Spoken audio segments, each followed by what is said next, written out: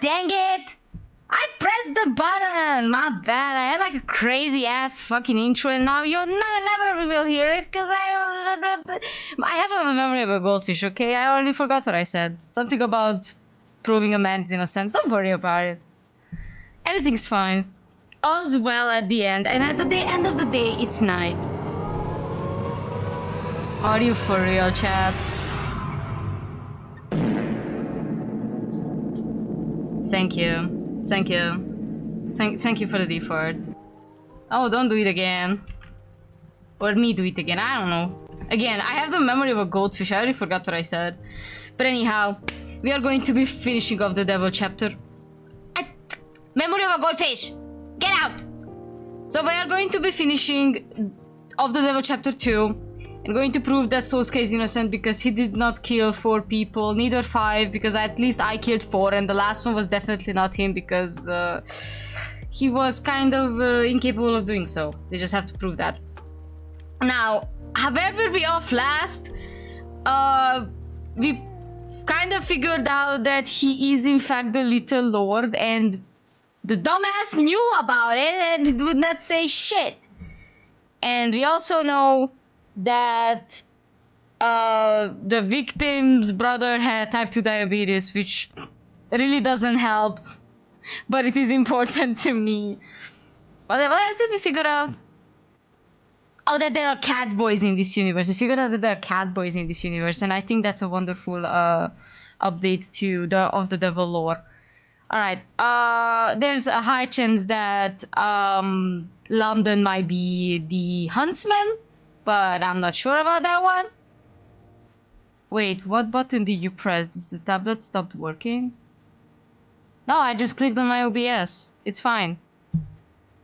My stream deck is working. Don't worry. It's just that I completely forget. I tend to forget that I have a stream deck. Okay, I have a stupid brain. I remember when I have to put a piss break. But I do not remember it when I have to unmute for the first time or mute for the last time, you know, like anyhow, not important. What is important is the game. Alright. Is the game empty loud? I know that I had to adjust the game volume because of Enshrined. I think it should be empty good. Tell me if I should boost it more. You can boost it a bit, sure. What are we thinking now?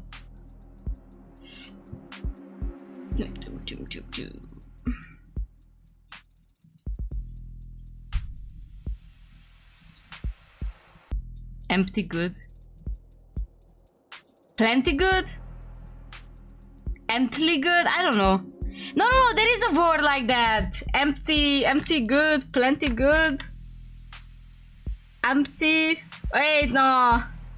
Don't fuck with me, there is a word like that.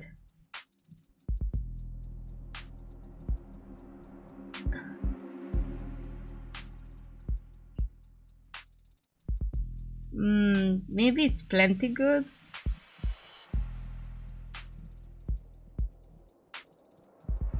Oh, plenty good is a fucking cookbook, chat.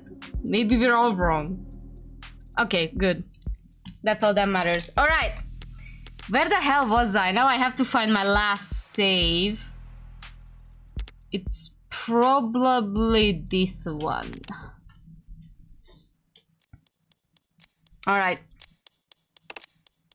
So scared. How about you fucking open your mouth already? And be useful for once. 7:14 p.m. August 15th, 2086. So, where should we begin? What do you mean? I'm afraid I don't have anything new to tell you. Stubborn about all the most frustrating things, was it? I'm your lawyer, Sosuke. We're sworn to always do what's best for our client, their rights, and their privacy. To an extent that many consider extreme, we are unable to disclose incriminating or otherwise problematic information that our client gave to us, no matter the circumstances. This whole system is designed to benefit the defendant. So So it really upsets me when I find out that my clients are lying to me about vital information that could help me save their lives. If you're troubled by the nature of my work as the hound, you're adopted. Pause. Pause. She didn't even hesitate. She didn't even hesitate. Yes, from the Hayakawa. That's bullshit. You know it. I know it. And people whose opinion you respect know it. Fine. All members of the military have extensive DNA samples on record. If I subpoena... Alright, stop. Just stop. Does the military keep all its members' DNA on record? I don't know. Probably, right? Yes, I know what you're referring to. Even before I knew, I did wonder. If you've known about your real family for more than a decade, why haven't you ever... Because it doesn't matter. Try telling that to the Blue Bloods. They've been risking a gang war for over a year trying to get to you. That's their choice. It has nothing to do with me. How can you... I'm appalled, Sosuke. Oh, that was so loud. Thank God I picked up my fucking headphones early enough. Yeah, please like the Steam chat. How could a brave soldier serving the House of Icaria allow violence to continue when he knows he could stop it? Whoa! A worthy attempt, counselor. Sorry. Guess I'm not used to having to persuade people to act in their own best interest. Or that of their family. Family? The Icaria raised me, fed me, taught me how to read, write, walk. They gave me a home, a purpose. They're using you. They need me. They've got a funny way of showing it. I owe everything to them and nothing to the dead. They're only dead because the man you call father murdered them. He did that a long time ago, to people I've never met. You'll have to forgive me if I'm short on empathy for complete strangers. Aunts, uncles, cousins, parents, siblings... You can't call them complete strangers, Sosuke. Can't I? The Icaria are my family. Nothing will change that. Nothing ever could. Let's test that. Pardon? The state thinks you murdered a cop. They'll make sure no one ever thinks of following your example. Let me repeat that. The full brunt of the police state is about to fall directly on the back of your neck. Hammer. Nail. I'm not afraid of prison. You ever been in one? What? No, They shave you. What? When you're convicted, they shave you. For hygiene. It's not for hygiene. Are you talking about that virtual work release thing? Do they fit you for skull caps?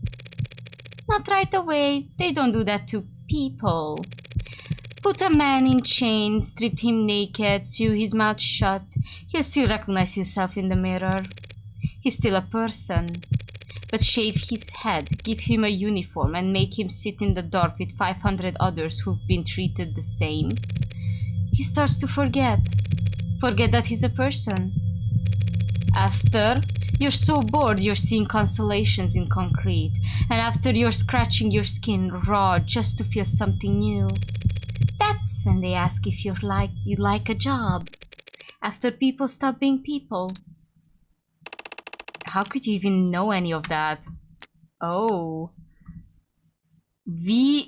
VWRP, we encountered an issue while processing your request. Hey there! Due to ongoing controversy following the suspect's suicide of inmates J. Galley, search results for this term are temporarily blocked. Ooh, it's sussy. Morgana. That's crazy.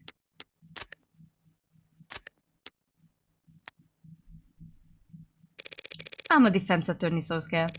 Who else gets to see the inside of a prison and walk away afterwards? Makoto sent me himself, so you never actually took your own phone call, did you? Take my phone and call Hana-Kim. What? Kim? Wait. Wait. Oh,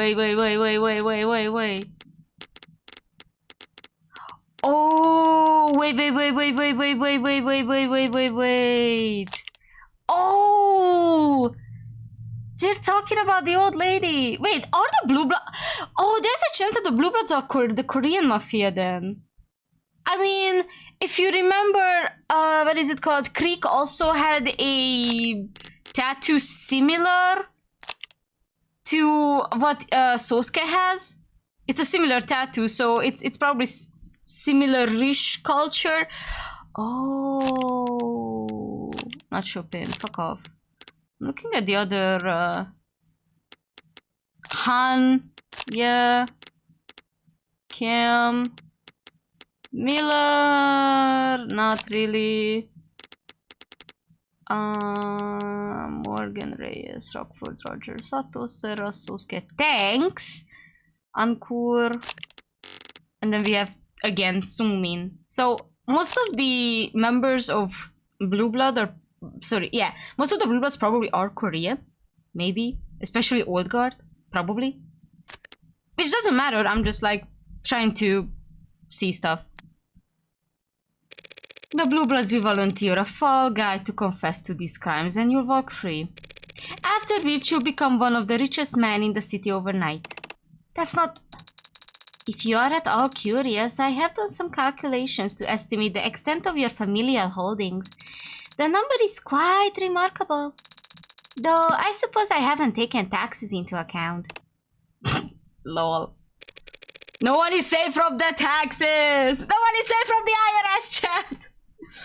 No one's asking you to abandon the ihateus. You could become their greatest ally, together your families would. I know exactly what would happen if I made that deal. Oh, Sosuke, you're not making my job easier. I won't do it. Why the hell not? Why not, Sosuke? You're forgetting a few small details involved in this process. Namely, disowning the people who raised me in my entire life, and claiming myself before the world as the son of people I've been fighting since I was a teenager. How shameless do you think I am? Daisuke, that man raised me like his own son, and in return I can't throw away the name he gave me just for goddamn money. Treat your men as you would your own beloved sons, and they will follow you into the deepest valley. Is that it? You would rather rot in prison as an ihateus than live in luxury as a blue blood? Gladly. Oh, the color change is so... That color change was super cool. The way he went from blue blood to the ihateus colors of gold. Oh, this game is so cool. Stop. I'm so horny. Not for Sosuke, but like the whole art of it, you know. This is my answer, Morgan. If you try and use my parentage in the trial tomorrow, I'll dismiss you as my counsel and change my plea to guilty. Is that your answer? Then that's your answer. You're the client. What you say goes. Right? So if you somehow last another night without the cops smothering you in your sleep, we'll need some kind of strategy when we go into court tomorrow. Of course you will. And what are your thoughts on the matter? I might have found a window of opportunity. A chance that someone other than you had the means, motive, and opportunity to commit these crimes. Have you remembered anything else about your captivity? Maybe if we go over it again, I extrapolate somewhat, or a lot. Well, we need to be prepared. You're going to be called to the stand tomorrow. All I need to do is keep silent, right? You better not. I'll be the one asking the questions. You're going to call him to testify? What do you expect me to say up there? I want you to tell the truth, of course. I want you to tell the court exactly how you were set free.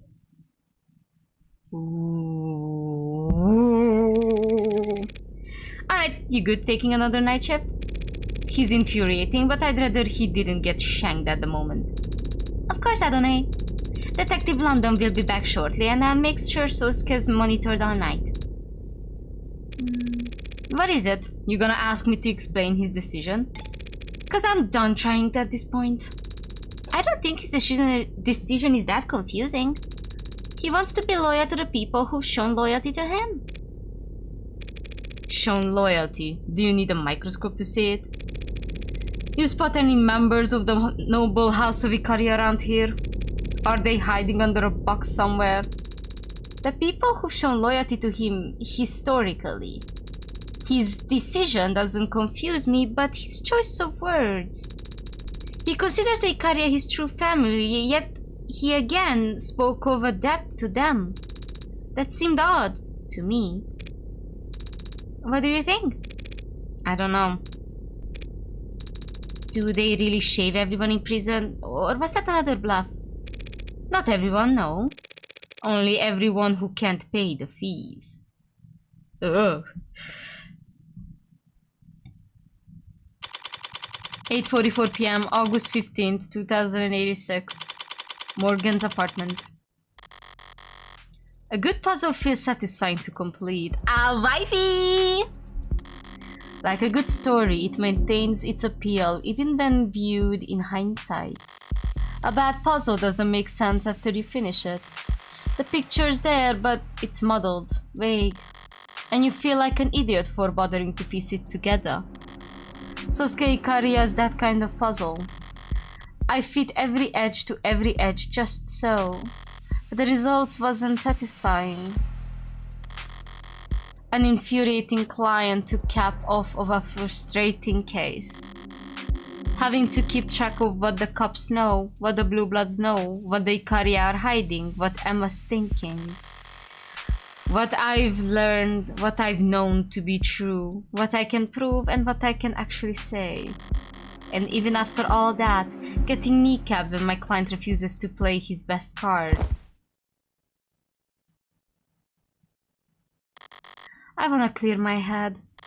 Or maybe empty it. Oh. Oh, you can look around. Oh. Okay, let me save.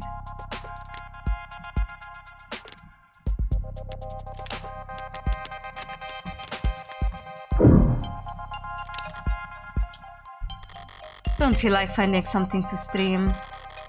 Sarah's messed up all my recommendations anyway. My homepages used to be great. Tuned to a T. I'd get closed circuit footage of industrial machine accidents and gun disassemblies with no commentary in the title. Now it's all street workout videos and Fave Director tier lists. If the end result is my internet history looks a little more random to an outsider, I guess I can forgive it. But if she ever gets me added to mailing list for diet supplements, I'm fully revoking her net access. Oh my god, this is what happens to my YouTube recommendations when Pasta listens to a bit too much Florence and the Machine on it. Not in the mood for people watching. Sometimes if I let my eyes unfocus, the mass of foot traffic on the streets below melts into one dark amoeba, curling slightly at its edges as it squirms along the petri dish of the world around me. Its edges lost beyond the horizon, which can be zen in its own way. I'm guessing that's what people see in an ant forms, but I wouldn't know. Who the hell would want more insects crawling around their house? Bake? I'm not hungry. Baking is satisfying. Applied chemistry, which is just applied math. But the cleanup isn't fun. And when I don't have a neighbor I'm trying to butter up or a client to visit, everything just sits in my freezer until I end up throwing it out. Sarah seems to shovel it all down without complaints, but she's not here now. When I was still slaving away in that witch's office, I never wanted for hungry mouths. Co-workers will eat anything you leave out in a break room. If I ever get truly desperate to hide evidence, I'll just bake it into a pie and find an office birthday party to crash. It will be gone without a trace in a minute. This is pointless. Might as well close my eyes and wait. Even Staring daggers into the backs of my own eyelids would do more good than this. Whatever this is.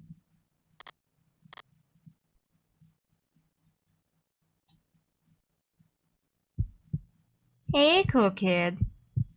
If you go to jail for starting this pyramid scheme of an extracurricular activity, does that help or hurt your chances of becoming a lawyer? You're trying to recruit members because if you don't hit critical mass, this all falls apart. It's exactly like a pyramid scheme. Well, I don't know what I can give you. I don't know that I can give you advice since I'm only a member on paper, but if you want to start a club for solving mysteries, maybe you should, you know, solve one first. I don't know. Ask questions, talk to people, I guess. Record what they say. Take notes and think hard. Oh, you never know. You can be pretty persuasive, or at least entertaining. I mean, I'm still sitting here for some reason, right? Guess I fell asleep after all. It's still dark out though. What time is it? 5 in the morning? It says 9:40 on my phone. I slept for 30 minutes. That's it. What the hell's going on with me today? Ugh, am I really about to give up and start scrolling on my phone? I should check my temperature. There might be something wrong with me. Don't feel like going to find the thermometer. How about a bet? 300 says the first article that pops up is an advertisement. There's always good news every night. Beloved school janitor given dance-off salute by students after having to postpone retirement for third time. Double or nothing. Federal investigators recovered Denning's girl. Well, congrats on no longer being kidnapped. But you just cost me 600, you little shit. Federal investigators recovered Denning's girl. The notion rejoices through as the daughter of renowned philanthropist Joseph Dennings has been confirmed home safe and sound thanks to the efforts of federal investigators, spearheaded by a playbook that applies old techniques to tackle new challenges. Dennings originally rose to prominence as the CEO of Constancy Inc., which was at the time a marketing firm specialized in virtual advertising, but Denning's vision for bringing advertising to the front lines with heads-up displayed services cracked open the previously uncharted market of active duty armed forces members, serving them relevant, relatable, automatically generated content that informed them about the products they wanted waiting for them on their doorstep when they got home.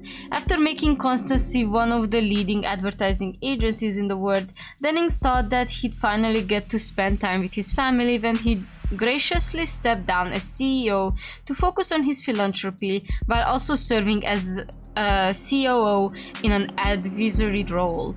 The tragedy struck earlier this week when his daughter was kidnapped on her way home from school in an attack investigators described as meticulously planned and flawlessly executed. When the vicious attacker contacted the Dennings family and demanded an exorbitant ransom of an undisclosed amount, a lesser man would have panicked or worse, given in to their demands. Fortunately for his daughter, Dennings is no lesser man.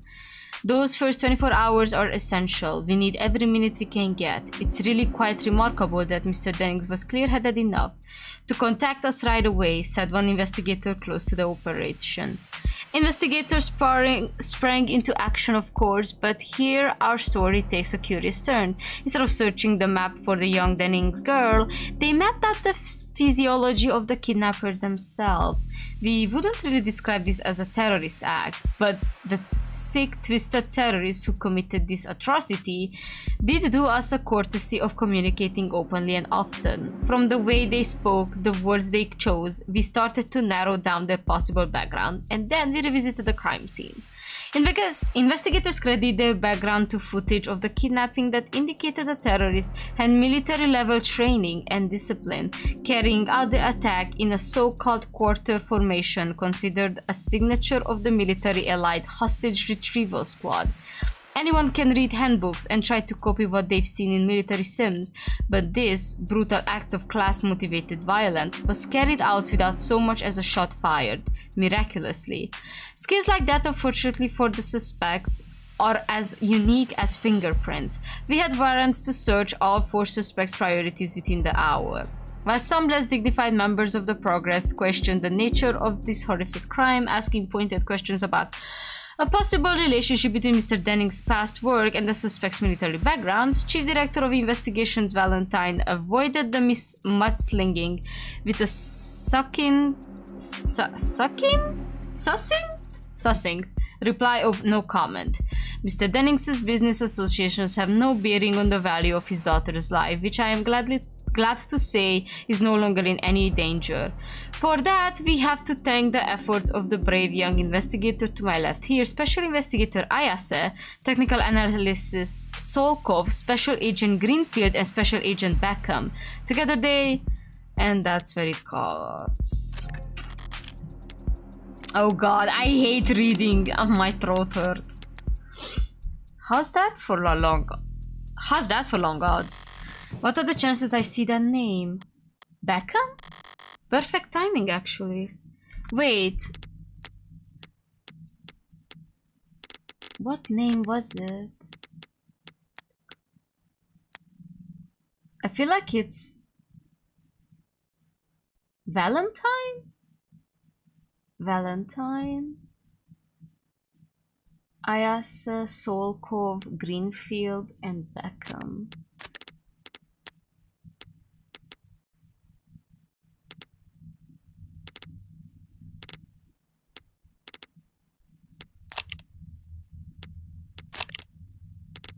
Maybe it is Valentine, but I don't remember where I heard. Okay, well, we gotta finish later. Maybe chewing out Mireille for keeping me in the dark is just the nightcap I needed. That woman was like a black cat, charming.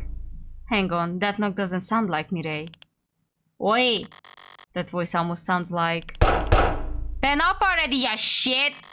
I better check the door cam. Whoa! Whoa! What is she doing here? How do you know where I live? Detective, is that you? Open up. Pardon? Open up. Wait, why is she blushing? Stop! What the fuck is going on? Hang on, are you...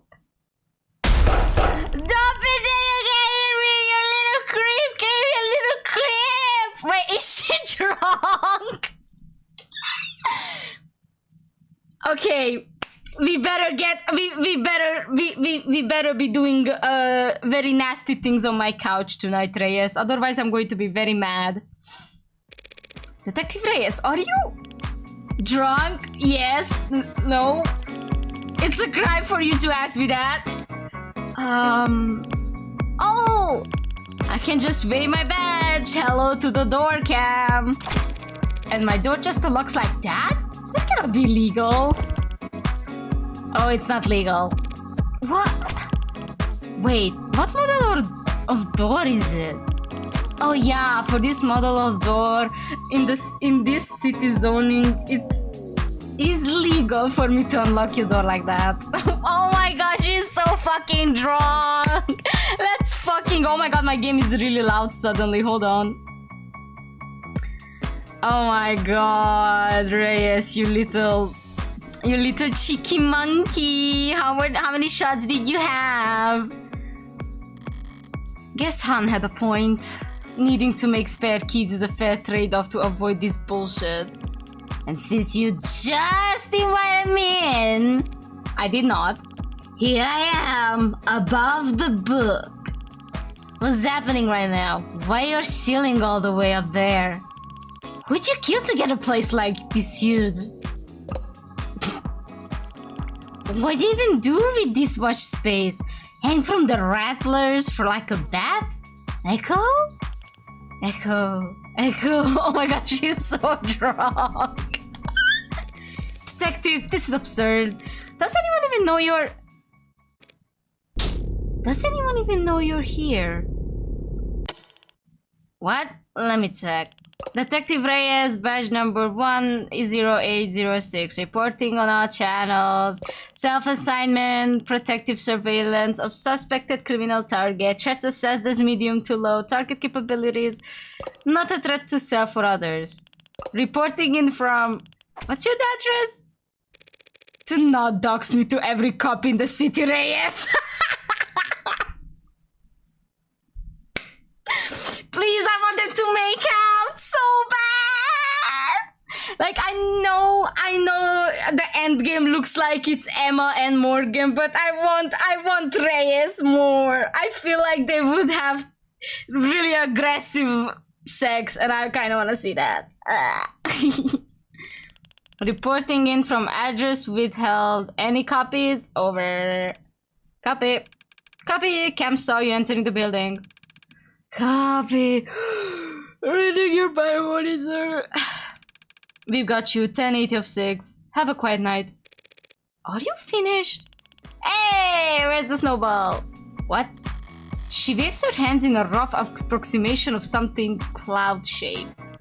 Snowball, porku ball, matcha ball. Sarah's doing her job. Likely story. Probably make her sleep in a coffin in the parking garage. Going off of David's setup, she might be more comfortable if I did. David? Who the fuck is David? Oh, David is Sarah's dad. Right. I almost forgot David existed. I mean, he doesn't. He dead, but... Is this booze? That's water. Yuck! God! Can I do something for you this evening, detective? Or did you come here just to critique my interior decorating and knock shit over? I came here because I'm drunk. And I'm drunk because you're in danger. No other way around. I drank because I was pissed, and Cass and everyone else told me to go home. Even though he shot a guy only a few hours ago. I'm the one who's too emotional and too useless.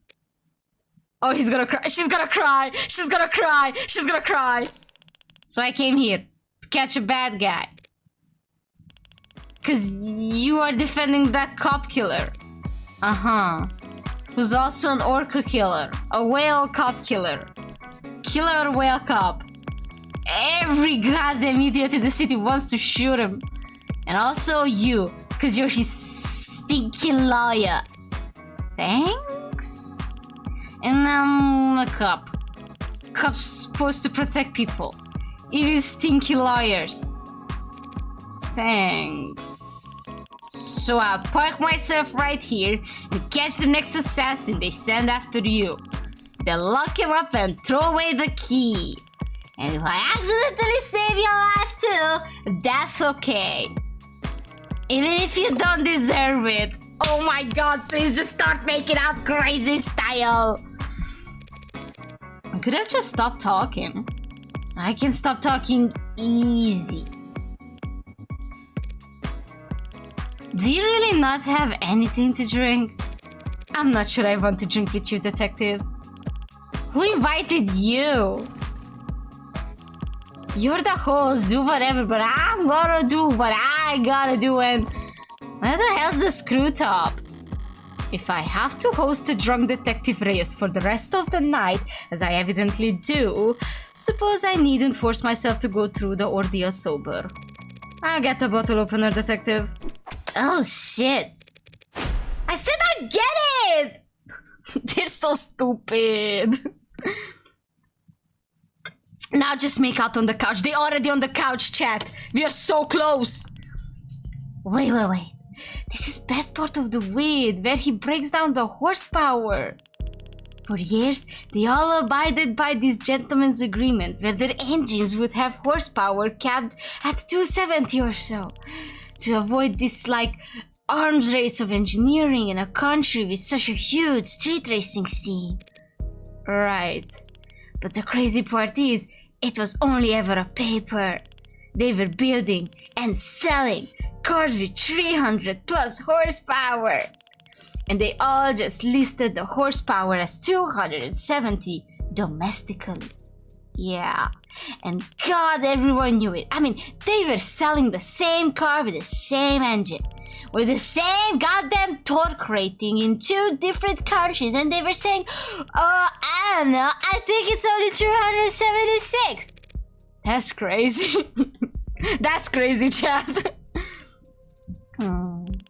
I was born in the wrong generation. I'll die without even knowing what gasoline smells like. Gasoline is odorless. What? It's odorless. They added a strong smell during refinement so that leaks could be noticeable. That's natural gas, you dummy. Scared me for a second, jeez. If you're gonna try and ruin something for me that I never even had a chance of experiencing, you better get it right! There's not the difference between gas and gasoline. So, you knew shopping?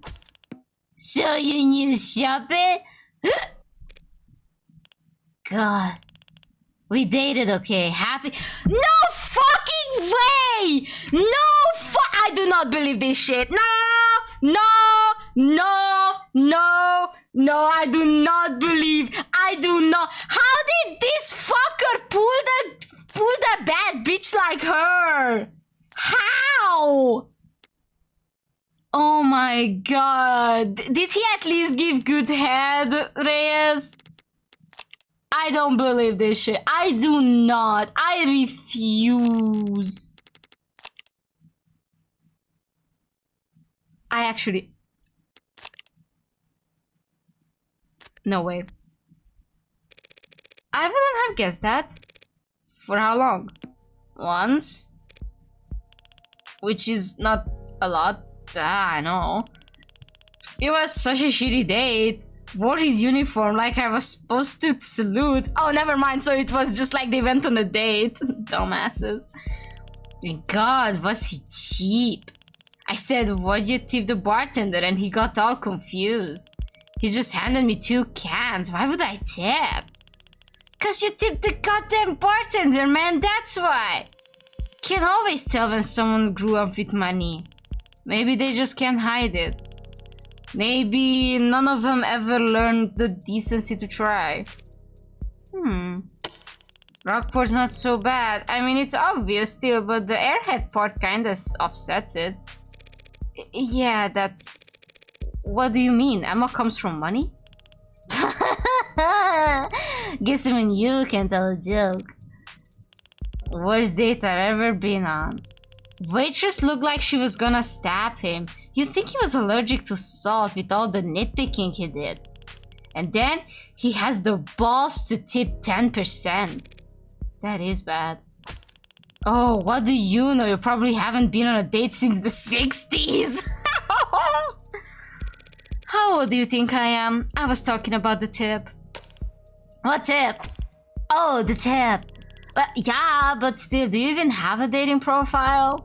Or do you just hang around funeral homes and castles and shit looking for other creatures of the night? Whoa, this is some crazy lore. I don't have a dating profile. You met shopping through an app? Yeah, dating app for cops. There's a dating app for cops? Yeah, just for cops. Just for all. Why is it called just for all if it's just for cops? It's a oh, it's a pun. Well, not really a pun. Wordplay. Play on words for justice for all. The cop catchphrase. We say it all the time when we catch people. There's an app for everyone. Probably even lawyers with sun allergies. I don't think there's an app for me. Hang on, let me project a hologram of the world's smallest violin out of my eye socket.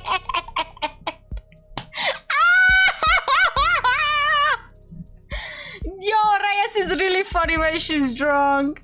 She should drink more. I'm actually crying. Apps suck anyway. This one I matched, she was terrible. Her teeth. She was trying to smile on some shit. She was all teeth. Think it was her first kiss. Also, she's a bisexual. That is great to know. You remember your first? I don't know why everyone's always so concerned with firsts. The hell's that mean? Don't worry about it. I have never once given a second thought to anything you say, so get that straight. Wanted to slap the guy dumb face at the end of the date. But then I didn't even recognize him. When Lon and I came in, he was face down. Whole floor, blood, just blood and paper. Couldn't turn him over, had to preserve the scene. Just had to leave him there. Sorry? Sorry, I'm not sorry, I'm angry! You seem to get angry a lot. You've been to anger management? You know what that's about? Managing anger? Keeping calm, not letting your emotions control you. I'm great at all of that. If you say so. I do say so. With what I'm feeling most of the time, I'm a goddamn saint with how calm I stay. I'm just too small. Little hole in the bottom of a big water tower. Fills up faster than it'll ever drain. If I was big, I'd trample this whole city down long before my anger's gone. Didn't even seem like people from the hall. Just two people-shaped things, face down in blood. Sosuke and Shopping? They were both face down? What? Yeah? Because Rogers was coughing Sosuke on the ground. Rogers, what a klutz. That guy couldn't cough a cow. A cow? I don't know, something that's cough easily. A dress shirt. Oh, what you want? A round of applause? Everyone clap for the world's greatest, wordsmith. Just shut up. Oh, so full Sosuke was down. And Rogers was not coughing him. Interesting. Persuading her to remove her shoes and socks before tossing her up the stairs was the very upper limit of my patience. Making it off the floor and onto the bed is up to her. I don't care. I can sleep on my couch. I could sleep in my chair if I had to. I can fall asleep in any position actually. It's not actually worth bragging about, especially to myself. So now a homicide detective knows where I live. Guess the address is on the business card, downside of a home office. At least it's fun to imagine how sick she'll be tomorrow. Can't remember a time I got that drunk, thankfully. Can't remember a time I got that mad. And the last time I cried. Oh, she cried! No! my baby! Screw this. Introspection's a scam. I'm not nearly so flushed that I can afford to waste time on it. Aww. Oh my god, stop smiling like that. Yes, you found the teacher's missing key card. No, you're not Sherlock Holmes. Or whatever his lawyer was. Oh, I'm sure you're gonna be the most popular kid in school overnight now. Well, I wasn't being that sarcastic. You better hope it's somewhat true. Deadline for your little club sign-up period is next week, isn't it? Actually, you'll need to find 4 members. I'm gonna be out that day. Family thing. What a face. You show everyone puppy dog eyes. That pathetic. Look, if you're gonna be a lawyer, you need to get better at reading fine print. See, you need 5 members to found the club, but if you have at least 2 students present at the qualification time, you can get an extension. I mean, even you can get 1 person to join, right? Just use that winning personality of yours. It's a family thing, I can't say no. Huh? Nothing. I didn't say anything. I wonder who's this girl. I'm so curious who's this girl. 11:31 a.m. August 16, 2086. State building. Okay, we're out. I wonder what happened to Reyes. Floor 48. Okay, let me save. Oh, my wife. I love you, Reyes. I'm sorry.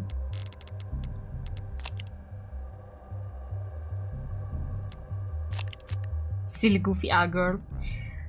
They must have weighed me down over 5 times. I've been in private banks with less active security than this. Oh, his patches are off.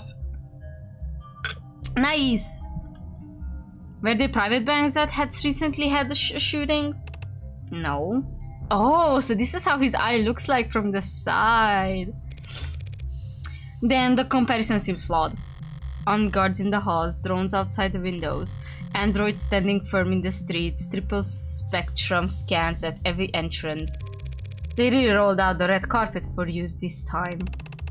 If they were this concerned, why didn't they just move the trial outside of the city? The district attorney said as much, but the city council overrode them. The district attorney? You mean Miss Rockford? Miss Rockford's boss. Word of the attack yesterday is already trickling out. They can't afford to delay, or it'll look like they've been successfully intimidated. There's such a thing as overcompensating. Not on the stage of security theater. Were you able to look over the DNA analysis that Cyanus compiled the other day? Their report on the building? Yeah. Oh, nice. Cut bindings. Heart clot bindings found inside the room where Sosuke was held, stiff with dried blood and clearly cut with something sharp. A summary of forensics DNA analysis conducted by Cyanus follows below. Sweat matches the DNA of subject A, Ikaria Sosuke. Skin matches the DNA of subject A, Ikaria Sosuke. Blood matches the DNA of subject A, Ikaria Sosuke, and subject E, Smiles Heavens Miller. Miller's blood. Interesting.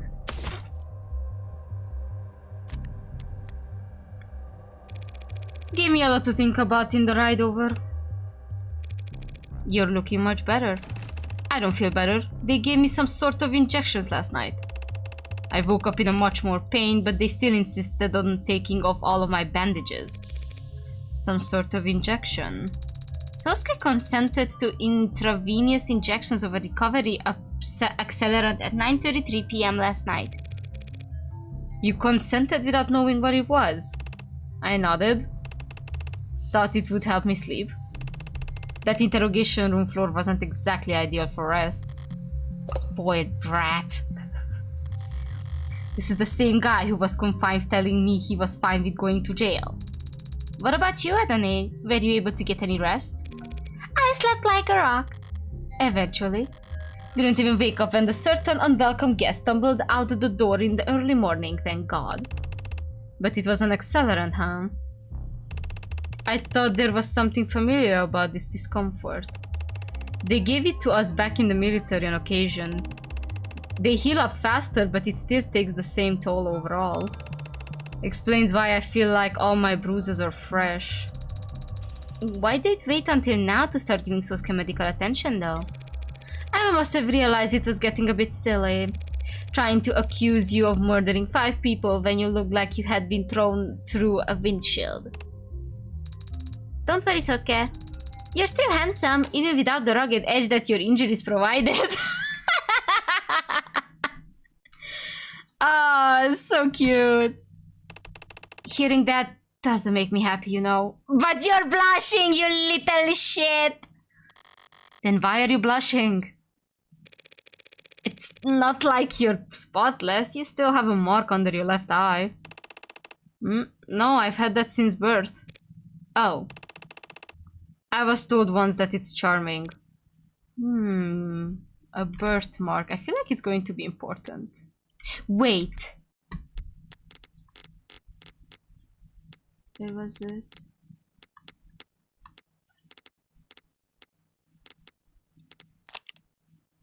No.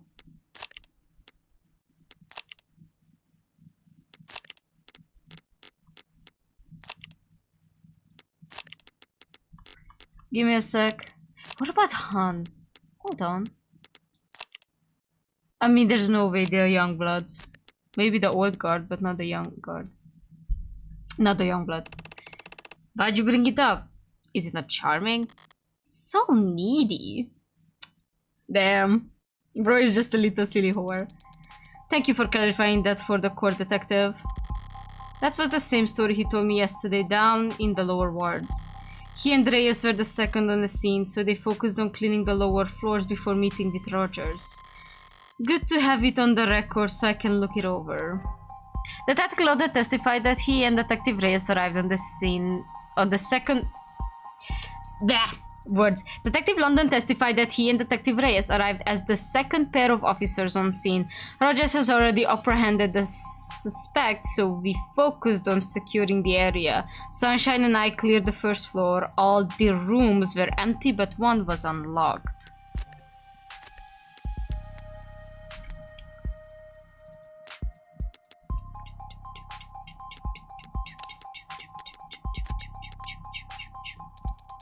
As for the next item on the docket, calling the defendant to testify.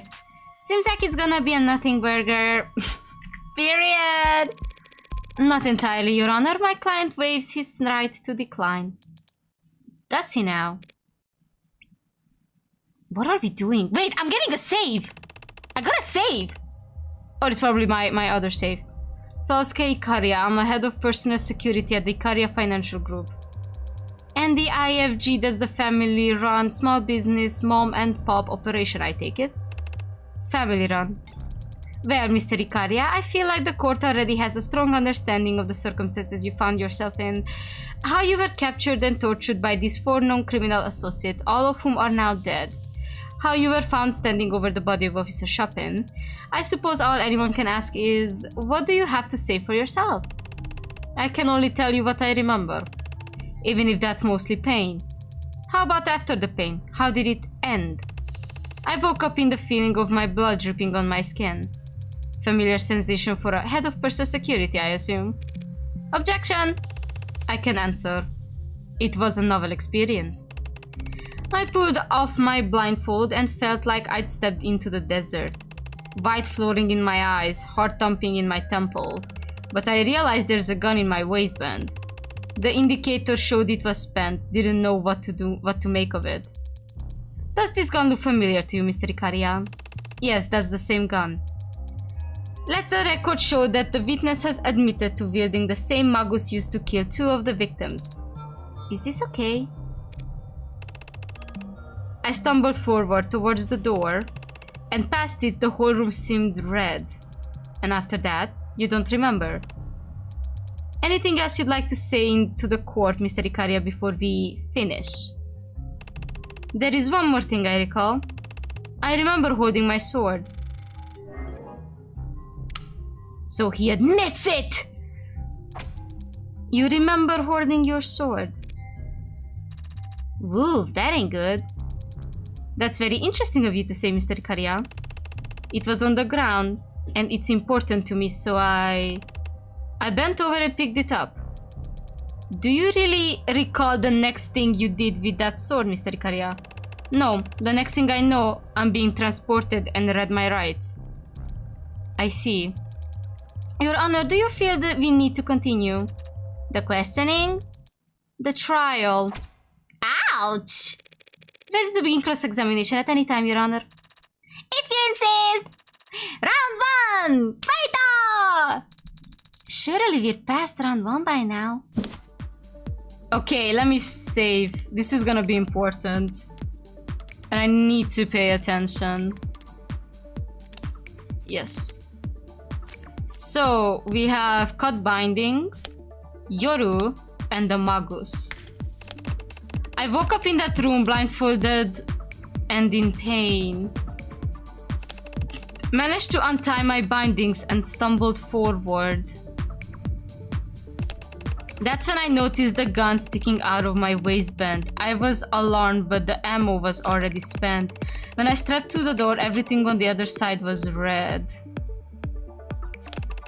All I could think to do was bend down to pick Yoru up off the floor. But wait a second. The next thing I know, it was in an ambulance having my rights read to me. Sosuke isn't lying about anything, is he? No, he's just subconsciously glossing over certain key detail. All the trial prep in this world can't undo multiple concussions, I suppose.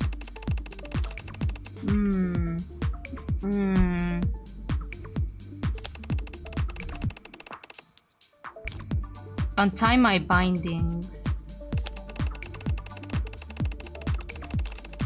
But the ammo was already spent. Is it this? Used to be when Soska's wrist cut with sharp implement. Okay, wait a second. I wanna read those. Let me... This is going to be annoying. Because I cannot access these.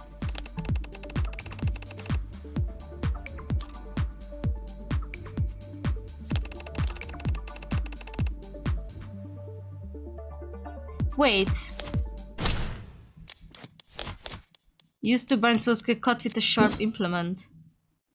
How did you do it?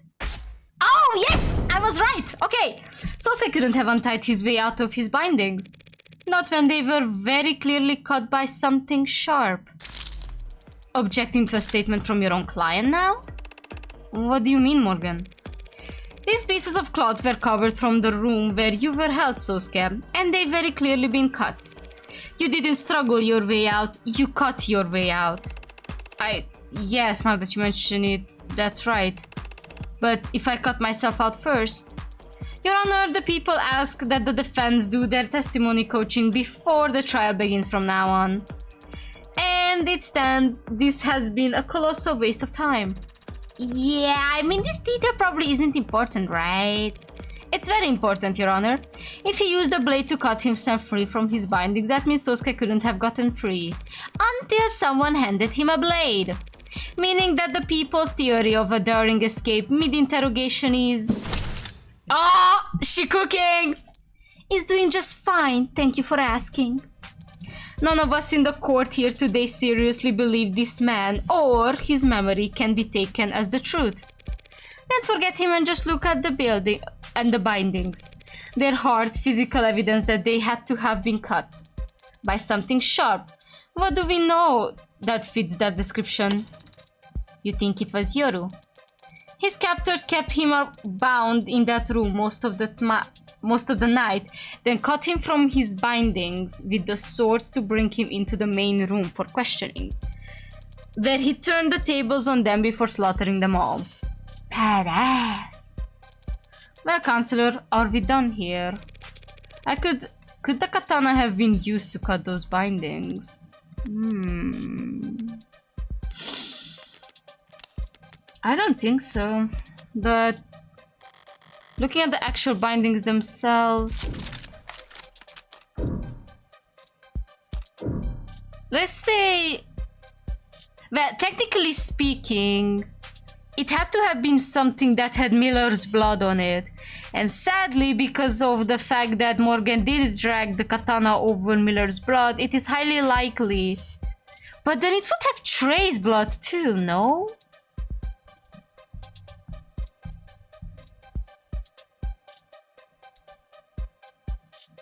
Let me try and raise. And if it's not, I'll load back. Of course it wasn't the sword that cut the bindings. What do you mean? The problem lies with the DNA. Oh my god, that was so smart! Alright! Yes! Your Honor, if you could please draw the court's attention to the forensic analysis of the bindings. You notice your client's blood, obviously. Yes! Obviously! But upon clear inspection, you'll also see that blood from Miller was found as well. The poncho guy, who was stabbed in the throat, as the court may recall, by your client's sword, as is no doubt still fresh in the jury's memory. Well, how can that be, Your Honor? What do you mean? It is not sharp enough? What a piece of... How can Miller's blood have ended up on the bindings that kept my client from leaving the room in which he was held? Unless Miller was killed before my client was ever cut free. Okay, so we're just shifting the timeline now.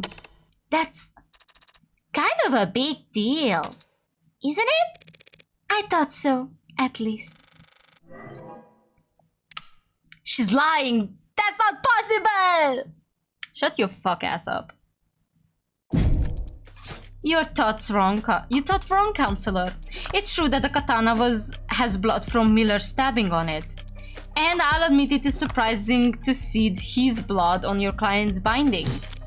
Miller's autopsy shows he had no wounds besides the fatal puncture on his neck. So the bindings on my client had to have been intact at the time Miller died. But those bindings didn't need to be cut before your client could kill him. What?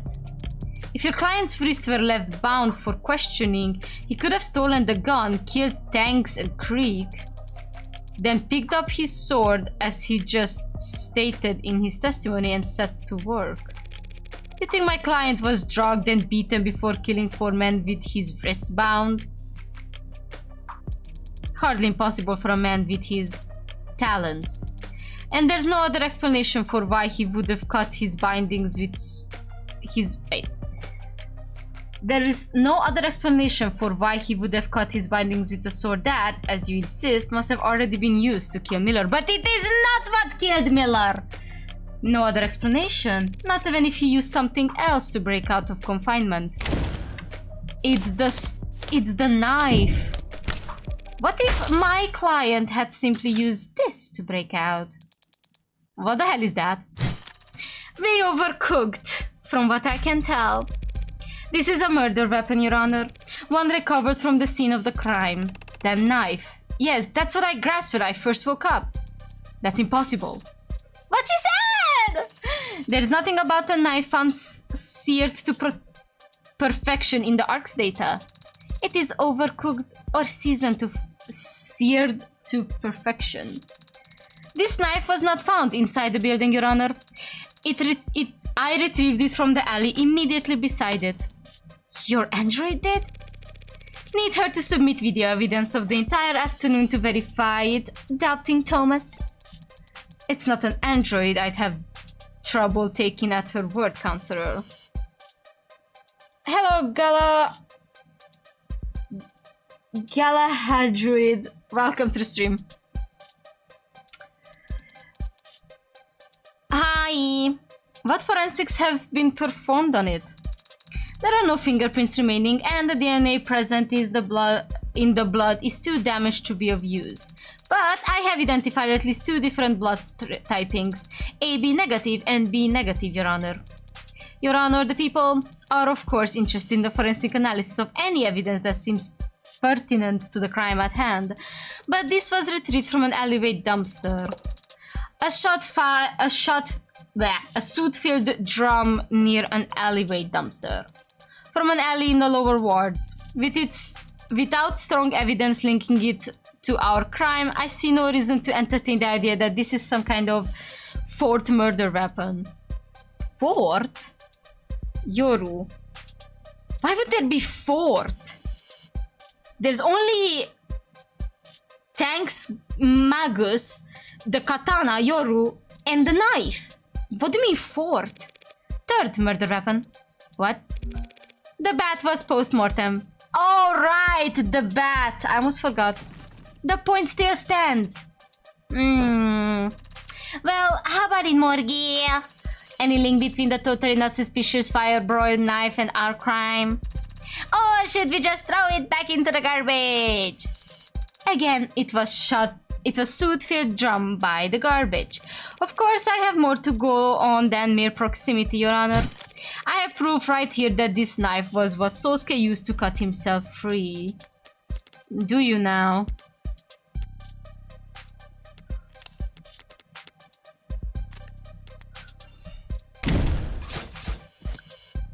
Sosuke's med records, arrested with numerous injuries, cut on the left-hand finger. Ooh, it might be that. Bruises and welts. Otherwise, Sosuke's katana... no, used to bind Sosuke's wrist, cut with sharp implement, blood from Sosuke and Miller present. Let's try the cut. Just take another look at that. Your client's medical intake record. Little late to still be drumming up sympathy, but if there are shirtless photos in the file, I suppose I have a duty. I love you, AD. Please, she's so slay. Me too, girl. There are. What? I did not remove my shirt for... If I may please direct the court's attention to one specific item. AD be like, oh, for real, Sarah? Thank you. Slight laceration found on left hand. What do you mean, slight? Like a paper cut? More like a cutting board accident. Neither paints a very gallant picture. But if he had a cut on his finger when he was first arrested, then it must have been sustained around the time of his escape, like when he was using a knife to cut himself out of the bindings while blindfolded. Yeah, that makes sense. Even a master swordsman can nick himself on his blade every now and then. His katana was found with a lot of blood on it, yes, but none of them his own. Adonai is correct. Yoru was thoroughly tested and found to have blood residue matching Miller, Trey, and Officer Chapin, but not one drop of Sosuke's. Meanwhile, we have a knife right here ready to be submitted into evidence and studied under every microscope the state can find that just so happens to have Sosuke's exact blood type on the tip. AB-, that blood type. Doesn't match anyone in this case's full file except for Sosuke. What? I do blood type fortune telling. So, I have a hobby. Shoot me! 2 shots right to the base of my skull. Councilor Morgan, perhaps you might grace us all with your formal request. I call for this knife to be submitted into the record and forensically analyzed as quickly as thoroughly as possible. Because I believe it is the murder weapon that actually ended Miller's life. A knife to the neck would be much easier to pull off than using the very tip of a sword. I'd hypothesize. Nice recovery. Perfect, Ukemi. In other words, then, you're asking for the medical examiner to re-evaluate whether this knife might be a better fit for the wound in Miller's neck. Yeah. Did you just repeat what she said, but slightly rephrased? A conversational tactic to suppress metal Whoa, whoa, whoa, whoa, whoa, whoa, whoa, whoa, whoa! Not a Metal Gear reference in my fucking... What is it called? Indie noir detective murder game. Metal Gear. It's worth repeating, Your Honor, because the people understand the full weight of what this knife implies. It can overturn this entire case in an instant depending on what Sato finds. Emma's repeating what I said because she's stunned. I just flashed her my hand and it was 1 card away from a full house. The people have no objection, Your Honor. This trial requires that we fully examine this new piece of evidence. Cool! So does someone have her number? Is there a group chat room for everyone who works for the government or... Dr. Sato is already on her way. So there is a group chat and I'm not in it! She'll begin the examination as soon as she arrives. Guess we just slack off until she's done then. It occurs to me, Your Honor, that we ought to thoroughly examine why this possibly critical piece of evidence was not found during the police's investigation. The investigation and preservation of this crime scene was a joint effort between the police and Cyanus' security. Then perhaps our next witness can shine a light on the source of this deficiency. Oh, we're gonna bring out Han? Yep! Adelaide Han, site manager at Cyanus' security. I served as supervisor for the scene of the crime in case 356319B. Wow, can I call you lady? Nah, babe, but what should I call you though? Well, you can call me babe, or you address the adjutant as Your Honor. Awfully cold nickname for such a hot... Damn, let them... Come on, let them rile each other up a bit. Why the hell wasn't this knife found sooner? Well, I hate to throw a business partner under the bus, but... We at Cyanus Security maintain the perimeters and stand watch over secured scenes. It's the cops who do the searching and flagging. You'd have to ask them why they didn't go out the dumpster diving. It was a drum. The police aren't your business partners though, are they? I don't understand the question, Your Highness. Cyanus Security is a cell corporation owned by Fick Holdings, an offshore rebranding, an effective pseudonym for Kim Acquisitions. Oh, so Cyanus is under Kim! A corporation structures such that its employees have no knowledge of its parent orgs. Users also frequently search for what is my job.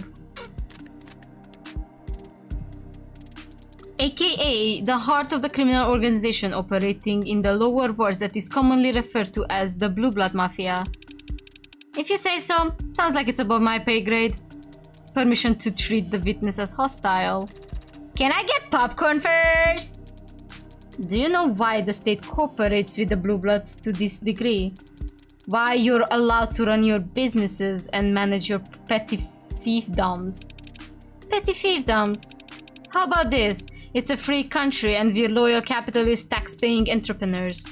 You got your own explanation? It's because you're insignificant. Whoa, Emma is pissed! Neither you nor your organization are on trial here today. That's not a favor and it's not a show of respect. It's just reality. The state is slow to shift its priorities. You are in the focus of this investigation.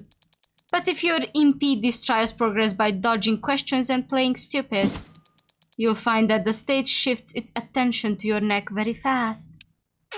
Okay, so I'm scared of Emma, actually.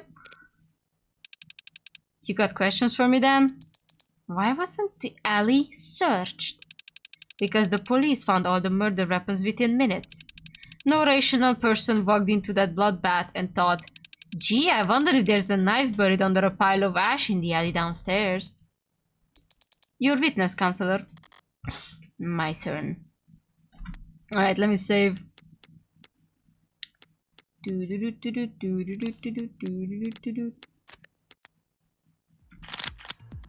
Oh no, it's blackjack time. I'm going to suck. Give me a second.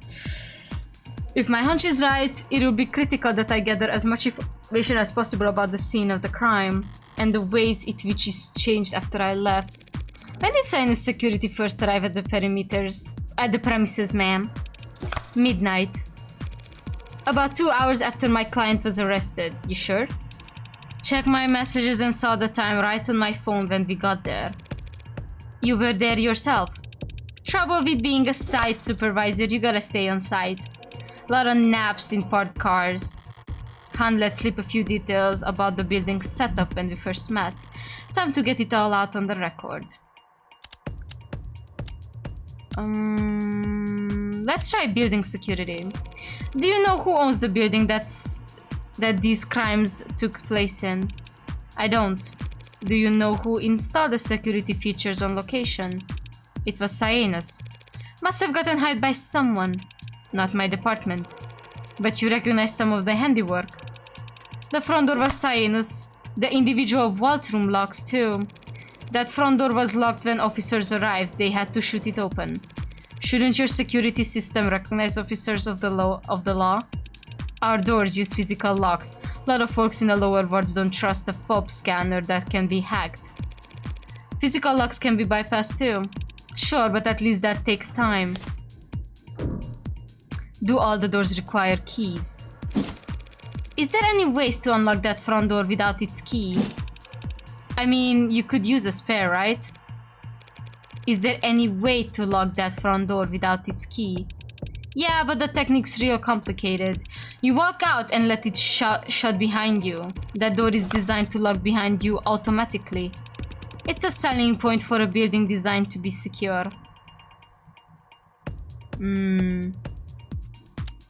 Let's try the alley. That knife was found in the alley only yesterday, even though the police should have searched Search what? Search there. Yep, seems like not everyone did their job. Did you do yours? Was the alley monitored around the clock? It was. Any disturbances to the scene in the alley? No, none. Could this knife have been planted there? Let's stay. What about the alley? Oh, no, I'm stupid. I skipped the alley again. I wanted the night's weather. It was a warm night, I'll bet. You asked me about the weather, not exactly grade A small talk. Relevance, Your Honor? I was trying to be polite, but if you insist. Were the windows open in the building when you arrived? There's a lot of windows, not sure. The crime scene in the room directly below it. Were the windows open? Yes, those windows were open once Cyanus arrived. Strange, didn't it rain that night? That drizzle was over before 9 p.m. And even if it had been a downpour, it's not a crime to risk getting your windowsills wet. Alright, so the building wasn't completely sealed by the time you got there. I cannot press, I have to stay. Thank you, that was very enlightening conversation. But it raises just one question. Whoever could have gotten inside the building before shopping in Rogers? Nice. The hell are you talking about? Yeah, perhaps Councilor Morgan might narrow down her absurd attention-grabbing claim first, so that the people can properly eviscerate it. Yeah, what she said!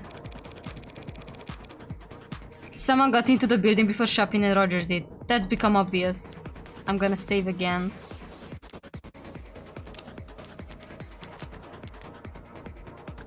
What are you talking about? The only way into that building was through the front door. Shopping had to shoot it down. Are you suggesting that he didn't even try turning the handle first? The front door wasn't locked. That front door wasn't locked at all. That's not even possible. A witness just testified that the door locks automatically. Maybe someone... Okay, no, it's not that. Wait, no, I wanna load.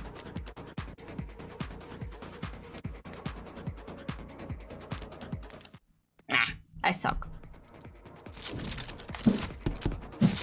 No, the door was definitely locked when those two arrived. This witness has testified that the door is designed to lock itself automatically, so it's impossible for the door to have been left unlocked. As you say, but in that case... If we know that the front door was locked all night, and we know that the master key was found on Krieg's body on the 3rd floor, then where do I even... What the hell are you trying to say anyway? Just that they used a spare key. Oh, a spare key, how convenient. But completely unfounded. The witness just testified that the spare key is the only other way in. But there's no proof that the spare key even exists. Probably not, no. Probably. So how about I show the courtroom where it was hidden instead? Alley drum found in the alley burning before the secured knife underneath its stuff. What is this? Oh, right. Let me save. I can get some extra money here, I think.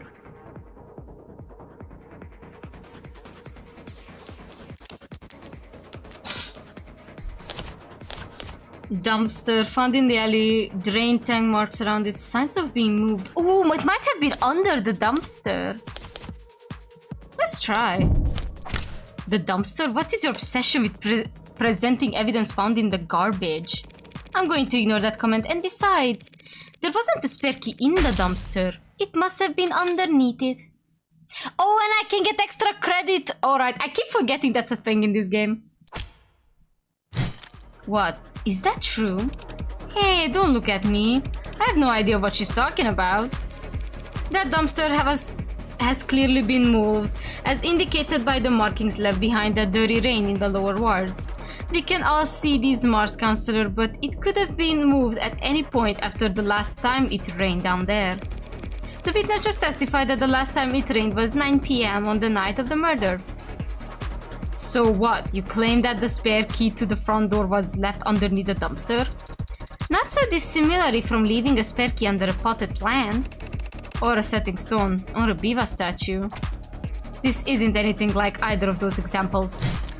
That dumpster is massive, and its wheels are long gone. Correct, so if anyone had moved it after the police had arrived, the cops definitely would have heard it. If it was moved after the rain stopped and before Shopping and Rogers got there, that narrows it down to sometimes between 9 PM and 10 PM. And of course, someone would only bother to move a dumpster that heavy if they knew what they'd find underneath it. Sometimes someone like... Han? Han? I mean, it's not completely out of the fucking gutter. Might as well try. She has modded arms. It had to be Han, of course. Hello, Cosmin, welcome. Commuting home, right? Commuting? There was a Metal Gear. Hell yeah. fuck, I tore my fucking lip. Blech. Counselor.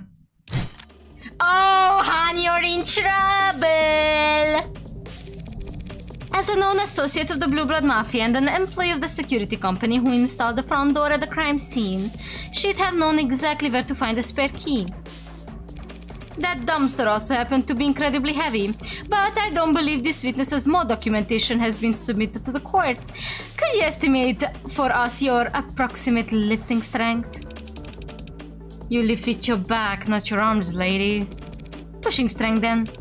Me? I couldn't push over a flower. Fact is, you're just bullshitting. There's no proof for any of what you said. We could check for your fingerprints on the front floor. You'll find them because I've used plenty of times. It's my job. We could check your fingerprints on the dumpster. That thing's filthy. You'd get nothing but partial parts from a bunch of unlisted and addicts and whoever else stumbling around in that alley. Would we? Don't know. But after you do, I might just recall how I nearly puked when I saw that crime scene.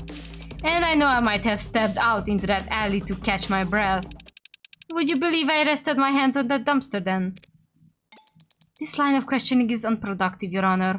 Counselor Morgan cannot substantiate her theory because the fact is, there's nothing strange about Han's prints being on any centimeter of that building. Not when she spent nearly 2 full days patrolling it. True, fingerprints won't be enough. I need something more impactful. And I've got just the thing. What? Han was there that night. She was there before the police ever were, and she was there long before Sainu showed up at midnight, and I can prove it right now. How? Exactly. What? I'm going to prove how she got there before the police did. Oh! Oh, she listens. It's Creek's alarm! It's Creek's alarm! What the hell was that? Adonai, did you really have to do that again? What is happening right now? This is simple whistle. Every time I press it... Ah! Every ad in the courtroom picks up a rather nasty frequency. As does any phone with the proper receiver app installed. Oh, Han, you're in trouble! You're in trouble, Han! So, should the witness be executed so she can answer her phone, Your Honor? Excuse, not executed. Jesus, I can't read. You brought that shit into the courtroom? Where exactly was this whistle found? At the scene of the crime, of course. Near where Krieg's body lay. Police must have disregarded it as a keychain or a toy. Didn't everyone ever teach them that when you find a button, you should press it? That is exact opposite of what you should do at the crime scene. Yesterday, Dr. Sato testified that Krieg was alive for several minutes after being shot. If he pressed this whistle even once in that time, the witness's phone would have started getting alerts. As I've demonstrated to the court just now. Oh, Han! Gotta start talking! Anything to say for yourself, Miss Han? Did someone install the app on your phone as a prank? Its reception has a limited range. The lower wards is a tight-knit, high-density community. How far could you have been? Far. I wasn't in the area that night. It doesn't matter what range she was at, Your Honor. The defense claims that Han entered the building with some kind of spare key, letting the front door lock behind her to block Shopping and Rogers. But those 2 officers did enter after they shut the lock. At which point they didn't run into the witness. Han wasn't going for Krieg. You know what was Han doing? Han was opening one of the many vaults. She must have had a key to those. But why? Krieg was shot around 9:45 p.m. Considering the time it would have taken Han to arrive and retrieve the spare key, she would have only been a few steps ahead of Shopping and Rogers. After coming so far with your brilliant spare key deduction, are you not going to claim that she simply ran away? No, at that point she would have had to hide. And that's why one of the shit was open! She was hiding!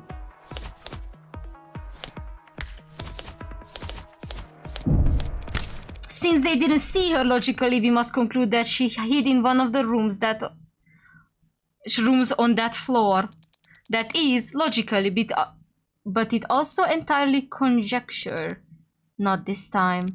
Detective London's testimony established the possibility. Nice.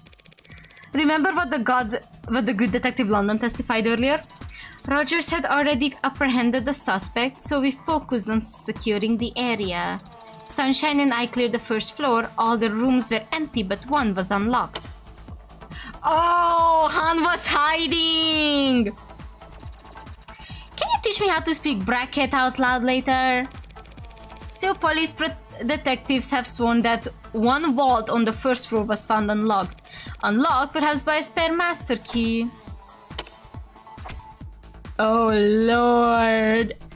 I don't think obviously Han didn't kill Chopin. But why was she there is the question. Is that some kind of big deal?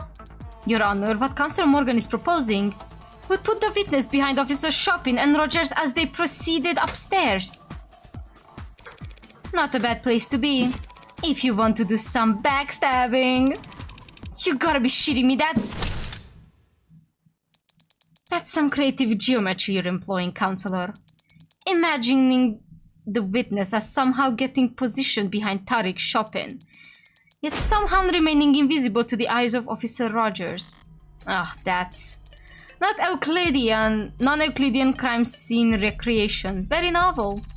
Her insult sounded really smart, so I'm inclined to agree.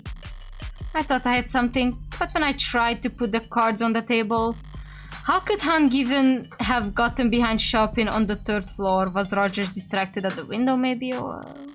Wrong question. I'm getting ahead of myself, trying to work backwards at this point. I should ask what Han could have done to get in position where she was able to kill Chopin. Wait. Pause. I shouldn't ask. I should first ask what Han would have done to serve her own interests. Your Honor, there's some testimony I'd like the court to hear once more. If you could access the stenography protocol. The what now? The what protocol? Was I supposed to be taking minutes for this meeting? I can recall any testimony we want to review, Adonai. If Han wants self-incriminate, then the only testimony that could give me a clue as to her actions would be London's testimony, Soska's, or Rogers. Okay, what do? I don't know. What am I trying here? Probably London. Let's try London. London's testimony would tell us how he and Reyes found the first floor, but Chopin was long dead by then, so Han would have been... Did you lose your train of thought? Not at all. I merely couldn't recall the name of that forgettable officer. Oh, so it is Rogers. Let me just load back. I want to be smart.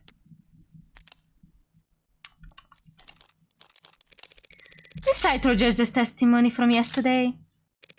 Starts from after they entered the building. What are you fishing for? We heard a loud slam. Chopin gets all deadly serious and insists I stay, and he goes ahead. That's it. The sound Rogers heard from the alley, the one that made Chopin want to form a pincher. That must have been when Han moved the dumpster, disposed the knife, landed on the dumpster. Moved the no, it couldn't be moved. She was already in the building. So it had to be moved the dumpster, right? Landed. The sound of the officer heard was that of someone fleeing the scene. Out the window, down the fire escape. And onto the dumpster. It's a bit of a drop. Even a dainty suspect would make quite the racket using the dumpster lid to break their fall. Your Honor, if we have to entertain this thread of conjecture, might we at least ask the proof that it ends somewhere impactful? I hear ya. Councillor Morgan, take this one seriously. You're telling me that? What exactly are you accusing the witness of? Are you prepared to accuse Hano of having murdered Tariq Chopin? No. I'm saying that she went there for a reason. In my theory is right, then it was the sound of Han fleeing the scene that caused the cops to split up. In other words, at the time she left, Chopin was still alive. No, she's been uncooperative and has lied in this witness stand. But she didn't kill anyone. Woo, that was anticlimactic. I mean, perjury? Who even cares? Perhaps now, Your Honor, the court can get back on track and bring the witness's testimony to a close. And considering the fact that she may very well have perjured herself, I think it might be better use of the court's time if we clear the room for the remainder of this witness's testimony. No objections, Your Honor. Okie dokie! Bailiffs, clear the gallery and remove the defendant to a holding room.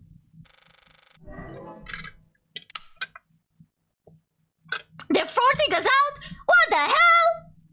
Get out of my courtroom, bitches! Hey, tag along, would you? With Sosuke? Can't let someone with a concoction fall asleep, right? I am certainly not still concussed at this point. See, he's delirious. Trust me. Very well, Adane. Good luck. What are we cooking? Why is she alone? Are we putting pressure on Han? Please empty this out faster than I thought. No gallery, no jury live feed, no bells and whistles. You just give your testimony to the defense, the people, and moi. Then, when you're done, I get to watch them argue over whether or not I should add it to the record. So, you think I got something contentious to say? Sorry, but it's just gonna be more of the cold shoulder. What I think is that you're scared. The hell? What? Who? You? An audience. What the? What? The pigs? You think I give a shit what any of them thinks, says, does? Even if any of them might leak what you say back to the old guard.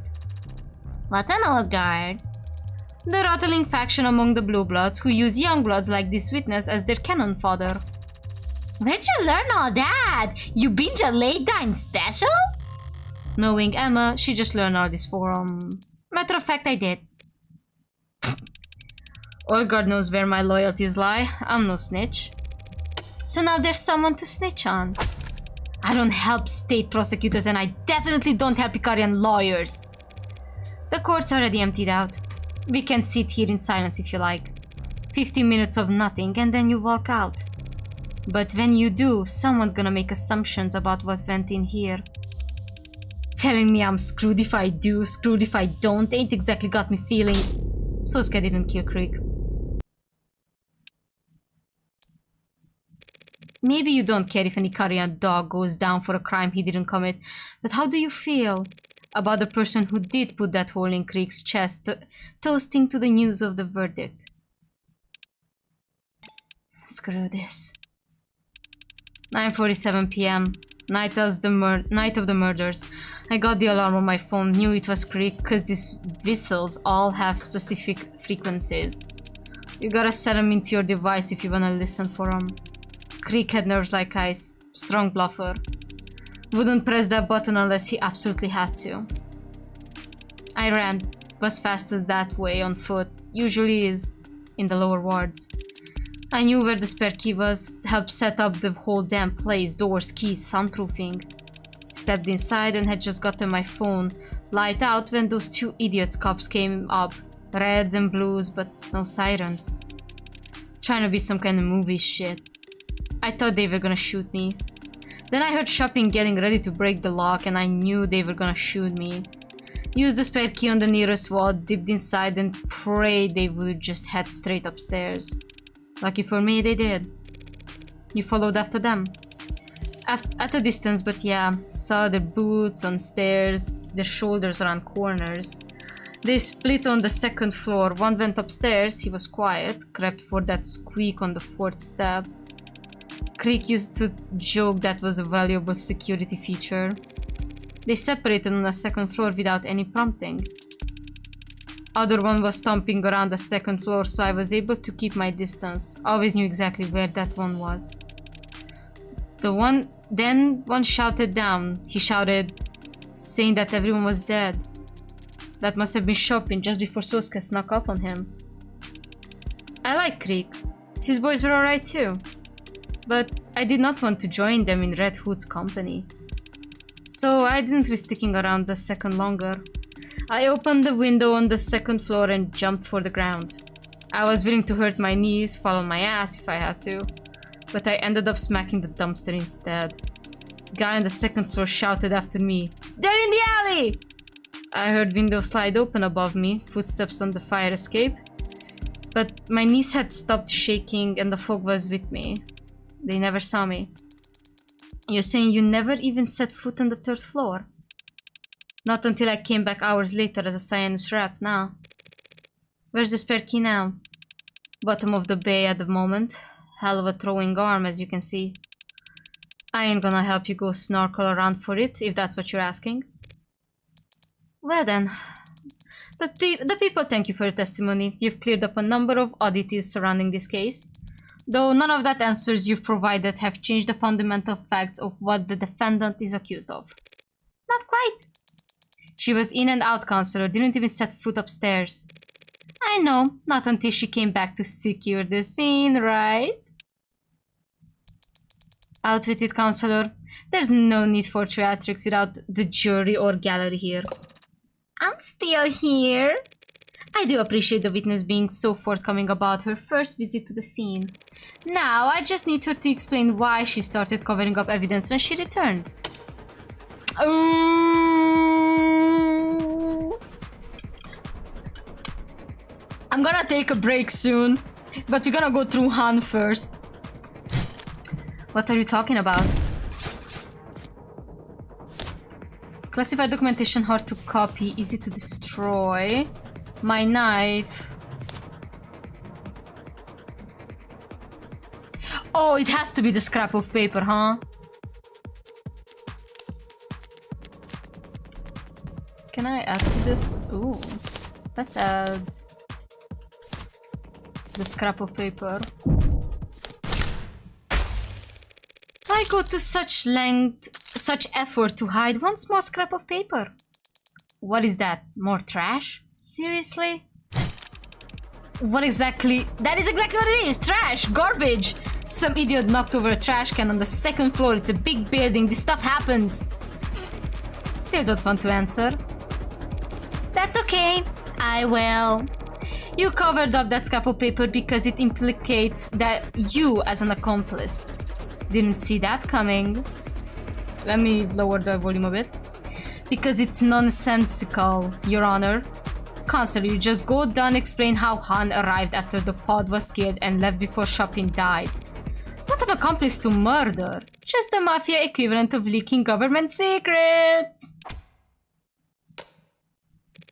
Even though the papers were almost entirely illegible, it only took 4 characters for the P492 plan to blow up in court yesterday.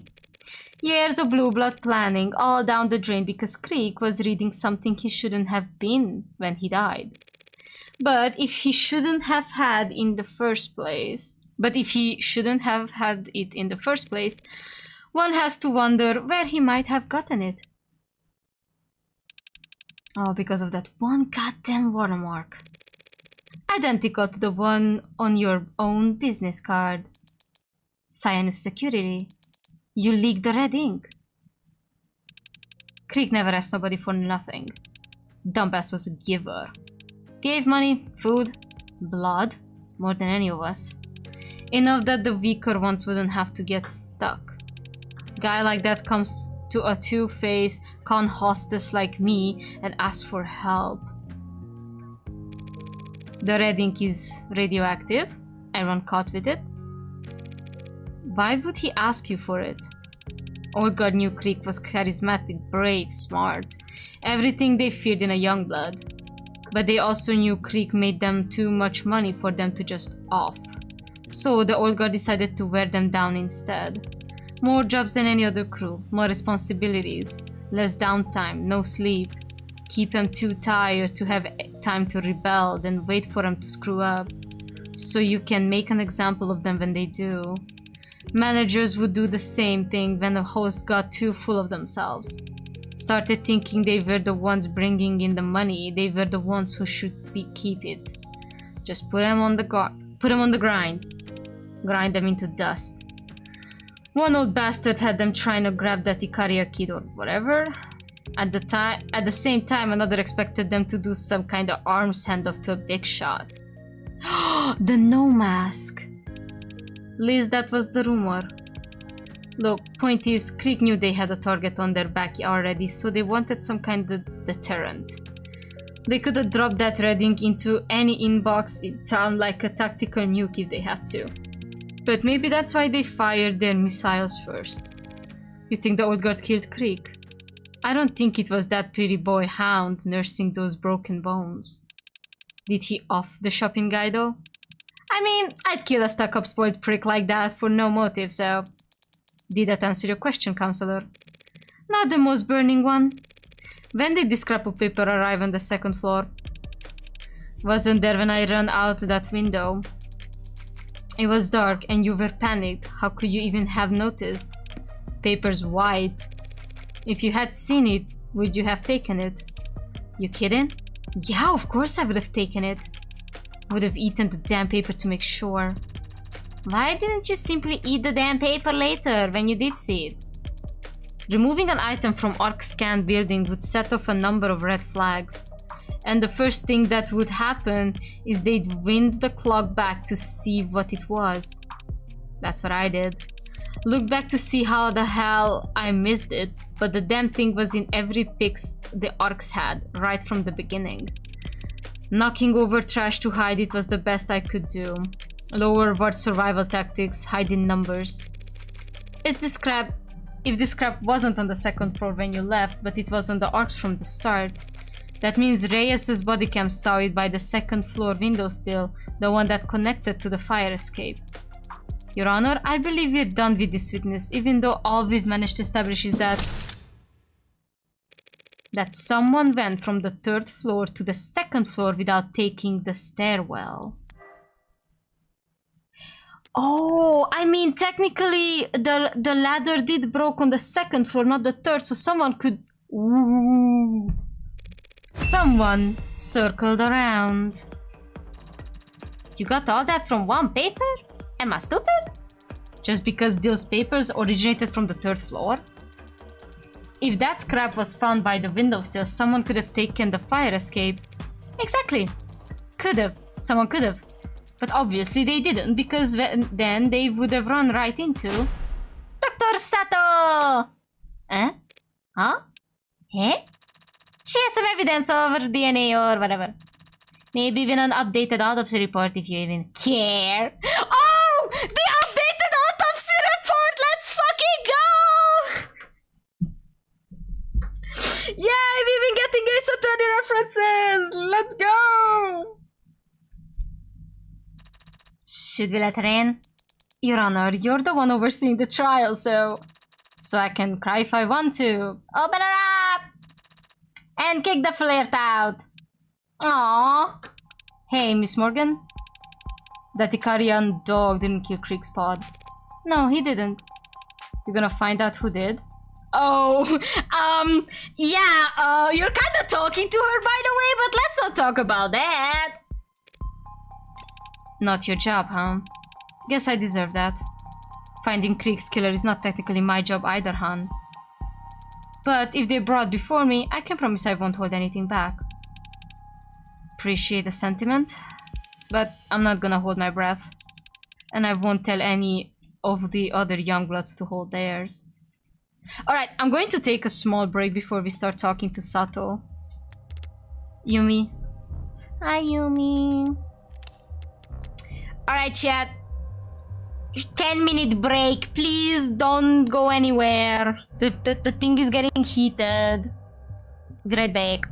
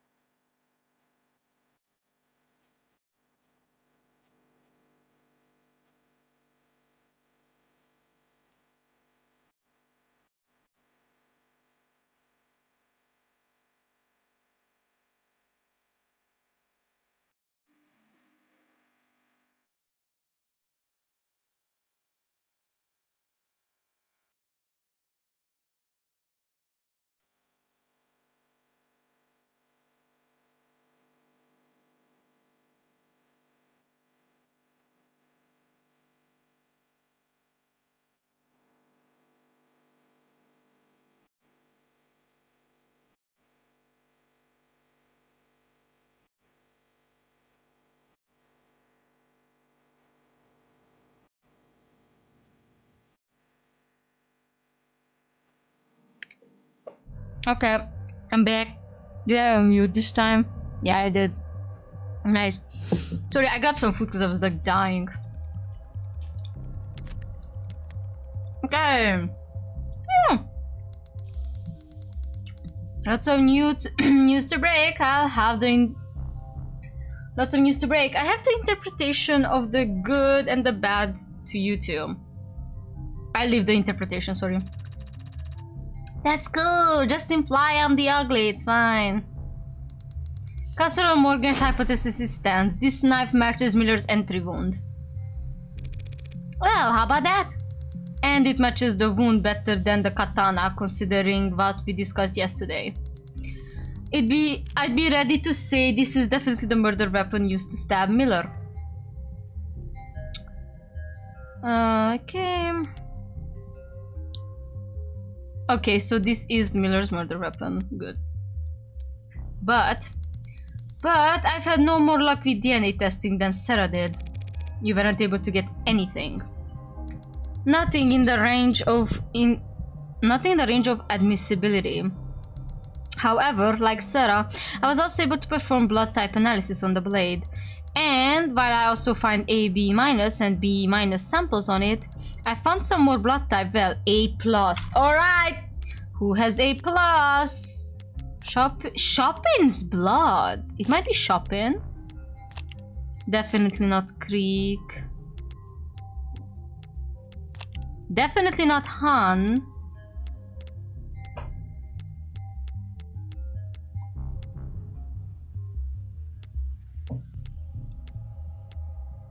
Rogers? Ah, AB negative. Fuck. 3 people cut with 1 knife. This can be hygienic. As long as you don't stick it in your mouth, you should be fine. AB plus blood. Who was there that night that had A plus blood? Your Honor, these findings bring a rather alarming fact to the light. If Dr. Sato believes that Miller was most likely stabbed by this knife and not the katana, that means that this knife was also the source of Miller's blood on Sosuke's bindings. So, either my client killed 4 men while cycling between a gun, a sword, a bat, and now a knife with his wrist tied together, all before ever stopping to cut his bindings, or he was still in captivity when the Blue Bloods were killed. But wait, that almost sounds like an alibi for 4 of the 5 murders! Yay!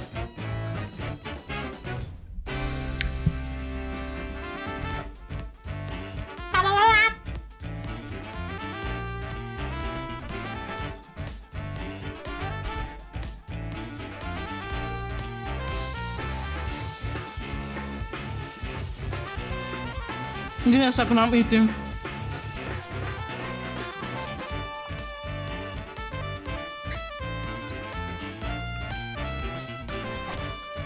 That is not an alibi, Your Honor. Merely an increasingly strong shadow of doubt.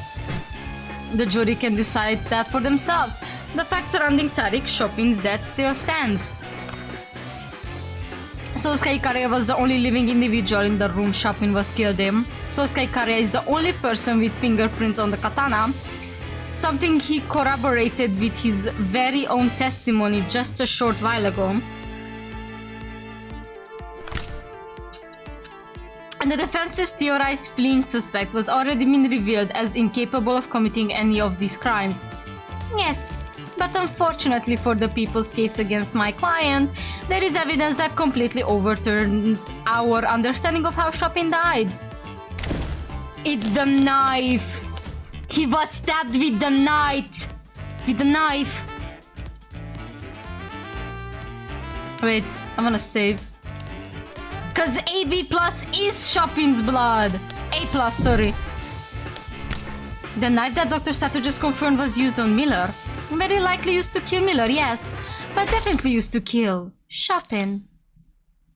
Yeah! What? What are you going on about? Blood typing. Chopin is the only victim with A plus blood.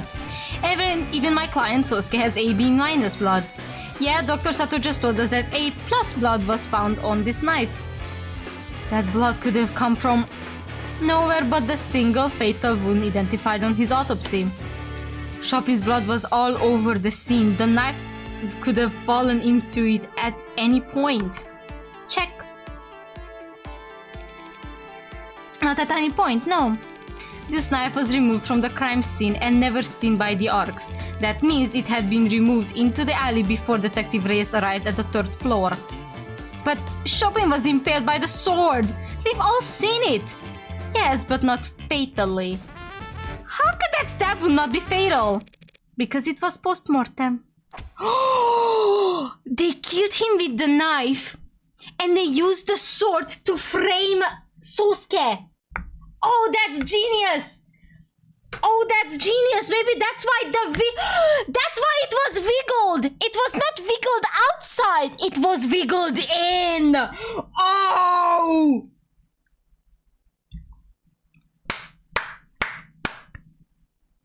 That's fucking genius!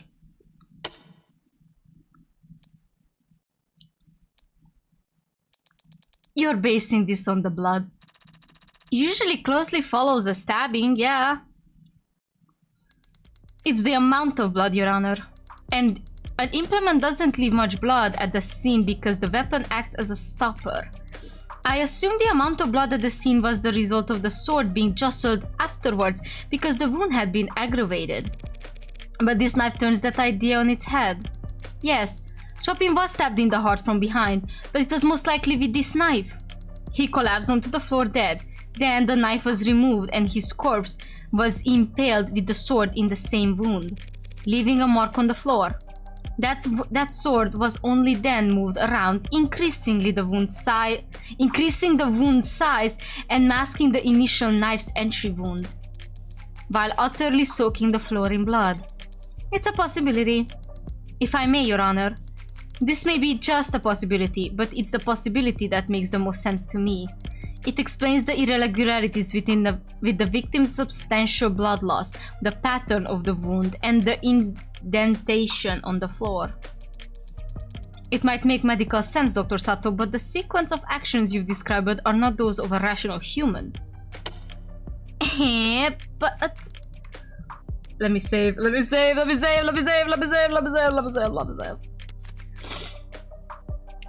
Wanting to frame Sosuke for the murder seems pretty reasonable.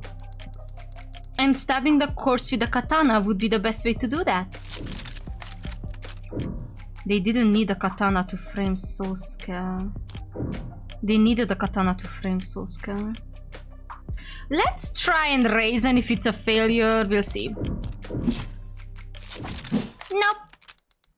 Nope. I'm sure it occurred to them that the sword would point to Sosuke, but if their primary goal was framing him, all they'd have to do is put the knife in his hands. Ah, that's true. Swapping out the murder weapon and disposing of the knife is 2 to 4 times as much work. That many more chances to make a mistake. It's nonsensical. Stabbing Chopin's corpse with a katana didn't help them frame Sosuke.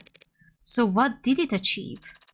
It made a big mess some poor schmuck would have to clean up. Yes, that's... Chopin's blood nearly destroyed all the red ink dogs at the scene.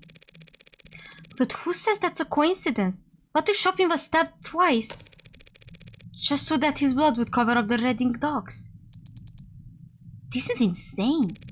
Makes sense to me. No, not your logic for the stabbing.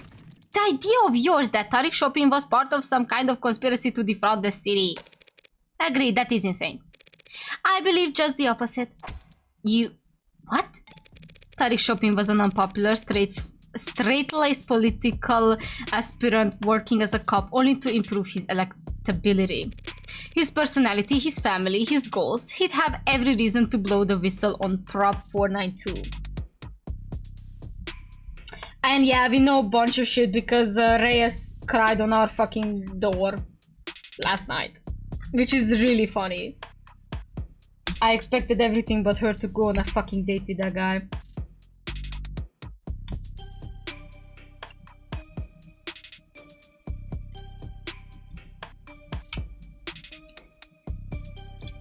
Give me a minute, I'm eating. And also, I'm gonna drink.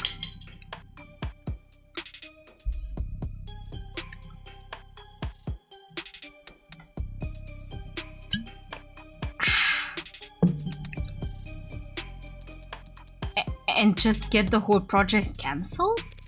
Leaving the lower wards is an underdeveloped lurch. A lot of people would hate to see that happen. A lot of blue bloods. But the son of two city councilmen wouldn't care. And an ihateus like my client would be actively rooting for it. You think shopping was murdered just to cover up the fact that Prop 492 had been corrupted? Just all that money left on the table.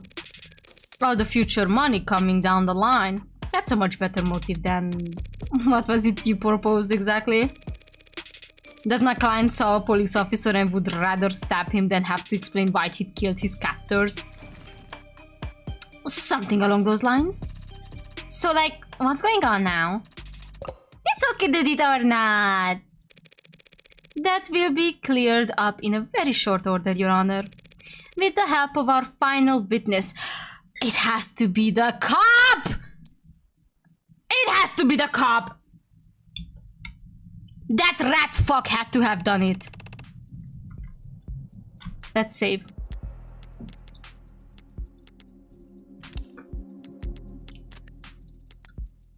So, Yoru wasn't even really used to frame me. It was used to draw more blood from the wound to soak the papers. A very cool decision to make in the heat of the moment. Defiling a corpse just to protect investments. Colder than stabbing someone in the back. In some ways. Didn't think that was up for debate. Thank you for joining us once again, Officer Rogers. It had to be you! I know it! You rat fuck! No problem. Where is everybody though? Well, after the shooting yesterday, I'd rather not risk the integrity of or celerity of this trial by rescreening every member of the gallery when I've already cleared the room once. Celerity? Speed! Trials gotta go fast, baby! And it takes everyone a while to find their spot in the stands again. We were almost caught up in the line of fire not 24 hours ago, Officer Rogers, yourself included. Sure, you don't find the lack of audience to be intimidating. Nah, I guess not. Where'd we leave off with this guy anyway? I believe that lawyer over there had just accused my late partner of being on the take for the Blue Bloods. But was he?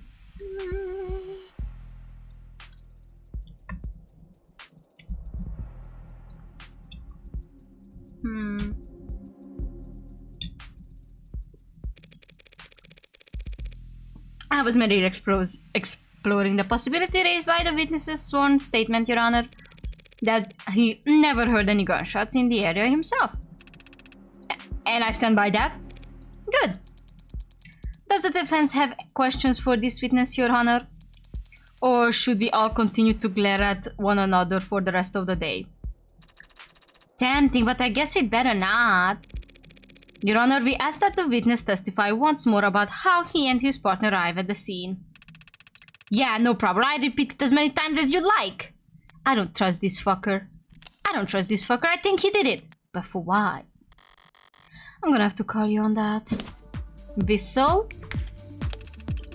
It was a quiet night, but then my partner heard gunshots. We headed for the nearest known Orca hotspot and arrived to find the building dead quiet. Door was locked. I checked the alley but didn't see another way in. So shopping shot of the lock through the door and we entered. Followed some kind of loud music up the stairs, then there was a slam and my partner bolted to the third floor. About a minute later I heard a thud from upstairs and came running. To find the defendant standing over my partner's dead body. It's gonna be the first, but it's fine. Adonai, are you waiting for something perhaps? Just savoring the moment, I suppose.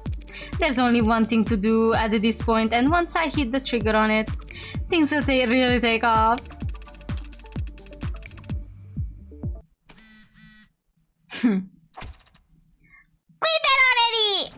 As I've mentioned, I fear many times by now, that is a very unpleasant tone, Adonai. Sorry, Butterfingers. Hasn't anyone ever told you it is in poor taste to use the same trick twice? It's been a lot more than twice now. And besides, it's only an issue when it's used twice on the same audience. Speaking of which... Whoa! You can't! You can't! I knew it! I knew it! Never trust a cop! Sorry. Sorry to all the cops in my chat. Actually, I'm not sorry. If something happens to me, this is gonna be incriminating evidence against me, but who cares? Let's go! Hoppa! Just to fill you in, officer, that I accidentally pressed just now is a whistle found at the scene of the crime. Weird coincidence that my little slip-up coincided with your phone vibrating. Can you read us the notification you received just now? Oh, you're fucked, buddy! Or should the court computer simply force open all your devices and splatter your data across the walls?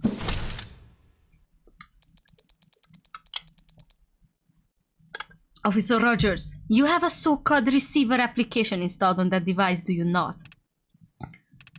Yes, I do. Is that in line with department guidelines on use of third-party software on state-provided devices? It's not breaking any regulations.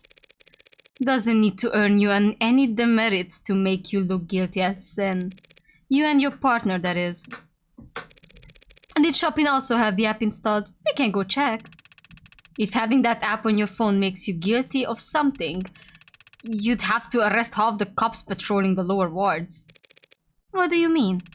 It's common knowledge that orcas use unconventional tactics to talk to one another. Flags on buildings, clothes left out on line, smoke signals, probably with passenger pigeons. Where? Don't jump scare me like that. When you've got to figure this task, every pigeon is a disaster waiting to happen. Anyway, whistles like that aren't uncommon. So, is it common for members of the police department to try to listen in on the chatter of groups like the Blue Blood Mafia? Now, hold on a second. That might be the case that they're having, working with Orca. That is fine. But remember what Hans said, that for him to get a notification of that buzzer, he had to be on the same frequency as it. So he had to know Creek's notifications. Actually, he needed to have Creek's exact alarm. Lower wards aren't a place a cop walks into without every weapon they can carry. And that goes double for information. So there's nothing suspicious about his phone reacting to that horrible racket. Adonai, have I had to put up with that noise for nothing? Not for nothing. The witness is correct, Your Honor. There's nothing suspicious about having a receiver installed on your devices, even if you aren't a cop. What is incriminating is the fact that Officer Rogers' device responded to the specific frequency of this whistle. Exactly!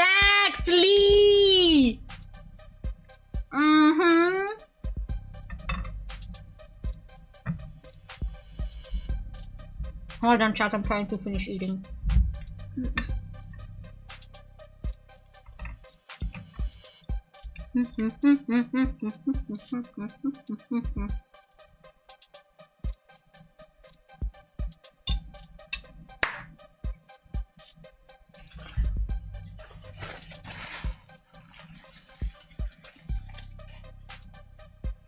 Oh, I'm gonna cook this man live.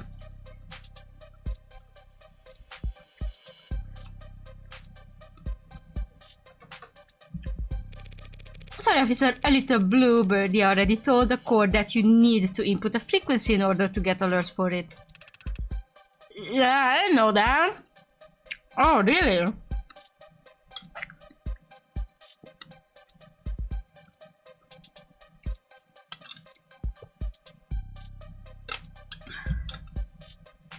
So, that's the whole force, in fact. What? I see. The hell is she reading over there? Officer Rogers, testify about the anonymous tip that the police department received last night. Pause. The unlisted child reported Morgan. The unlisted child reported Morgan. I was waiting for it to come back. Oh, haven't seen the submission myself, but it came through the department network straight to everyone's inboxes. Be advised, anonymous tips suggesting potential Orca analog chatter at the frequency listed below. Patrol officers in lower wards use this information at your discretion. That's absurd. What's the point of informing every cop in the city about a secret communication channel? The Blue Bloods would find out their line is compromised within minutes. Would they? I don't know. I don't control how anonymous tips get handled. But as soon as you got the email telling you there might be criminal communications occurring at a random frequency, you turned into it right away. Believe it or not, I'm a little concerned about criminal communications these days. Having seen my partner murdered by an orca right in front of me, barely 20 hours before nearly getting shot myself. Back up. You saw the moment of your partner's death. That's news to the court. You know what I meant.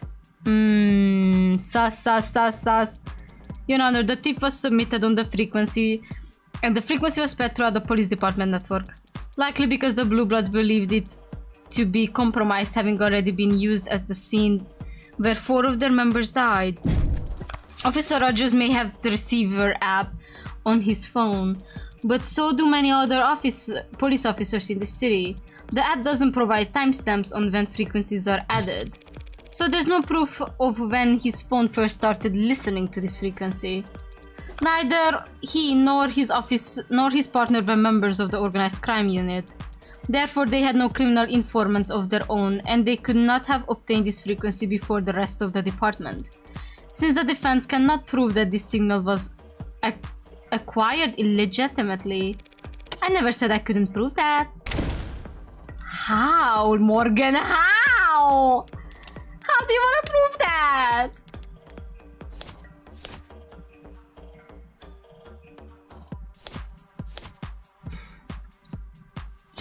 Oh, wait a minute. The gun? What of it? Not just any gun, a magus. Legally registered to Ankurtan. And how do I know that? Because this gun was identified and scanned over a week ago when Tanks was briefly detained by some well-meaning officers on patrol. Boom, boom, boom. That report. Officer TC and HR reported the following. Subject is possession of firearm in violation of parole. And subject is possession of suspect communication software installed on personal phone. He wrote all of that in the report. Oh, so Shopping actually... Oh, it's because Shopping is a fucking bastard. You are getting fucking flanked, bitch. And I'm not yet done with you. You and your partner found the emergency frequency for Kriegspod over a week ago by skimming Tanks' phone. And sat on it until last night when you kindly dropped it off in the tip box. The hell are you even saying? Why would we frisk a prep, get good intel, and keep it to ourselves?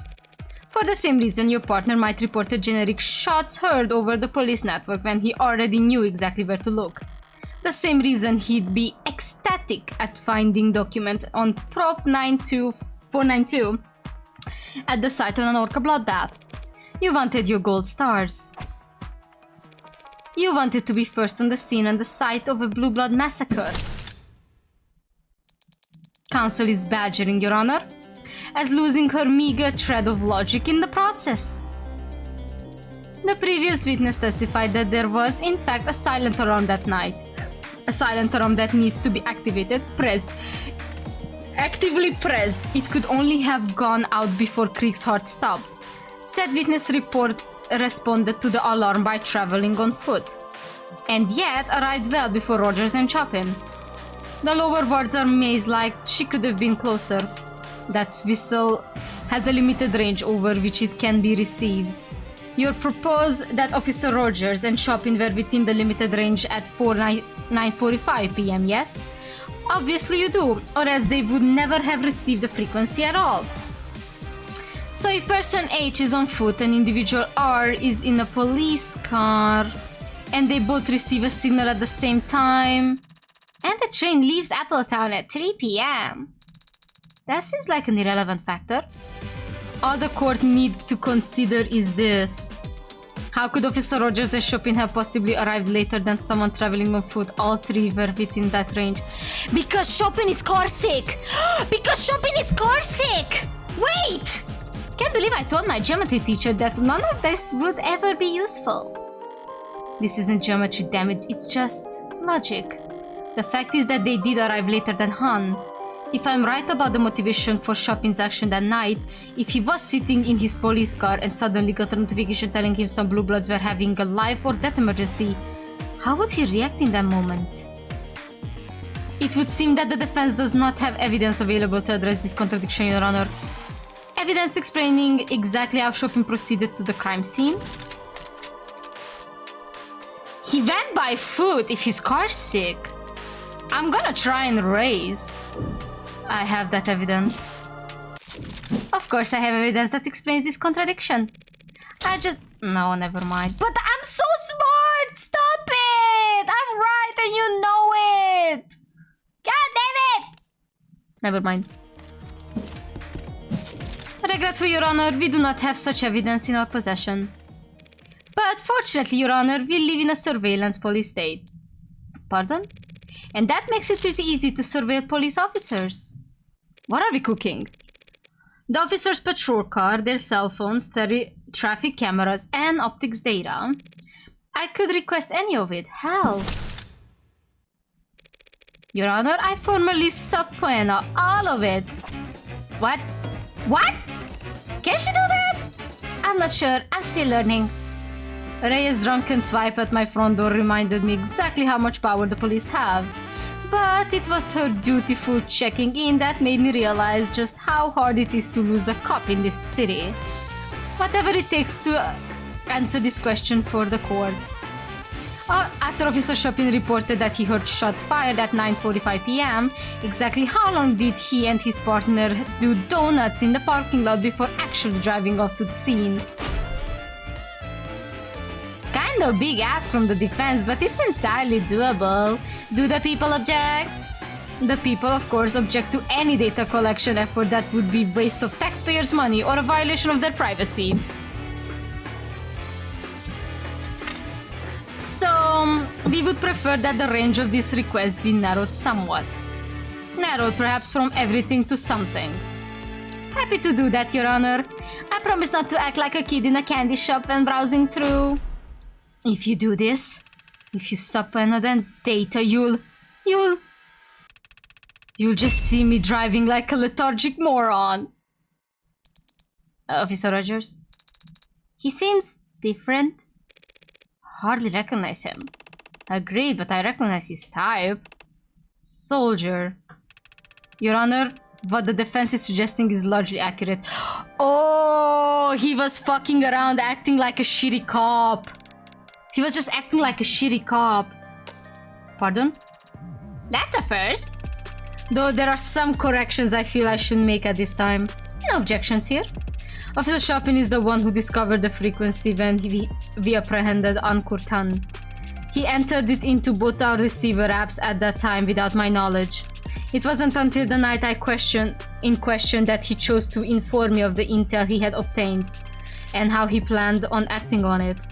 At 9:45 p.m. we received a signal. Before I could react, he had put out a notice on the police network that he had heard gunshots.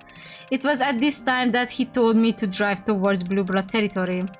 As he started to explain to me what he believed we would find, I chose to take a suboptimal route. We spent several minutes in traffic as he berated me for my sense of direction. So you both know this silent alarm would lead you to some kind of Blue Blood emergency, but only you realized that meant you should take your time getting there.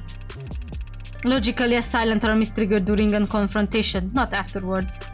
I had no desire to walk into the crossfire of an orca gunfight without backup.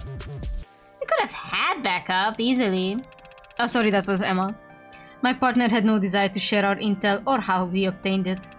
I apologize to the court, Your Honor, for being evasive or misleading during these proceedings. And I intend to take full responsibility for doing so. But I was not eager to admit the role my own cover displayed in these events. Nor would I ever want to imply that Officer Chopin was responsible in any way for his own murder. Very warm sentiment from an officer. Delivered with a voice as cozy as ice water. So you're telling the court that you and your partner arrived at what you expected to be the bloodbath, and you still shut the lock of a door and started stomping around inside while separated from another? Respectfully, ma'am, with the route I took and the time it took us to arrive, we expected to find all targets neutralized. And that expectation was reinforced when we arrived on the street and found the whole vicinity that quiet. Yet, we were still the first on the scene despite my stalling for time. I think that might have enthused my partner. He was excited and I let him set the pace. It's my deepest regret that I agreed with his request to split up. First arrive on the scene, we know that wasn't the case. A blue blood got there well before you and your partner. That's what you were talking about? The witness wasn't presented for that individual's testimony. He's merely giving the facts as he knows them. And he can't have known that there was a blue blood in the building. Nah, he knew. On the contrary, he already testified about encountering them yesterday, as they made a not-so-silent retreat down into the alleyway. That was blue blood making all that racket? I see. My partner Chopin, he shouted that there was someone scrambling around down in the alley not long before he was killed. He must have opened the window on the 3rd floor to check. That's a new detail, Officer Rogers. Pardon me if I failed to mention it yesterday. It occurs to me you weren't present in the courtroom when this other curious detail was brought to light. The fact that there was another weapon on the scene of the crime. A blooded knife which somehow ended up down in the dumps. Know anything about that? No, ma'am, I do not. Playing dumb. Wrong move. But I do know science is a bunch of amateurs with conflicted priorities. Explain this to the court then. Forensic analysis has already showed that his knife was the murder weapon used to stab Miller, getting healthy amount of blood on it in the process. It's also been established that this knife must have been what my client used to cut his own bindings. If you say so. The evidence says so. If the defense isn't interested in asking the witnesses questions, perhaps they'll answer mine. What does this have to do with Officer Rogers? Everything, of course. Allow me to show you why. Oh gosh, let me save. Oh gosh, let me save! Arrived second to scene, saw unlocked first forward. Found Rogers arresting Sosuke. Is it that?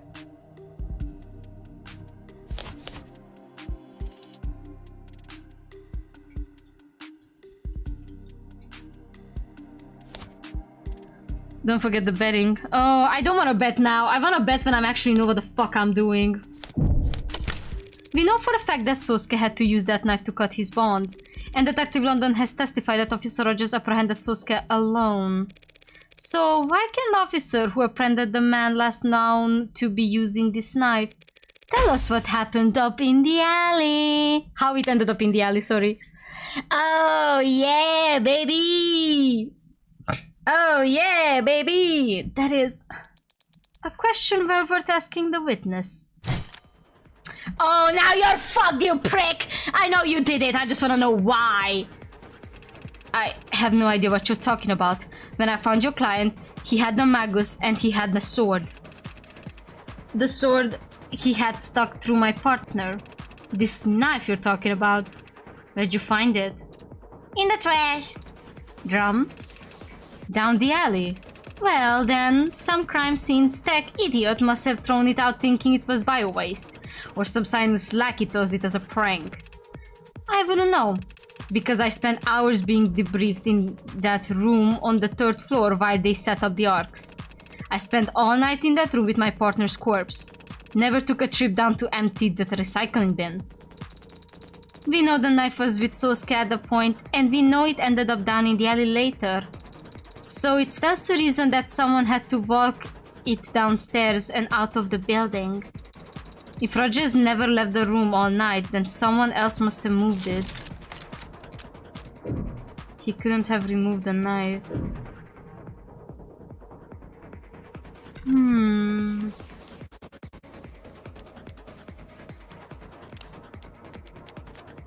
Try to raise. 0 points for you. 0 points again? Oh, that processing power, and you can't manage to think in 3D. It doesn't matter if Officer Rogers stayed in that room all night, Your Honor. All anyone needed to do to dispose the knife was step out onto the fire escape and... throw it. Drop the knife down into the barrel waiting below. No need to leave the 3rd floor. No need to leave the crime scene at all, Officer Rogers. What kind of trick-shot bullshit are you talking about? There is a long drop, Your Honor. A straight drop, gravity convenient like that. The target was a small drum in the dark alley. Said drum was burning when the police arrived. That target would have been plainly lit and... I've taken both of your arguments into consideration. After much deliberation, I have come to the conclusion that the proposed method of removing the knife from the 3rd floor is not actually that hard to do. Assuming a modicum of hand-eye coordination and a basic understanding of Newtonian physics. Well, obviously, couldn't anyone manage that? Practice martial artists who are masters of every muscle in their body, individuals like yourself and me, might find it hard to relate. But there are some who could struggle with the task. Yourself and I. Wait, hand-eye coordination? Eloquently put, Your Honor. So you must agree that someone with hand-eye coordination is so bad that they hold the record for worst marksmanship in the entire police department. Someone with such poor aim that they opted to physically assault a target rather than shoot them. Someone like that might find it impossible to pull that off. Fuck! Are you talking about me? She's talking about me, Your Honor! And while I find her tone unflattering, none of what she said is false. Apologies that dropping the knife from the fire escape didn't occur to me as a possibility. It just must be that for me personally, such a method of compromising a crime scene is not only unthinkable, it's impossible. Of all the stupid details to come back and bite me in the ass, the piece poor aim that London mentioned. Is it possible that Officer Rogers faked his poor aim at the academy? It's easy not to hit your target, but why would he intentionally flunk a shooting test years ago to give himself such a strange alibi here today? He didn't flunk his test. He got the very lowest score you could possibly get while still being certified. Good lord, you'd have to be trying to... If his goal was to receive the exact minimum number at points needed to pass, his margin of error would actually be much smaller than anyone simply doing their best. That's fair. It's really like, you know what? Remember, chat. I'm gonna say this to those who ever watched the first Spider-Verse movie, Into the Spider-Verse. Remember when Miles got a 0 on his test and he said, oh, he just guessed. And the problem is the teacher said, even if you just guess around, there is your possibility of you succeeding is at the very least 50%. So to get 0% on a test means that you actually have to know things and intentionally choose not to act upon them. It is highly likely that someone like this guy would literally get to the margin precisely and hide his talents. But why? But then, what about when he first saw me? It's true that any other cop who saw me standing over their dead partner would have just unloaded. Instead, he ran up and hit me. If he's not actually that bad at a shot, why am I still alive? That's the story Rogers has been telling so far, that he instinctually didn't bother to fire. His gun wasn't discharged and Sosuke's got the bruises, so we accepted the line of reasoning. But if I assume he's more dangerous than he's led us to believe, why wouldn't he have just shot Sosuke when he had a chance? He could have told his fellow officers whatever story he lied afterwards, and we wouldn't even be having this trial. I feared for my life, that's all he'd need to say. Under what circumstances would it have been impossible for him to claim that? Your Honor? I'm reminded just now that my client and witness were in a physical altercation. I apprehended a murder suspect, yes. Surely you aren't suggesting I used unreasonable force? If anything, you used unreasonably little. Not at all, but I imagine things happen fairly fast. Isn't it possible that a knife in Sosuke's person may have been knocked away into a corner during that moment? What are you... It may have. I can't say that. I wouldn't have necessarily noticed something clattering onto the floor while I was trying to cough a violent perp. Perhaps, Your Honor, the witness ought to testify about everything he recalls from the moment he confronted my client. Jogging his memory might be the only way we can address these gaps in our knowledge. No objections? Then let's hear it! Good versus evil, man versus machine, cop versus robber! I'm not a machine, or a robber. Don't worry, Sosuke. If need be, other knave would go through a whole trial just to prove you're a machine. What kind of joke is that? Okay, let's pay attention. Let's pay really good attention. Yoru, fire escape, Sosuke's med records. It's gotta be Sosuke, right? When the blue bloods fled down to the escape into the alley, I poked my head out of the second floor window. But then I heard a sickening thump from above on the third floor where I knew my partner was.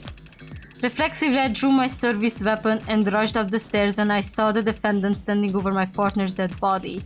I was shocked, but he was clearly injured and the sword was stuck, so before I knew it, I was running at him. He turned to me with a dull shock just as I whipped my pistol butt into his forehead. He collapsed after that and the room was a mess. My blood was pumping. If he had dropped the knife at the time, I wouldn't have noticed.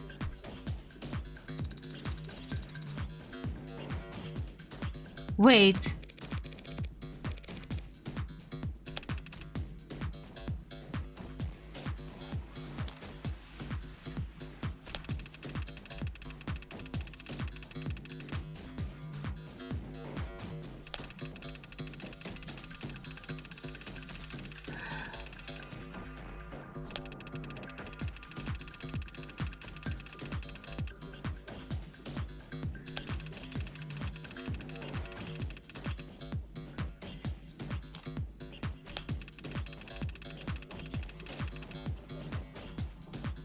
Let me think.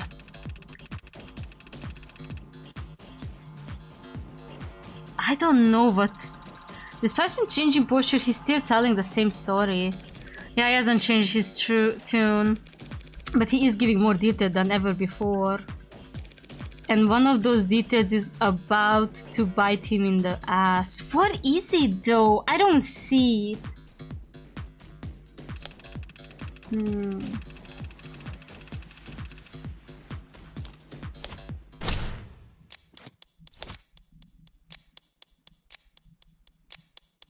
Should I try this? I don't think it's this one. Yeah, no. Okay.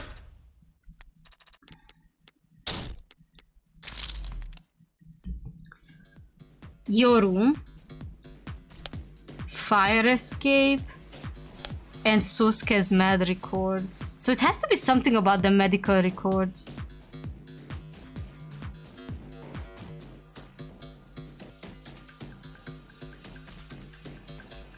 I don't think it's Yoru. Let's see.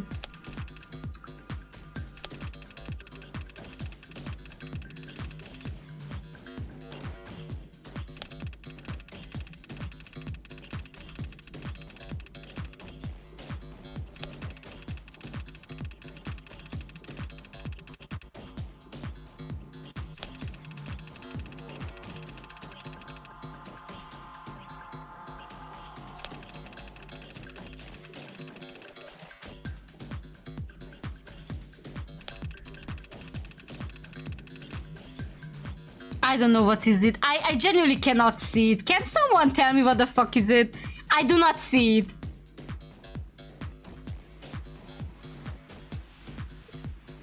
Can I see backlog?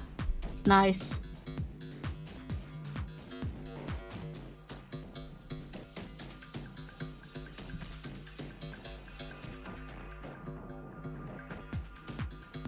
When the blue blood fled down the fire escape into the alley, I poked my head out to the second floor window, and I heard a sickening thump from above on the third floor, where I knew my partner was. Wait!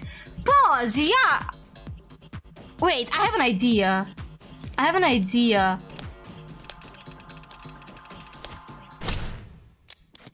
If you were already...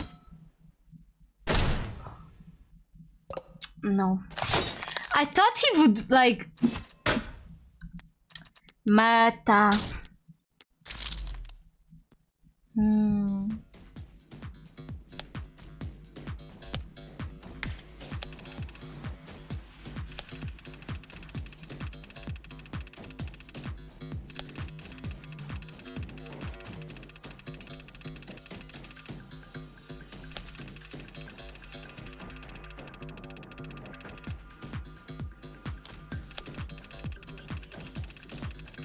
Maybe medical records on the whipped pistol as his forehead. Yeah, I'm gonna try that.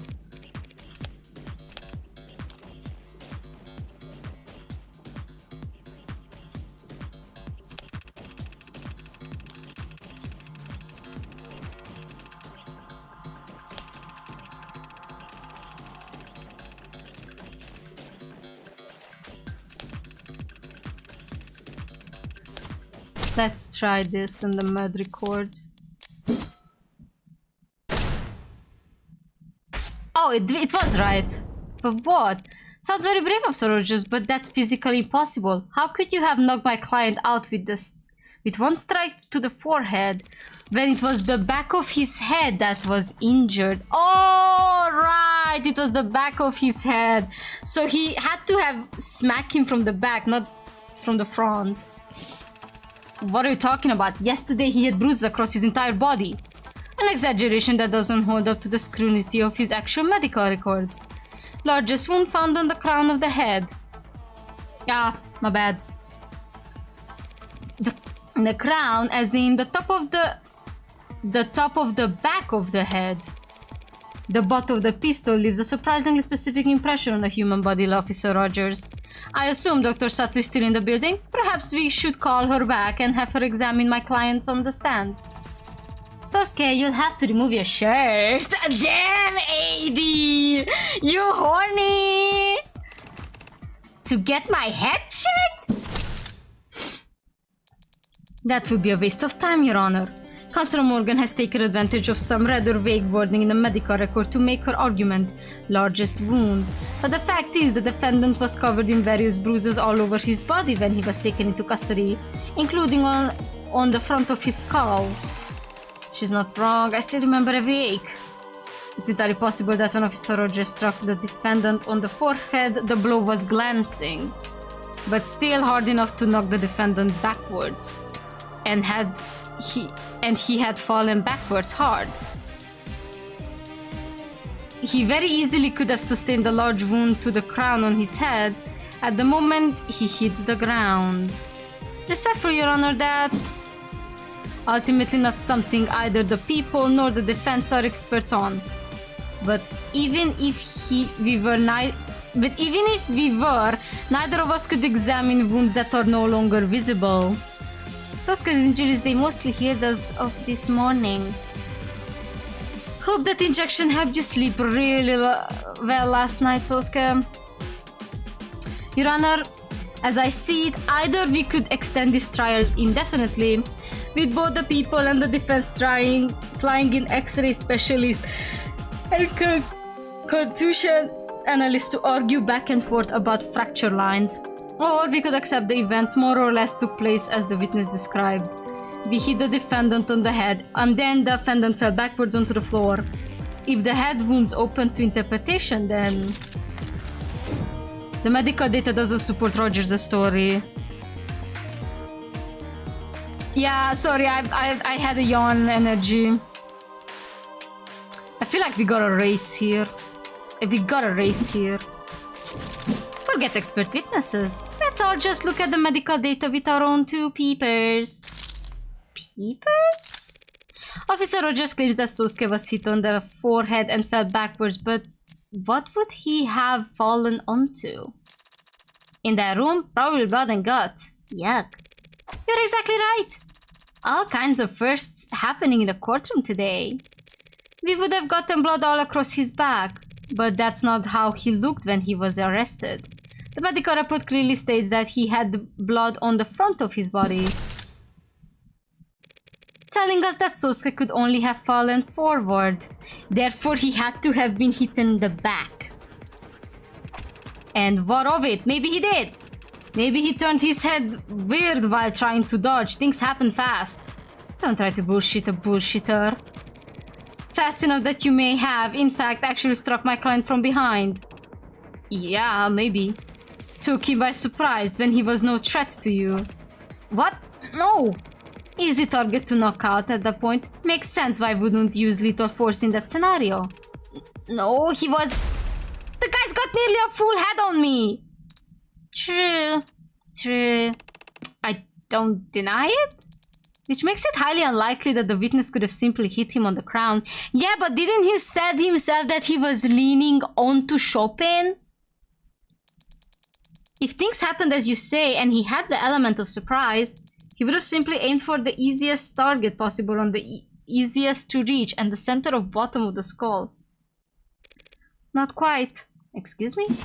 I never said that my client was standing up when this happened. You mean he was asleep? No. Considering that he was struck on the crown of his head, it's obvious that the entire time cupcakkeah was on the ground, still bound, bent over. He was bent over. You said it yourself!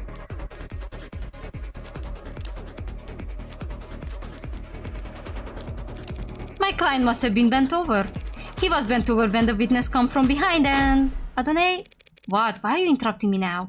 Because I thought you would want to know. You were about to phrase things in a way that would sound very silly.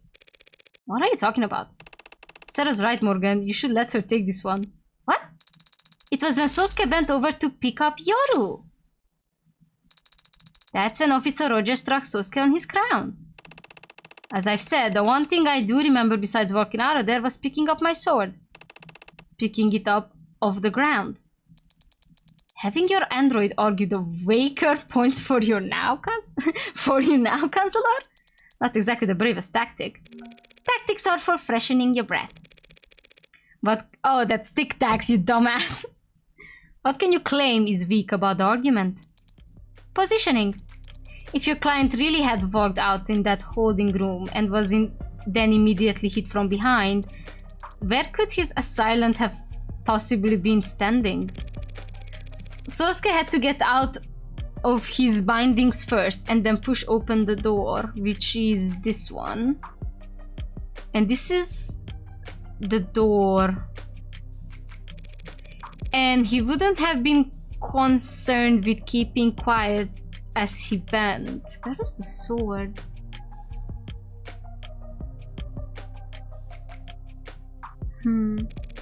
There would have been plenty of time for someone to hear him rummaging around in there and figure out where they could hide. In that corner of the room. Here. That doesn't work. If that was the case, your client would have fallen face first here. But instead, he was apprehended here in the center of the room. But it looks like he was dragged, wasn't he? He generally looks like he was dragged. Hey, makes sense to me. Looks like he dropped like the sack of potatoes by the door, sure.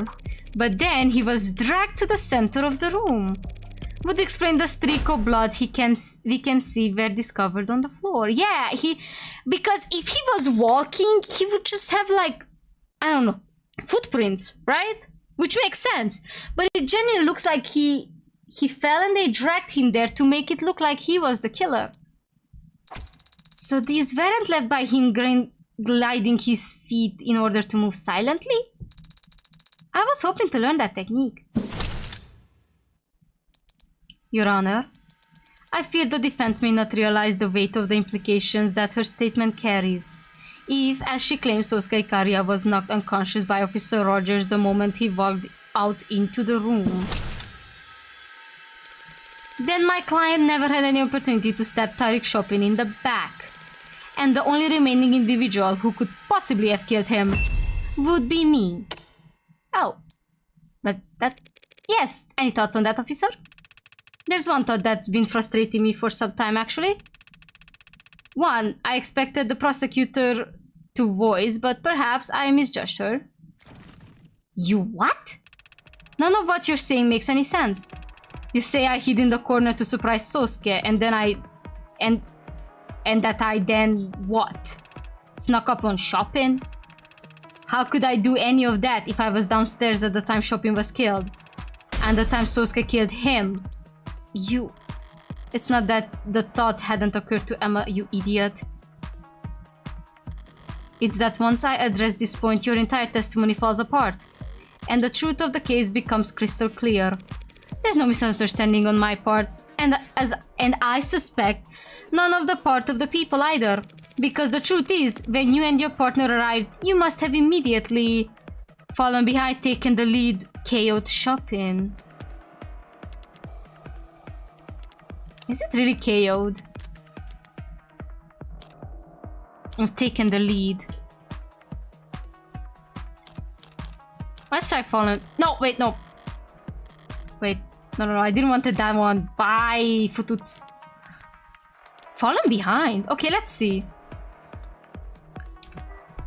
If Rogers fell behind while Chopin charged ahead of the stairs, then things happen exactly as Rogers claims, and Sosuke is the only one who was alive alone with Chopin. No, when they first entered the building, Rogers must have... Yeah, it's not that one. It had to be following him behind. Or taking it. You were the one who took point, not your partner. Excuse me? Chopin shot open the lock, sure, I believe that. He was the one all gung-ho about coming here anyway. But after entering, you went ahead of him while he covered you. What? You already told us you wanted to stall, wait for backup. If Chopin charged forward, you couldn't slow him down. But if you went first, you could go as slowly as you liked, and Chopin would be forced to match your pace. Oof. You were the one who cleared the room and shouted down to everyone was dead. I told you I testified! So, did your blue blood tail testified all about how you and your partner separated on the second floor? Objection, mischaracterization of testimony. The witness, the defense, is referring to did encounter two officers, but the witness never identified either of them. The blue blood didn't need to. All they were waiting to hear was whether any blue bloods were alive. So, after Roger shouted down to Chopin that everyone was dead, they bolted out the second floor window. And then Chopin shouted someone was in the alley. Officer Rogers opened the window behind Creeks' body to try and spot the runner. Then he ran down the fire escape to try and follow them, only to give up when he saw there was no ladder to get down with. It's entirely possible that Chopin yelled that someone was in the alley from the third floor. The scene of the crime is soundproof, remember? No one in that room would have noticed the commotion in the alley unless they'd already opened the window to check it. So, since Chopin yelled about it, he had to have been the officer who stayed on the second floor. This blue blood rat of yours just misheard, or they're lying. There's no proof for any of this. Yes, there is, officer. What is the proof, though? I'm confused. Dumpster, front door, receiver app? The scrap paper! That scrap paper was found by the second floor window still. But it's not just any scrap of paper. It matches the Redding documents that were found where the pod died. And it happens to have partial footprint on it, proving that someone stomped from the crime scene down the fire escape and into the second floor. That doesn't prove anything. Your own client could have left that boot print. My client was arrested barefoot, remember? You should. You did the arresting. Then maybe Chopin... If Chopin was the one who brought the scrap down from the third floor, that would put him behind you. Meaning you couldn't have walked in on him being attacked by Sosuke. Counselor, even if you accept that Rogers was on the third floor and then moved down the second, the sequence you're describing ends with both officers reunited on the second floor. with neither of them dead. But obviously Chopin did proceed to the 3rd floor because that's where he was killed. So now we're back where we started.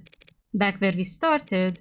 You're forgetting one key detail in this new sequence of events. At the time of officers reunited on the 2nd floor, my client was already unconscious. Oh, they already knocked out Sosuke. Meaning the only person who had the chance to kill Officer Chopin was, in fact, none of this shit matters. This lawyer is trying to accuse me of killing my partner? That doesn't make any goddamn sense. Why would I do something like that? Depends. What? Depends where you live. Not uptown, I assume. What's it up to you? Single bedroom? Yeah, whatever. Not great. Excuse me? And having to ride around all day with some insufferable spoiled rich stick in the mud. Knowing the whole time that you, your job, your whole goddamn police department, it was all just a bullet point on his resume. Counsel is badgering the witness in lieu of making an actual argument. Apologies, Your Honor. I'll state the motive plainly. Prop 1492 was corrupt. Blue bloods and worse would profit of it and the city's expense. But it would also bring economic relief and badly needed repairs to the lower wards. It might also stop the canopy from, just falling down and crushing everyone who lives there. But a climber like Chopin wouldn't care about any of that. Every photo I've seen of this guy, he's had a big stern frown. But I'll bet he was grinning ear to ear when he found that red ink. Must have made you sick to your stomach.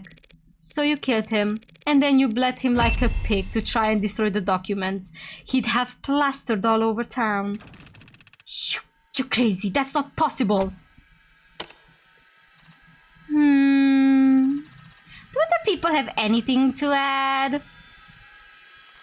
Emma hates losing, but she's not stupid. She must be getting sick of having to cover for this. Officer Rogers, you were the one who entered the 3rd floor first, weren't you? What is she doing? Yes. How long were you there before your partner alerted you to someone escaping through the alley? More than 2 minutes? Less than 3. You had a chance to start looking the room over? Yes. And did you see anything as politically explosive as what the defense has described? No, nothing of the sort. Your Honor, the witness is blatantly lying. We know the documents were there, and we know Chopin found them because they were found underneath his corpse. And it is the defense's theory that he was killed because of those documents, because he would have tried to make them public, essentially. Yes. That's the defense's proposed motive for this man to kill his partner? Yes. I see. But why would he be prepared to kill his partner for reading documents left out on the desk when he had over 2 minutes to simply get rid of them beforehand? Ooh, that's a good one. Okay. A damn good question, Your Honor. Do we have any answer for it? I'm getting there. I'll get there. I'm close. His layers are falling off. This is a cold guy, cold enough to walk into that room, knock out Sosuke and start calmly looking around. So he's lying. Did he actually see those papers? No, Emma's right. If the papers were in plain view, he'd just have tucked them into his jacket.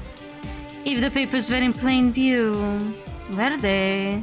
I don't remember. Where the hell did I put them, if not on the desk? I remember taking them out of Creek's safe and thinking they were nothing important, so I just... Okay. That's probably how one page got left where it would stick to the bottom of Rogers's boot. But before I left, I organized things. I tried to make it seem like I was never there, so I stacked things neatly. Yo-ho, counselor! Any cuckoos in or around the nest? Pardon me, Your Honor, I was simply overthinking, to be honest. Officer Rogers didn't dispose the red ink when he had the chance because he didn't notice the red ink. It's not that simple. It's that simple. A simple answer to a simple question that simply doesn't measure up. If Officer Rogers didn't notice the red ink docs in the 2 minutes he had with the scene, how did his partner discover them so quickly? Neither of them were looking for illicit government documents on the site of the gang shooting. Neither of them would want to start disturbing a crime scene when there were bodies and blood all around them. Correct. Nationally, neither officers would want to start making a mess of the scene. Something must have simply caught Officer Chopin's eye. Very bad luck on his part, as it turns out. You've gotta be... What the hell are you talking about? The data pad. He was going for the dark card. What could it have been? Sounds like a tough question to answer, but there aren't as many possibilities to sift through as you'd think, Your Honor. Because it would have to be something that caught Officer Chopin's eyes, yet not that of his partner. A dark card! He knew what the dark card was. He's rich. His daddies are literal congressmen. Of course he knew what a dark card is. In other words, something on the scene that Officer Rogers wouldn't recognize. Your Honor, this is pointless. If the officer knew this was the site of orca violence from the silent alarm, and there was blood and corpses all over the damn place, and if the red ink dogs were not in plain sight amidst all the carnage, what could possibly have drawn Officer Chopin's attention to them? If I need to retrace of Chopin's steps specifically, was there anything in the evidence record that he left a trace on? Obviously, it's the dark card! Wait, I have to save. I'm cranking this.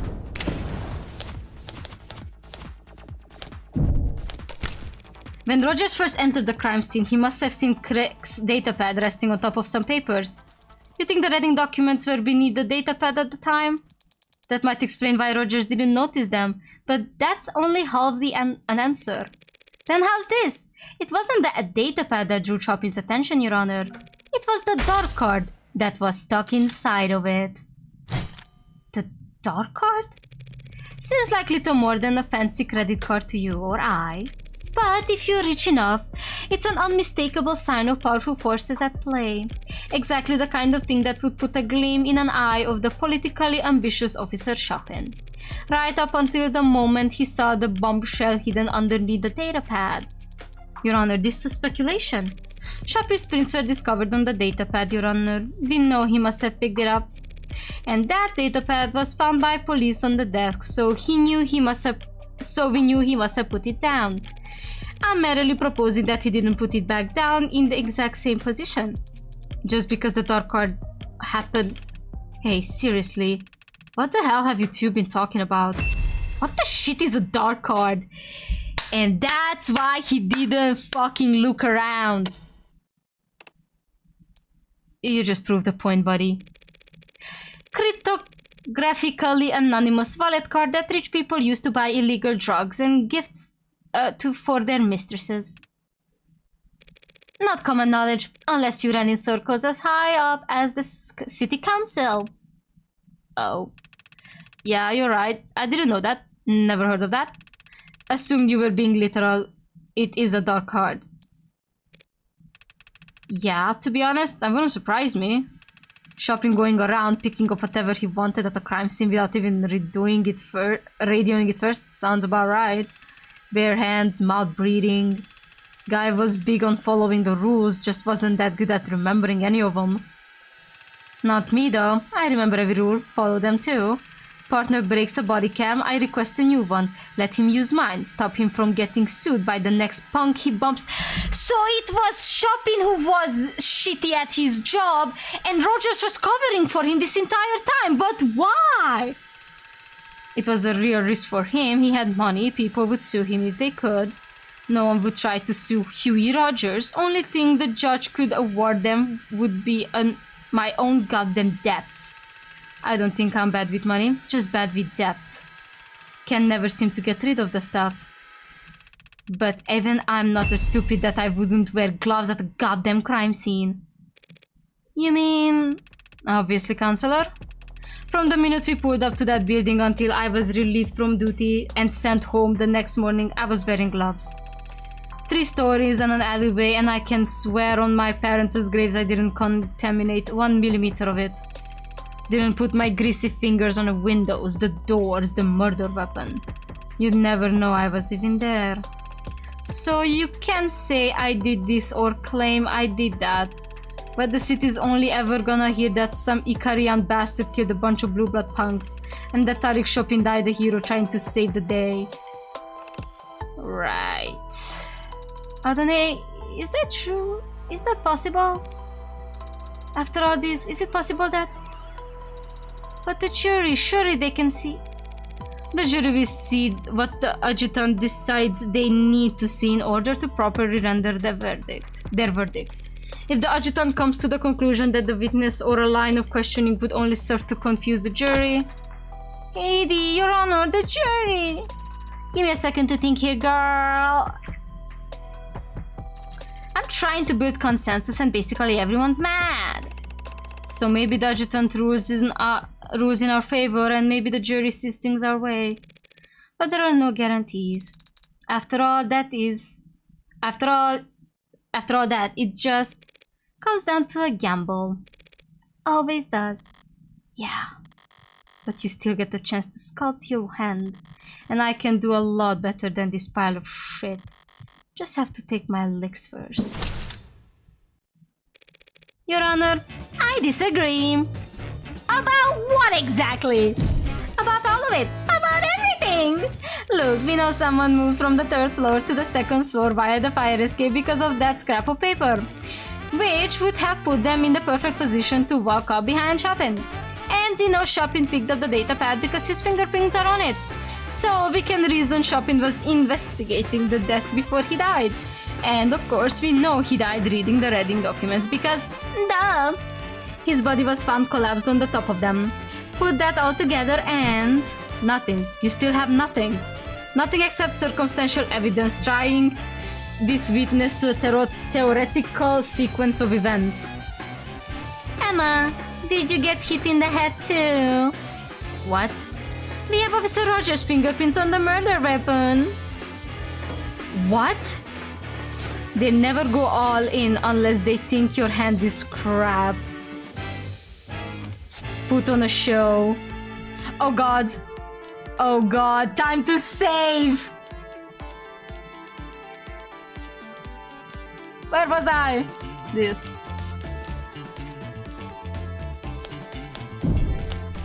His prints were on the pistol he used to bludgeon my client, of course.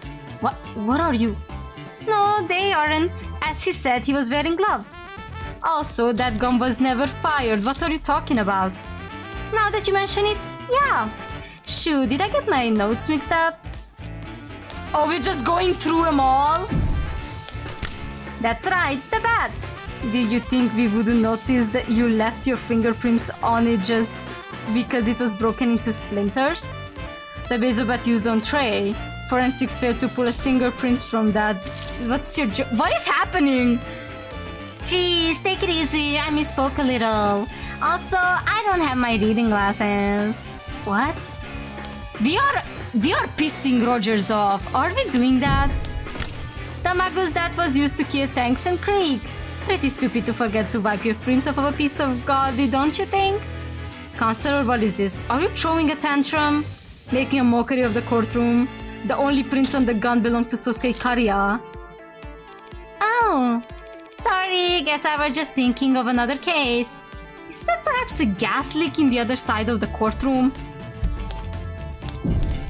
Well, don't I feel stupid? What I've been trying to say is that Officer Rogers failed to notice that he left his fingerprints on the most important weapon of all, the very blade that took his partner's life. Enough of this embarrassment. What the hell is wrong with you? I knew the mob lawyer would be corrupt and vile, but how can you be such a stupid bimbo? Do you think we're all idiots? My fingerprints aren't on that goddamn knife and you know it. My mistake. I can see here that yes, I was misreading the fine details and it does appear that your fingerprints are not on the knife. Sorry. You... Oh, there. What? What is it? Oh, I guess you're all just wondering, how long have you known it was this knife that was used to kill your partner? We never said that the knife was the murder weapon! Woo! Oh, that's great. How much did I get back? Oh, I don't know. What? Confused. So are these two. Because like you, neither of them were in the courtroom when Dr. Sato updated her autopsy report. So I knew that Chopin was killed with a knife. And the people knew that Chopin was killed with a knife. But how did you know that? There must have been 50 cops in here when that doctor... Far fewer than 50 actually, more like 0. We had already emptied the courtroom by then, a courtesy we extended to a blue blood witness. You, for some blue blood rat, you crazy harpy, trying to trick me at the last second. You think I walked in here prepared? No, of course not. She, right there, Rockford, the prosecutor. Before I took the stand, she told me all about the knife. Ah, so that's your plan. Right, Rockford? Before I came out here, didn't you? It's always great to reveal a full house and rake in the pot. It's even better to reveal a handful of shit you bluffed your way to victory with it. You got all the money back plus 1. Oh, thank you, thank you. Say something or I'll just say it! But every now and then a different kind of victory comes along, where you just get to sit back and watch someone else self-destruct. Because they completely misread the dealer. Say it, say that you... Shut up!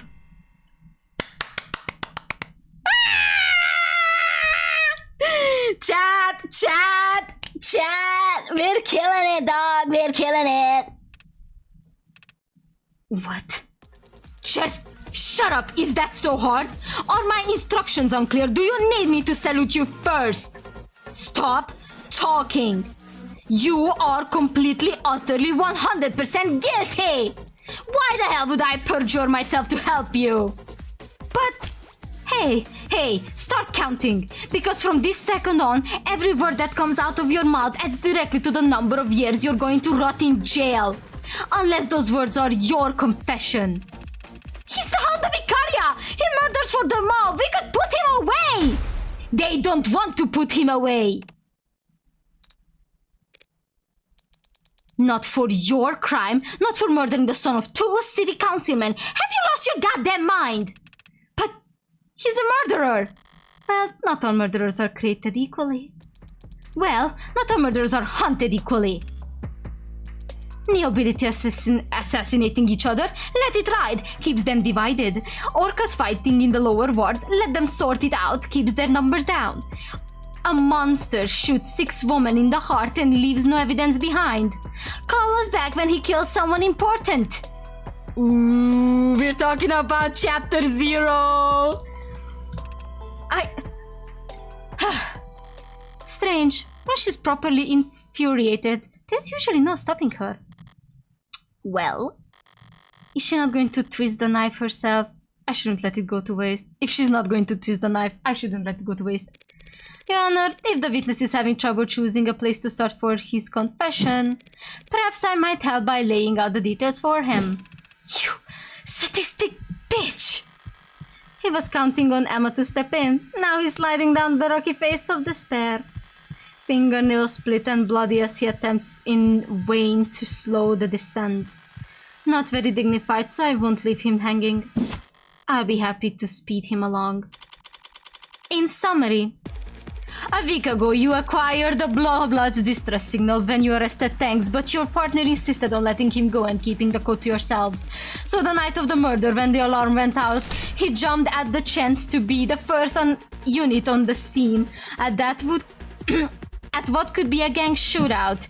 You did all you could to stall, but your partner pressed on and even shot open to the door in his hurry to get into that locked building. You made up an excuse to keep him on the 2nd floor and proceeded to the 3rd on your own, relieved that everyone was already dead, and puzzled by the delirious Sosuke, who you knocked out with 1 blow to the back of the head. But by calling down to your partner to convince him you were already too late, you alerted an orca hiding downstairs, and when they fled out of the window and down into the alley, you opened the window at the crime scene to give chase. While you were scanning all the alley from the second floor fire escape, your partner proceeded upstairs. There, he was just as stunned as you were, but intrigued by the presence of a dark card you'd never recognized. He knew that it was pointed towards the involvement of powerful parties.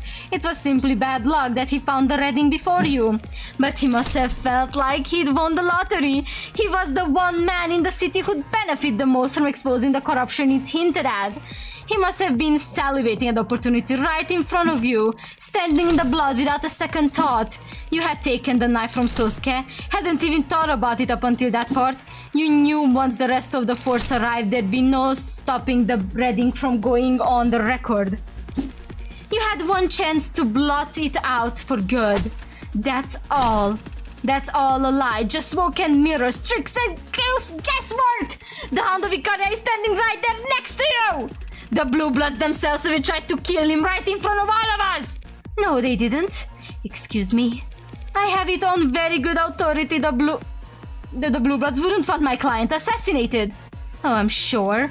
So considering where the shooter was and the direction he was aiming, the only person he could have been aiming at would be, well...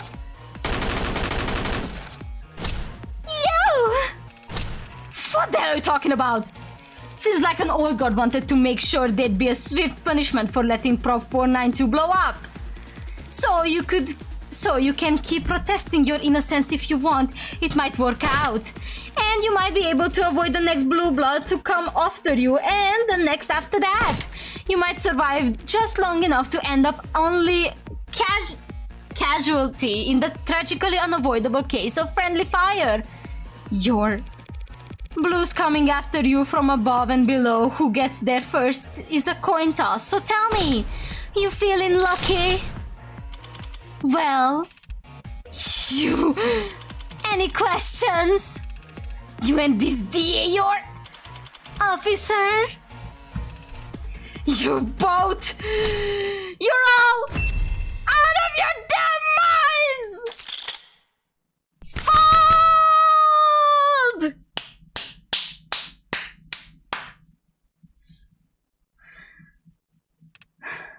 Start crying, bitch! Where?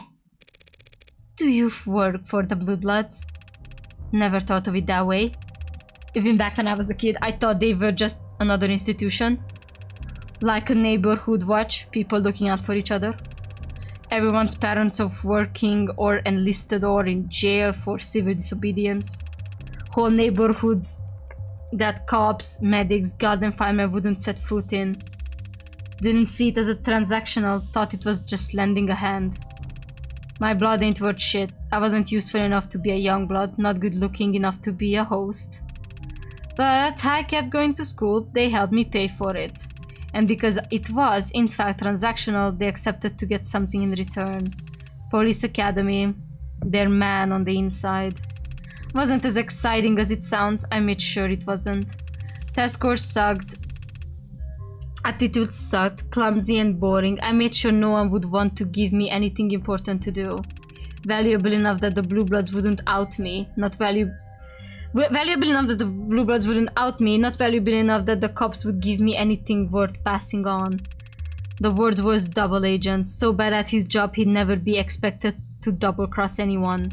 Imagine the look on my face when my reputation for nothingness gets me paired up with the worst babysitting job on the force. Tariq Chapin. We were perfectly matched in a way. I didn't want to be near nothing, and nobody wanted to let him near anything. Nothing dangerous enough to get him hurt, nothing real enough that he'd go blabbing to his dad's. We went around to schools. Those are the jobs we'd get. Building security? Morning assemblies, telling the kids what cops do. Here's how to call for help. We were goddamn joke. There are worse things to be. You think I don't know that? You think I give a shit what kids were laughing at us in the back of the class? That teens were throwing soda cans at our cars? Good for them, at least they were having fun. Tariq was never having fun, he was just burning inside. Humiliation and bile, a stomach full of it. If he hadn't found the code on tanks that day, I don't know. Guy would have either put in his 2 weeks notice or just drown his gun and walked into the nearest Orca mansion. So when you two arrived at the building, happened like the defense attorney said. I told Chopin some bullshit about smelling contraband on the 2nd floor. He started poking around. And I went straight to the 3rd floor because that's where the bosses would hang out back when I was a kid, where they'd give us spare change to buy their groceries and pick up their laundry. Never met this creek or this spot in my life until we stopped Angkor Town, different gens.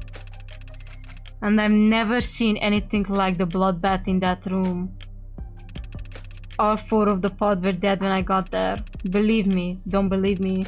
I ain't no Hound of Icaria, and I don't even think he could have done that either. Considering how he stumbled out that water closet like a bloody water balloon. I didn't whack him on the back of the head, but my hand to God, I'm not convinced it did anything. I did whack him on the back, on the head, but my hand to God, I'm not convinced it did anything. Face down on the blood out like that couldn't have woke him up with a nuke. When the hound dropped, I searched him, followed protocol, found that knife on his hand. I called down, said everyone was dead, that blue blood bolted, Tariq called after them. And yeah, I opened the window and tried to follow. I guess Tariq didn't know the leader was out, figured I would chase him down, cause by the time I stepped back inside, he was upstairs. And I walked up those steps expecting him to be puking, crying, shaking, I don't know. Instead, he starts yelling down, happy, enthusiastic. He can't believe this, scoop of the century. And I realize I know what he's talking about. Your Bluebird superiors let you know about Prop 492. Lots of people knew the deal with Prop 492, even non-blooded civvies. Nothing wrong with any of that, so long as it stayed a rumor. So long as the state didn't know we knew where the pillars were gonna be built. It was a nice thing, believe it or not. People in the lower wards whispering about big money coming in. A little excitement to look forward to. Tariq was excited too. All he could see was forward. Oh God, he was having a crash out! Barely reading the words in front of his eyes, not giving a shit about anything behind him. Not caring about what he was trampling over. I didn't plan on doing anything, if that matters, if you care. I was moving slow, but I wasn't trying to hide. I just...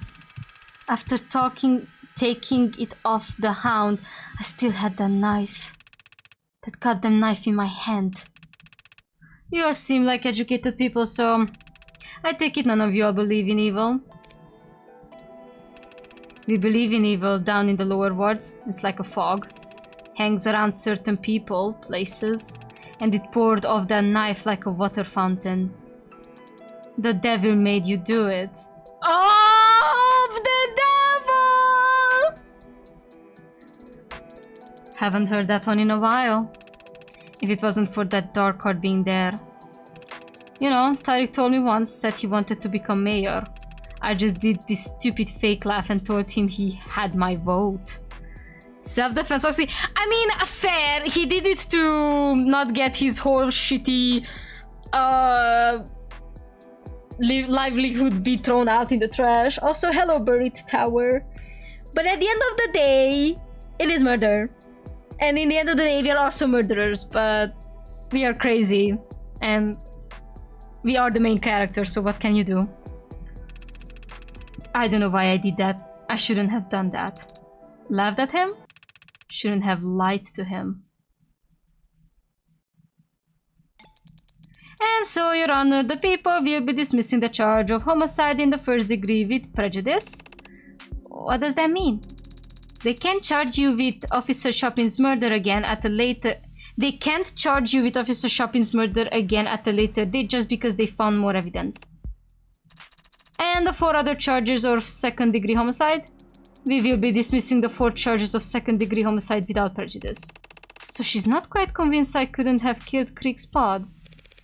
Miller's blood having already been on the knife you used to get free in the first place was pretty huge. Combined with Rogers admitting that you basically stumbled out walking corpse. But the way the state sees it, their murders aren't any more so than they were at the beginning of this trial. It's to be expected. Then the jury will be dismissed, this course will be adjourned, and you, Mr. Ikaria, are free to go. Everything that's happened to you the last few days, how is that leaving you so shocked? I'm not shocked, I'm just... I'm just grateful, Counselor. You have my... Your Honor, is there perhaps something else you wanted to say? Well, if you insist. I guess for some reason, even though the jury's been dismissed and it's actually their job to do this part of the charges we dropped, I have this strong overwhelming urge to say, not guilty! Let's go! No, that needs to be much bigger. Maybe I cast ya innocent. No, that sounds dumb. I love you, AD. 4:56 p.m. August 16, 2086. State Building. Floor 408.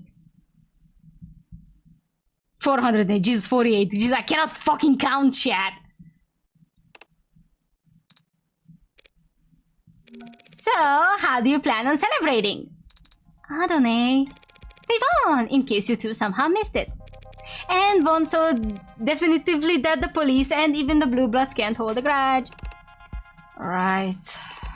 My apologies. I'm grateful to you, of course. It's just that I still haven't gotten an answer to the question that's been haunting me. Even more so than whether or not I killed Chopin. Someone slaughtered Krieg's entire pod, then they had my life in the palm of their hand and framed you, Sosuke. I don't think they were doing you any favors. And yet they did. They let me live. It feels strange owing everything to someone so unknowable. It's literally right in front of you, dog! Oh my god! Well, you'll have plenty of time to think on it, spending the rest of your life hiding your head in the sand. Ignoring the vast riches that sit untapped in a savings account across the sea. Adonai, he's made his stance quite clear. I don't intend to hide, Morgan. The Blue Bloods can try whatever they like. And they can find me standing right where I've always stood. Protecting my family. Seems there's someone who'd like to speak with you about just that. Sosuke! Young Master! Please forgive me, Young Master. I failed you repeatedly. I'll accept any punishment. Oh, please hug him. Please hug him. Very well. 108 years of manual labor. Oh. Yeah, that's about as merciful as I expected. At least he picked a good number. 100 and... Of course, Young Master! You will need to spend that sentence serving me as my head of security. So that I know you're actually doing it. And that means you won't be able to do other jobs anymore. Even ones that the elders ask you to do.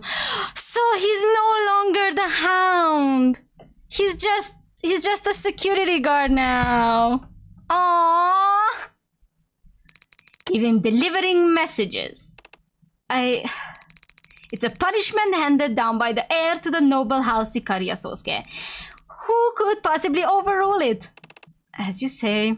Aww, he's happy. Come on, he's so happy. I'll start right away if you don't mind. That is probably wise. Grandfather is outside in the motorcade and he's had nothing but criticism for the current formation. The chairman is here. He came here? Probably just happened to be on his way to the airport. He is, Counselor Morgan, surprisingly astute of you. Though he is leaving quite early if he just wants to get to the airport. None of our private planes are even fueled. It seems to be an universal truth that old people like to get to the airport early. That sounds very wise, Sir of House Paralegal. Who are you quoting? Then, if you excuse me for a moment, Counselor. Yeah, feel free to... Makoto. Sorry, Mirei. Jesus, I mixed up the names. Take Sarah with you. Pardon? If you don't let her look at your tattoo now, I'll never hear the end of it. Yeah, well, that's... No! Let her take a look, okay? Please, she really wants to. Took it well, hell yeah.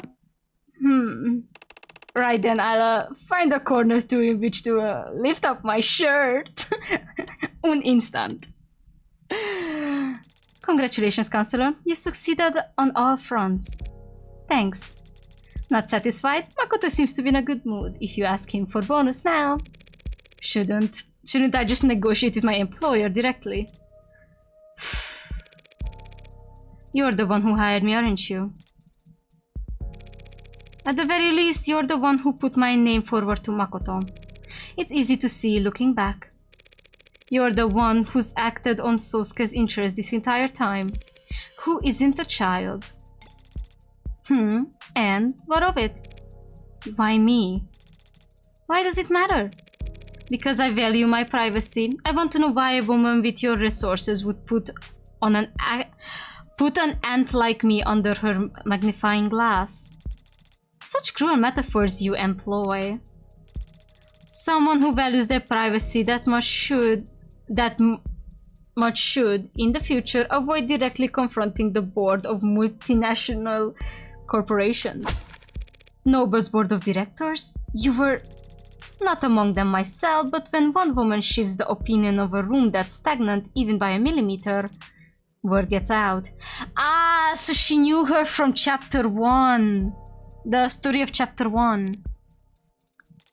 My, you really are a shy little girl. No putting the genie back in the bottle, but I won't recommend you to anyone else if it bothers you that much. Thanks. Though you can be pretty shy yourself, letting Makoto take all the credit. Why the subterfuge? I've already overextended myself in this matter. A woman from my side of the house intruding upon the IFG's business. I don't mind that I'll have to rip out fingernails in front of the elders as recompense, but I thought I might spare myself an additional pinky or so. You're being literal, aren't you? Disobedience always has a cost, especially in old families, especially for daughters. But not flinching as you pay the toll carries its own kind of power, don't you think? Maybe I'm just trying to dress up my cowardice as dignity. Disobedience used to come naturally to me. It gets harder the older you get. Harder to believe your independence wasn't just immaturity. That's why I'm glad Makoto's such a good boy. I don't want him to feel any guilt later in life. Yes, Makoto certainly takes his responsibilities seriously. Can't imagine where he gets it from. I was such a hellraiser. He must get it from his father. I suppose. Isn't interesting mark below Sosuke's. Wait! No! No! No! No!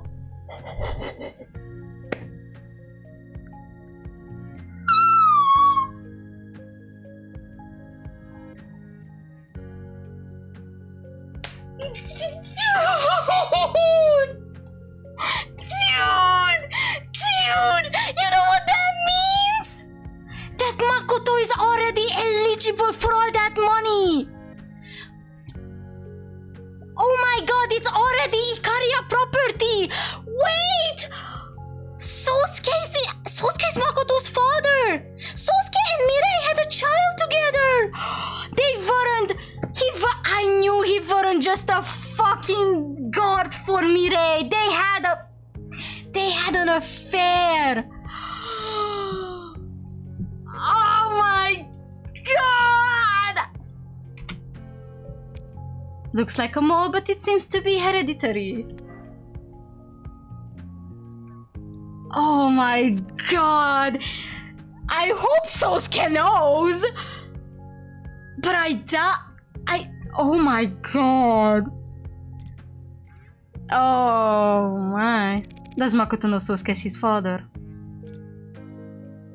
Does Sosuke? I would be very disappointed if Sosuke's intelligence if he didn't. Sosuke definitely knows. That's why he's been protecting him so much. But so technically speaking, if Sosuke knows that his blood is blue blood, and now Makoto's too, given how Makoto is his child, then that is 100% sure why he protected Makoto so much. So he wouldn't end up the main blue blood target. Oh my god. That's why Sosuke left the family to join the military, wasn't it? Why he asked to become the Hound when he came back. Self-imposed exile for interfering in your arranged marriage. Interfering. We were younger then, but we still knew what we were doing. We knew there was no stopping the marriage. If we didn't cover up the pregnancy, others would. Or just eliminate the problem themselves. Sosuke left before the bridal shower. A sudden enlistment, certainly, but I don't blame him for not wanting to be there on guard duty as I married another man. Oh, that's so sad! Wait, that's actually so sad! I'm gonna cry. If Makoto is Sosuke's son, though that means he carries his blood. If he stands to inherit from both his father and mother his worth.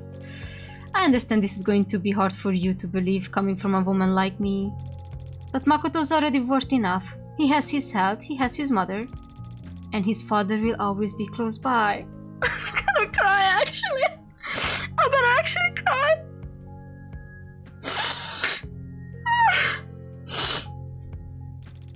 Every moment we've shared as a family is worth its weight in gold. Oh, yeah, it's the same mole.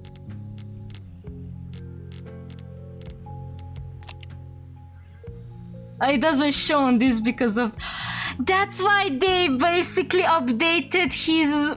That's why they updated his profile. So we can see the mole. Oh, I'm actually gonna cry.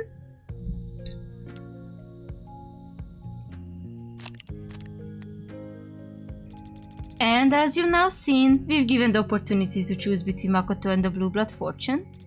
Sosuke chose the former. He, you, all of you could have it all. Why don't you want it all? We already have it. I see. You don't understand, do you? I hope you do someday. Let's get back to something I fully understand then. Bargaining! It feels like... Oh... I think Mirai just clocked Morgan for not having like family values or some shit. I don't know. One blood test from Makoto could split your precious house right down the middle. Your husband will be infuriated, assuming he has a pulse, and whatever connections you married him for... It's just what the house does. Now, would you excuse me? Sosuke seems to have satisfied your companion's curiosity for the time being, and it's very rare for him to have any time to himself. You don't understand, do you? Counselor Morgan! Amma, what's that look for? So, that's 2 wins for me now, isn't it? After Rogers went nuts and perjured himself all over the place, we're calling that shitstorm a win. It definitely wasn't a loss. You're ridiculous. Thanks, by the way, for letting things play out as long as they did. I imagine you wanted to put the brakes on things a number of times back there. But now that it's all out, my clients won't be getting knifed by cops or blue bloods. At least not for anything he didn't do. You think I was happy to let the Hound of Icaria walk out of my courtroom? Your courtroom? I have to have a word with the adjutant. Please don't. But yes, I had my doubts. The OC unit has been getting a number of odd reports in the last 24 hours, truth to be told. What do you mean? Burst of anonymous tips about figures in red being spotted around Creek's place before and after the killings. Figures in red. That's right. The rust.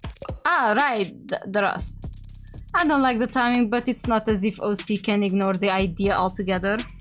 Someone killed those 4 and it wasn't Sosuke or Rogers. If you don't like the rust for it, where's your head at? Whoever killed Creekspot did it with such unhinged brutality, and yet it was executed with precision so cold-blooded that they managed to virtually erase their presence from the scene afterwards. Yeah? Tanks and Creek were both shot from fairly close range and near enough to their solar plexuses, I suppose. Bashing Trey's skull was an overkill, yes, but it was the safest way to erase anything his mods may have recorded. And even if it was an afterthought, that overcorrection is in line with perfectionism interrupted by... Bruh, forget it. I'm seeing things that aren't there. First sign of obsession. Oh, she's becoming obsessed with heartbreak! Obsession? I'm jealous. You seem like you never let anything get to you. It's unpleasant, you know, feeling like you're possessed by something. Or someone. Well, if that was easy to wrest control back, it wouldn't be an obsession. If it was easy. Just puppy love. Oh, that's me. Gotta take this call. See you around, Morgan. Yes, see you around. Just don't go telling everyone that was a win, or I'll have you arrested for spreading misinformation. Well, we can't have that. Okay, Morgan, I fulfilled my obligation to Sarah now, so... So now you can buy me a goddamn drink. Pardon? You can start your 108-year sentence tomorrow. You've got some paperwork we need to go through before then, and I don't want to do it sober. Oh, you're serious? Of course I am! Everyone knows it's tradition for a client to buy their lawyer a drink after beating charges like this. And in this city, they take them to this one special bar, Kintsugi.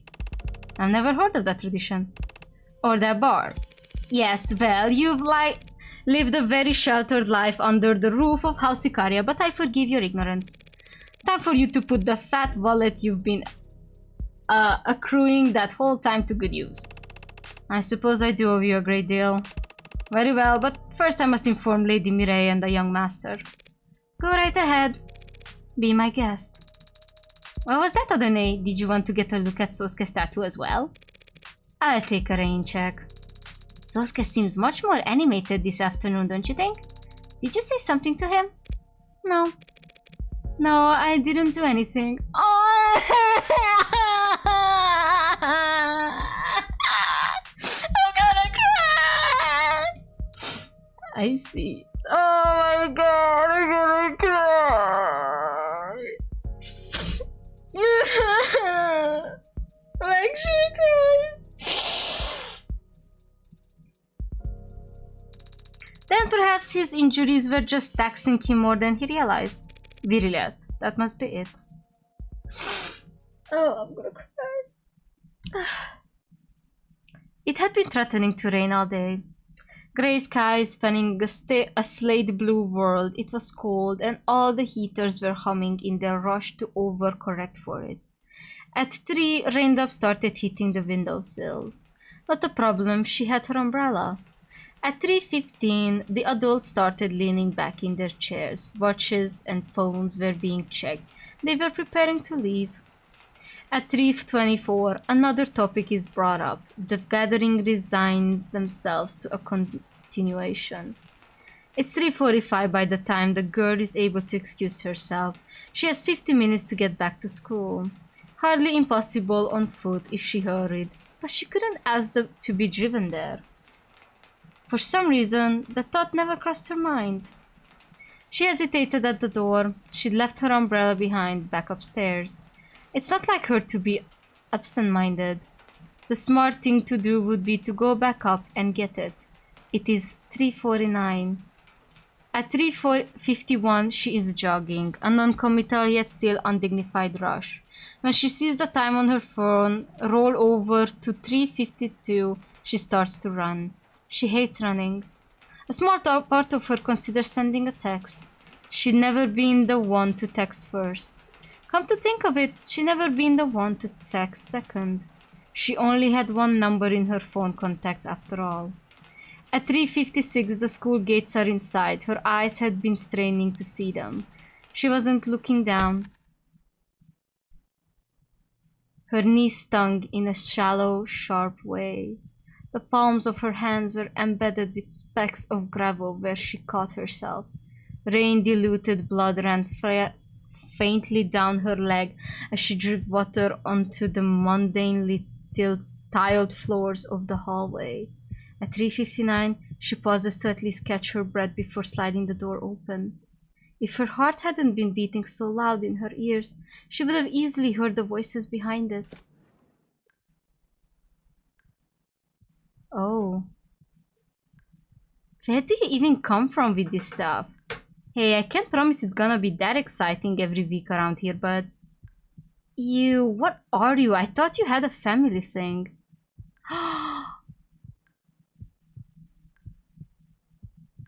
That was Morgan all along? Oh shit, are you okay? What happened? You're soaked and... I thought... Who are all... You're the Mystery Club. Name pending, I hope. I was told the name could change. You were 8. You were right, Ev. I just went around to people on campus and tried being friendly, being myself, and... people started signing up. But forget that, your knee. It's fine. You must be freezing. Let me give you my coat. Screw it, I'll just carry you to the nurse myself. Stop. Ma'am, this girl just showed up and she's bleeding. What? Bleeding? Everyone stand back. Where is she? Who? What's her name? I don't know. I don't think I've seen her before. You, girl, come with me. I'm taking you to the infirmary. Ma'am, she's cold. That's very nice of you, but it's not sanitary to share uniforms. Stay here and wait for the floors to be cleaned. Ev, Don't worry about it.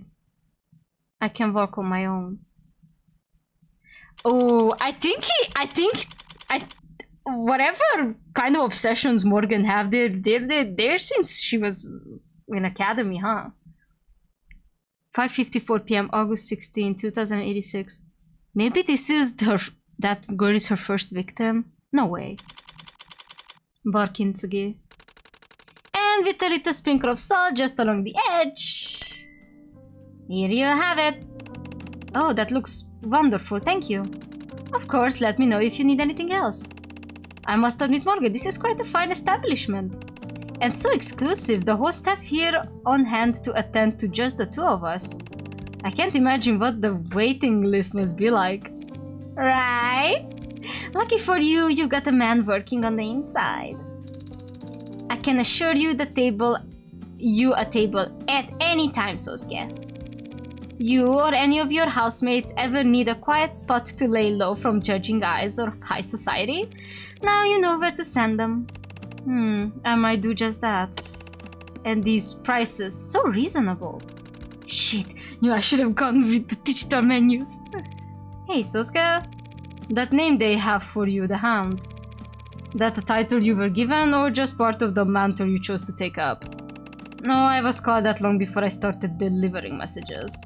Long before I got my tattoo. Truth be told, I'm not sure where it came from or when people started using it. Childhood nickname, I suppose. Earned by following Mirai around like a puppy. Damn! Damn! He's a yearner! He was a yearner all along! A man who yearns is a man who earns! Woo! Woo! I never... who told you Mirai was the heir when we were? It's a miracle you didn't break under torture, you know that? He's so red! The hand of Icaria. So everyone called you a dog when you were a kid? Jokingly? Lovingly? Mirai's right. I don't know anything about... I think it's family or love. That word. It's either family or love. One of the many things I've long since acknowledged that I'm missing. But obsession, addiction, those are easy enough to grasp. I've rolled the dice plenty of times by now. There are no demons hunting me, no other drivers in the car, just me sitting in the dark with a hole in my chest. When it's hungry, I feed it, but it's never be full. Because the hole was there first, and it built a girl around itself so it would have a place to hide. How can you tell? That they called you that lovingly? I suppose you never know. You just trust. And if you do trust, then that's your answer. And besides, what's insulting about being compared to a dog? Everyone loves dogs. Probably even you. For your information, I logged like dogs just fine, so scared. But I could never live as one. Everyone's already colored in this world, tagged, labeled, classified, and put in a box. But even now, I refuse to sit at the end of someone's leash. Better to remain a stray. Also, the cat boy's in the background! Oh, credits! Oh my god, evil little bug! Please give me a family portrait of these three. I'd die for that. Oh my god, I can't.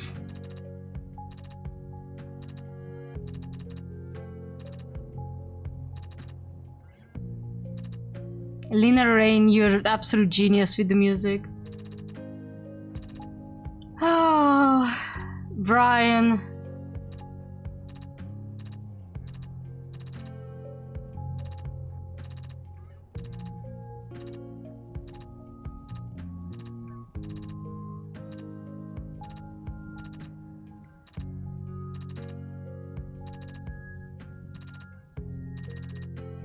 Full attribution of whale at ofthedevil.card.co made with Unity, Nanny Novel, Do Tween, Pro Builder, a game by Ant Circle, Of the Devil Episode 2, His Due, Finn.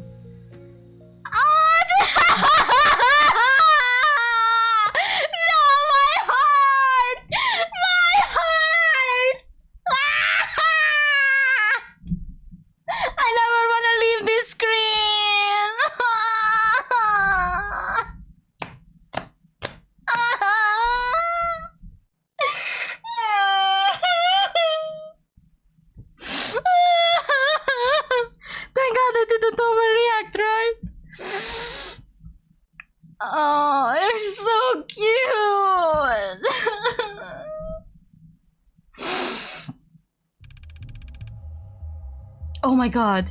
Wait.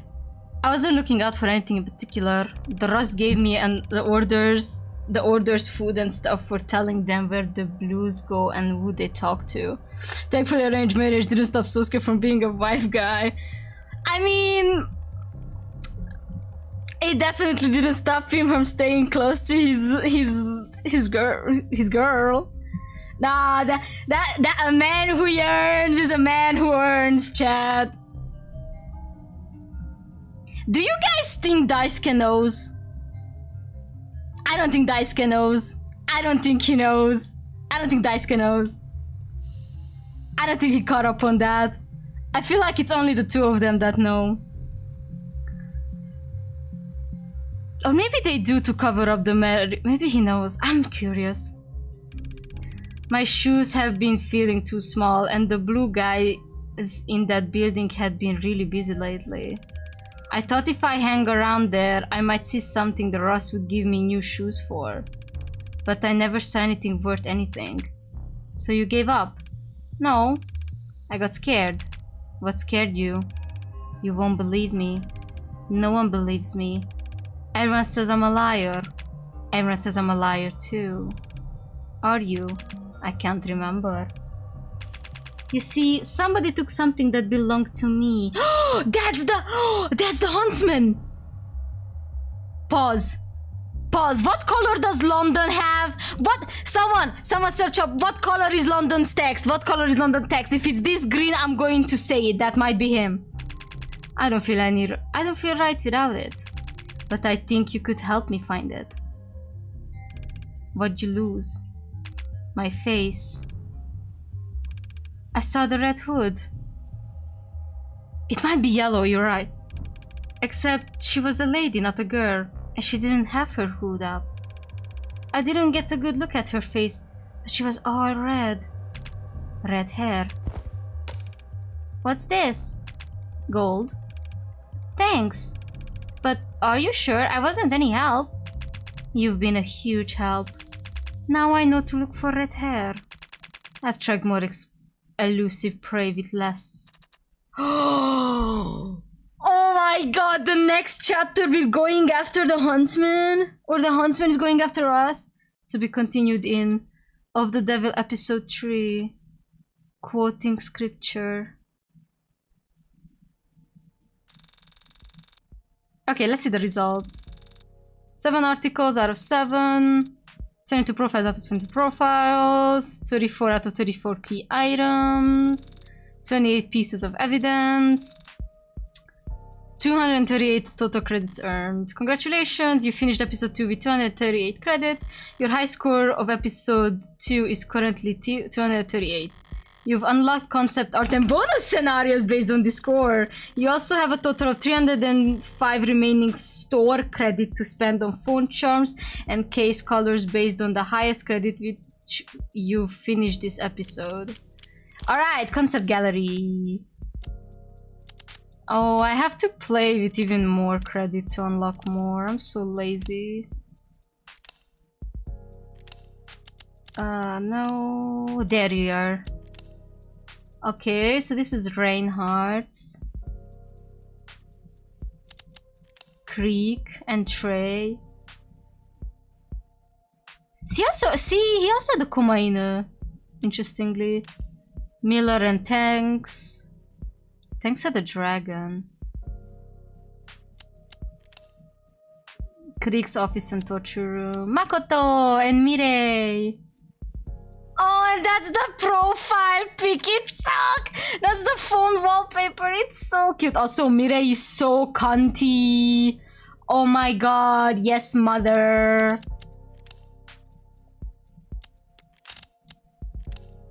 Sosuke. Oh, and that's his tattoo.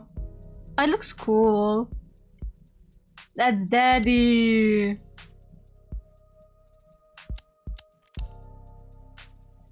Oh, wait. Oh, she had a host, she had a host poster, so she's also hosting. Oh, poor Han. This bitch! Oh my god. That's how he looked colored? Really? Shut the fridge up. Host club. Oh, nice. Kim and Daisuke. That's how Daisuke was. Oh, wait, there's a young Kim. Oh, she's so cute. Stop. Oh, she was so cute. Oh, and Morgan's alternate outfit and when she was elf.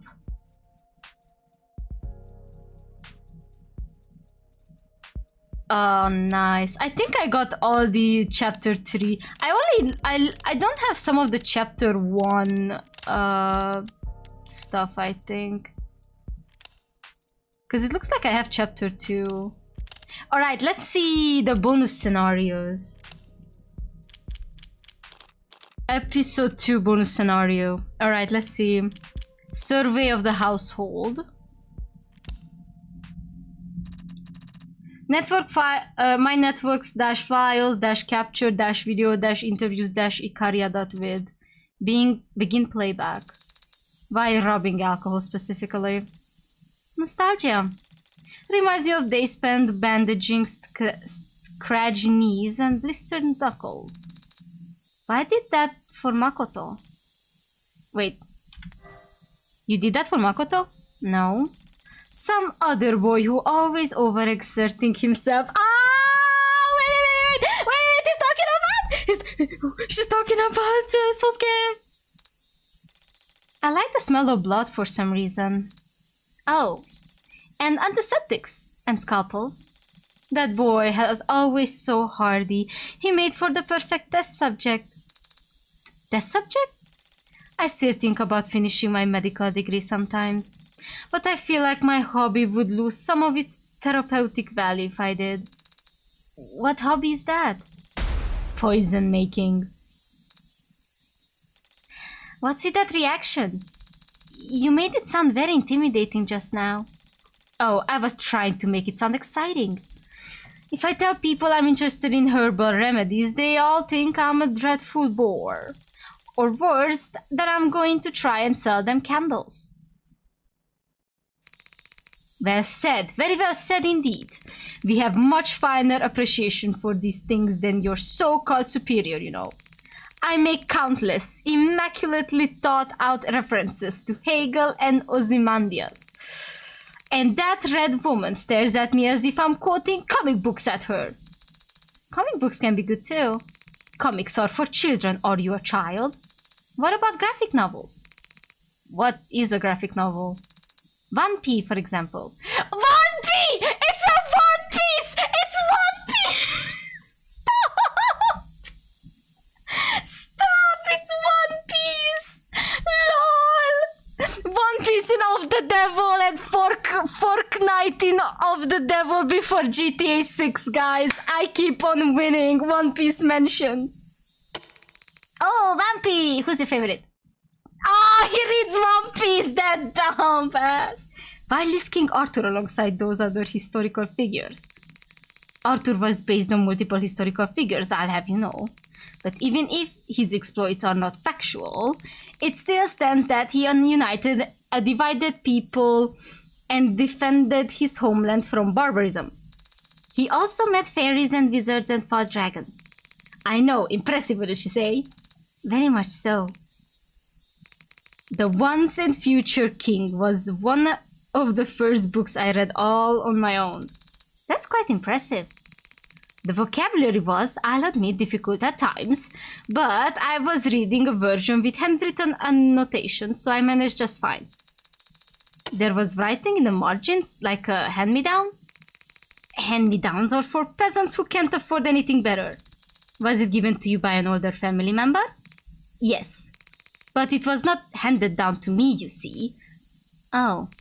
And I went on to annotate it further myself, so that I might someday pass it on to some other reader. So tell me, does that sound like a hand-me-down to you? Who's the book from? I'm curious who was the book from. You've got until I finish smoking this. Or I get bored. Very well. And I get bored fast. Oh, well, if our time is limited, perhaps we should focus on topic of singular importance, such as athletics. And just like that, I knew he was gassed, lowered my frame, and flipped him out of the ring in one motion. An overwhelming, trampling victory. Best kind there is. I can imagine. Oh, you done any wrestling, any MMA yourself, little copper? Not physically, no. It's difficult to find partners who are a good match for my build. Sounds like an excuse. You sure you're not just scared? Confrontation can be intimidating, but sports are no arguments. They are pure expressions of noble competitive spirit. Huh? That is to say, I would never back down from a challenge. Oh, well said, well said. I know exactly what you mean. When you lock eyes, there's nothing else that needs to be said. I agree. So, what it'll be? Arm wrestling, sumo, chess boxing?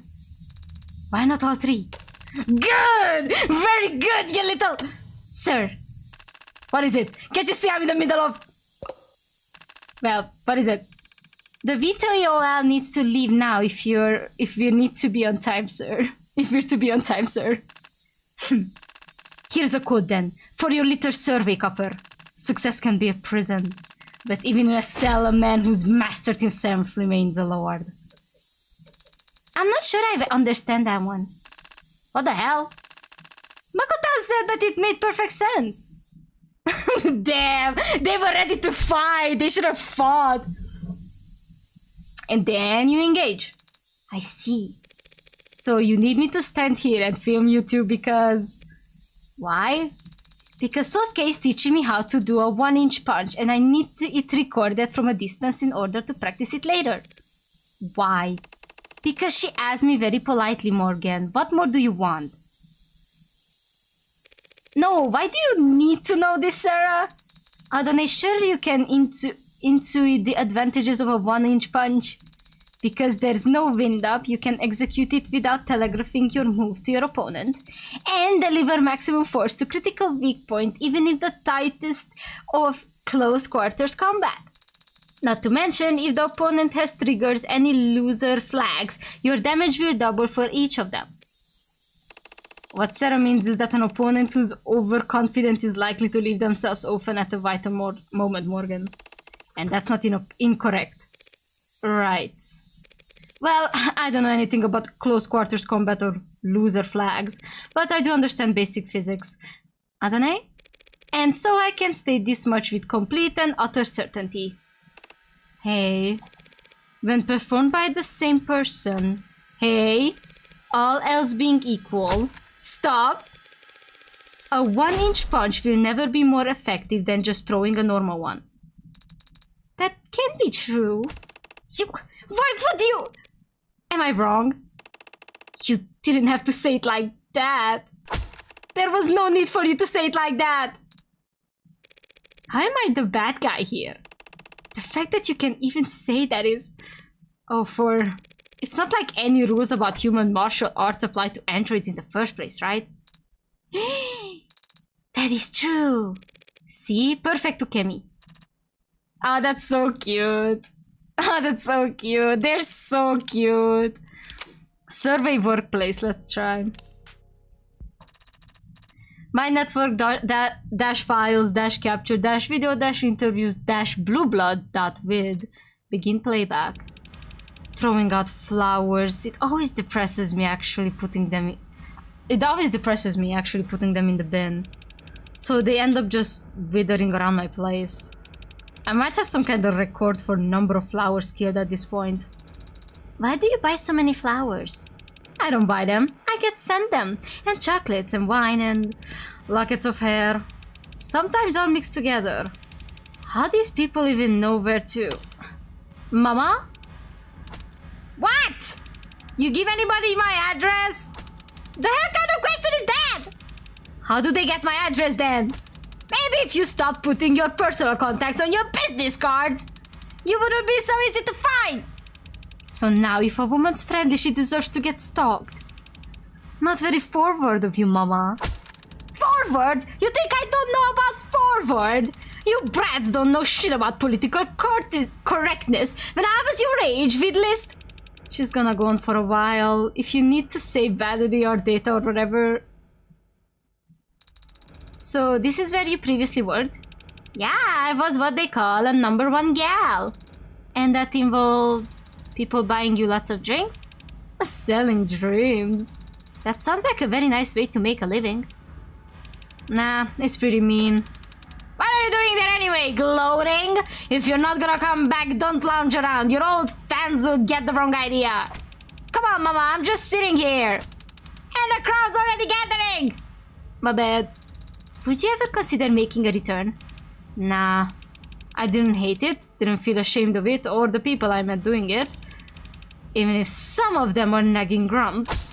Give it up and I'm handing you a mop! But I wanna be moving up, you know. Always up. And the one place up from here are those cloud places where the courtesans lounge on golden couches and get fed grapes or whatever. Big gap from here to up there, and there's no footholds. Either you make it out the way or you fall. Need a little more security in my income than that. Plus, working in security, I get paid to punch the teeth out the handsy assholes. Not even the most powerful courtesan in the city gets to enjoy that feeling. Without getting into more detail than you'd been comfortable with, how high is Mrs. Kim in the organization leadership? Pretty high, but she also works here as a manager. So does she need to? We're not as rich as the Icaria or insane as the Rust. We all gotta work if we wanna eat, leadership included. I see. But even so, this workplace seems very high energy for someone of her age. I think she's comfortable here. She married into the blue blood, you know. And the picture of her I've seen, the vibe I get. I think she was kind of a trophy wife. Oh. Her husband's whole family dying, leaving her in charge. She got burned on that deal. But she handled it, obviously. And I can't name any other old guard I could tolerate hosting under. The hell are you whispering over there? Not whispering anything, Mama! Your hearing's just gone to shit. He's my brother-in-law's illegitimate son. Had his mistress give birth at the manor. Oh, they're all grannies at the banker, money on the coffee table types. Yeah, they basically, like, these guys are just like straight up old. Guess he was afraid if she went to the hospital, the paparazzi might notice. Of course, as it turned out, that was the last of our worries that night. I could pass a message to him if you like. The hell would I even say? We've already dangling literally all the money we can in front of him, and he's not taking the bait. I didn't mean another offer. I thought you might want to pass on a more personal sentiment. Wait! What? He's my brother-in-law. Wait! Is he talking about...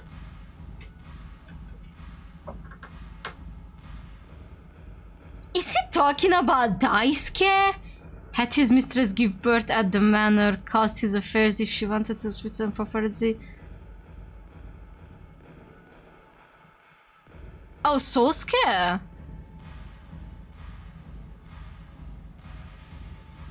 My brother-in-law's illegitimate son. Ha! Fat chance. We don't share any blood, we've never met, and if the fox asked him to kill me, he wouldn't blink.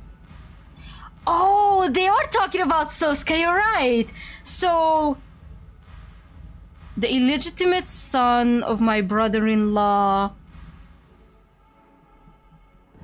Wait, so when they're talking about giving birth, are they talking about the birth of Sosuke or the birth of Makoto here? I think they're talking about the birth of Sosuke, right?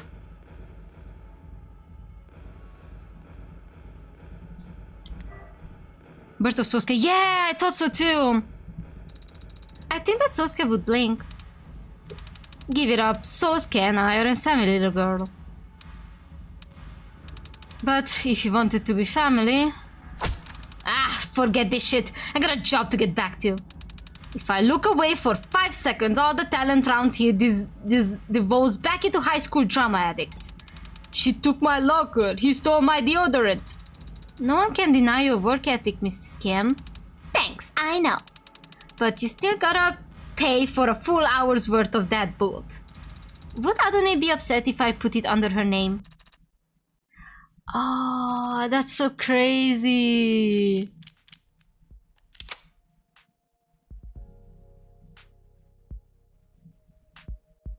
That's kind of crazy, dog. Let me just read all this again. I'm a bit curious, so... he's my brother-in-law's illegitimate son. Had his mistress give birth at the manor. Guess he was afraid if she went to the hospital, the paparazzi might notice. Of course, as it turned out, that was the least of our worries that night. I could pass a message to him if you'd like. Yeah. She married into the family to us. So, Sosuke's the nephew-in-law. Yeah. He would be... Yeah, so basically Kim and Sosuke are kind of family. That's crazy. What is this? Wait, this might be the chat between... This might be the chat between Sarah and Reyes. My files .uncurty, .private, .campaign, wait. My files -uncurty, -private, -campaign, -backup, -session 013. Begin playback. Alright, it's recording. Thanks. Do you have to record this? If I don't record it, Krix will ask me for notes when he doesn't remember any of it next week. Guilty as charged. Do you have to video record it? It's fine, Miller. Also, I don't know how to do it, so it's just audio.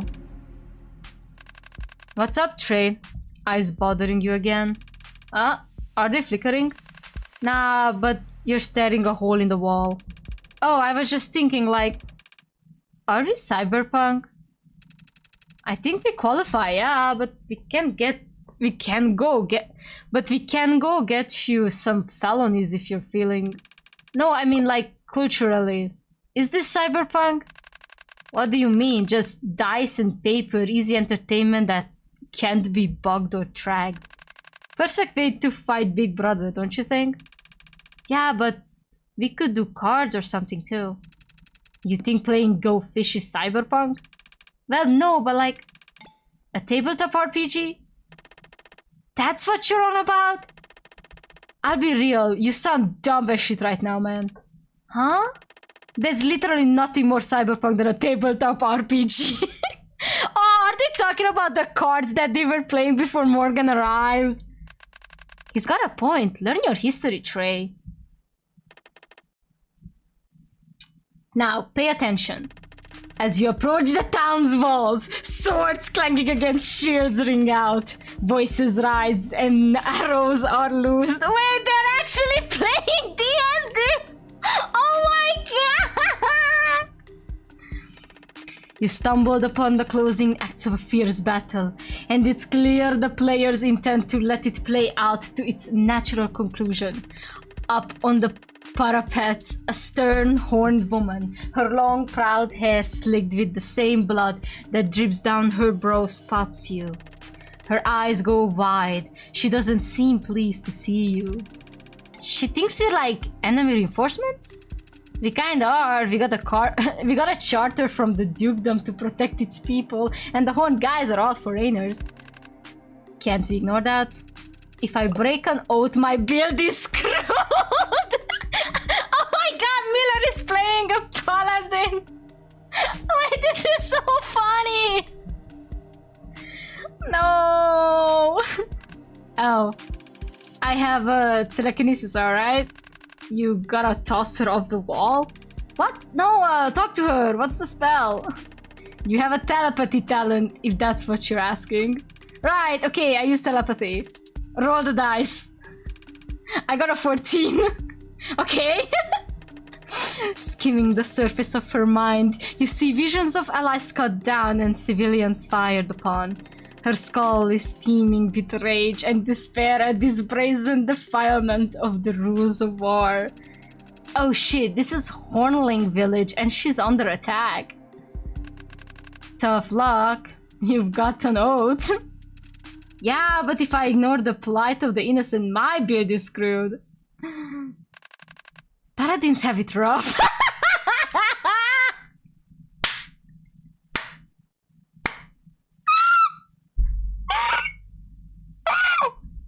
actually gonna cry. Well, can we get inside? The woman is injured but not beaten. Within a few paces of her lies the lever that opens the gate. She eyes you and readjusts her grip on her club. She's seriously considering destroying the device to prevent you from entering. Can she hear me? Yeah. Okay, I use persuasion. We're cool, lady! 19. Every time! How do I even... Bro! Taken aback by your earnest appeal, she spots a glimmer of hope in your arrival, and betting on that hope, she throws open the gates for you. Krieg, do you have different dice than the rest of us? What we come here for again? Ahem. Rumors of a powerful necromantic tome in the area drew you towards the supposed final resting place of Elsbeth the Never-Dying. Okay, persuasion! I asked the lady where Elsbeth's tomb is. 20. No! He hit a nat 20! What kind of luck? What kind of luck does this bitch have? That's not even... Well, she is at first taken aback by your abrupt change of topic. Your clever wording subtly hints at the idea that Elsbeth's script might have a weapon powerful enough to drive off her village's raiders for good. The elders used to frighten us with tales of Elsbeth's might to get us to behave. I remember my nan would tell us that she'd rise up from under the town church if we didn't do our chores. Okay, so the dungeon's in the church. But of course the church is locked down and full of our women and children along with the sick and the elderly. We never risk their safety by opening the church doors while this battle yet rages. Well, yeah, but I can just kick the lock, right? Come on, you always do this. Do what? You always luck your way out of the battles and then we get beat up for 15 turns. Then we get beat up for 15 turns. I come back to revive you, don't I? I don't think you've even lost HP yet. I'm playing smart, avoiding conflict. Avoiding all the scenarios I set up too! Alright, I'll throw a knife at one of the raiders. 19. Seriously?! The knife hits him right in the eye and he dies instantly. Dropping the keg of burned shell, he was rushing towards the nearest fortification. Wait, that's me! That's my guy right there! He dropped the bomb?! I have 3 charges of valorous interception. I can shield you. No, I want... Yes, there's more! So, the Hornlings in this village are legal citizens. I thought they were all foreigners to this land. This village is lorded over by vampires though, remember? So you wouldn't want to live here. It's like a shit town or a ghetto for immigrants or whatever. How's that work? Why is the Duke cool with vampires? It's all legal. The Hornlings just pay blood taxes instead of gold for their lords' protection. Oh, dude. It's a play on their lives. It's a play on their lives of the young bloods. Oh, that's so sad. This was the last game they played. So they got vampires here too. Can we go into the castle and kill the vampire lords? I mean, you can do whatever, but the vampire clan is the legal protectorate in the area, so you'd be committing a crime. Is your build screwed if you commit a crime, Miller? I think it's like the right thing to do. It doesn't break my oath. So is killing the vampire lords the right thing to do? Kinda subjective. Oof, not what you wanna hear from your good guy. Well, I'm not a good guy. I'm only playing as one. So thanks. If you charge into the castle, it's probably filled with traps and guards and shit, right? I'm not going to tell you. Come on. Look, it's a castle. There'll be defenses and shit, yeah. I'm game. Hornling seems cool. Let's go kill some landlords. After the fight we just went through, we just rested. Yeah, but you just did like 5 nat 20s in one encounter. I think you might be burning through all your luck. Oh, this is a play on their lives. That's so sad. I'm gonna cry. I'm happy to burn through all my luck if it means getting to kill some bloodsuckers with you boys. No! Don't hurt my feelings!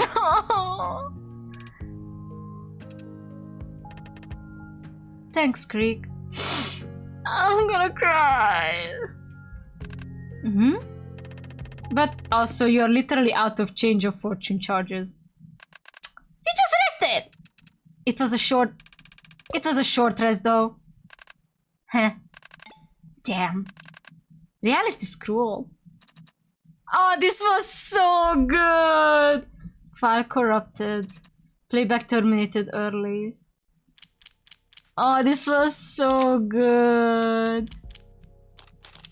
Alright, I have a deleted call and a received call. pub-police-static-personal-25114-82114-cap-audio-18th of August 86. Begin playback. Sighting, witness statement, anonymous report, emergencies call from a burner. What is all this? Why are all these tips getting reported all of a sudden after the trial's over? It smells, right? Oh yeah, his text is not, it does not match the color. What do you mean? All this new info coming in surrounding Creek's pod. And all of it pointing towards the rust for some reason. You don't buy it? Of course I don't buy it. So you think the Ikari are trying to point fingers at the rust after Sosuke has been proven innocent? Well, no, that doesn't make much sense. But someone's trying to pull something. If the Blue Bloods are the victims, and you eliminate the Ikari, that just leaves the rust. But why would they want to misdirect attention onto themselves? I don't know. I guess it can be them doing it. But gang wars have winners and losers, right? Someone stands to benefit from pitting the reds versus the blues. True. But finding that someone is a task that even OC would struggle with. And we've got our own hands full. With what? Sorting through all the false confessions and love letters addressed to heartbreak? Prep for the convention. Chief wants everything to shine. Ugh. Grin and bear it. Any hair out the place and the private sector will. Phone call? Yeah, it's a family thing. Would you excuse me? No, it's fine. I need some air anyway. Hello? Whoa, hey, wasn't sure you'd pick up. Why wouldn't I pick up for my adorable nephew? Adorable nephew. What? Who is the adorable nephew? What is happening?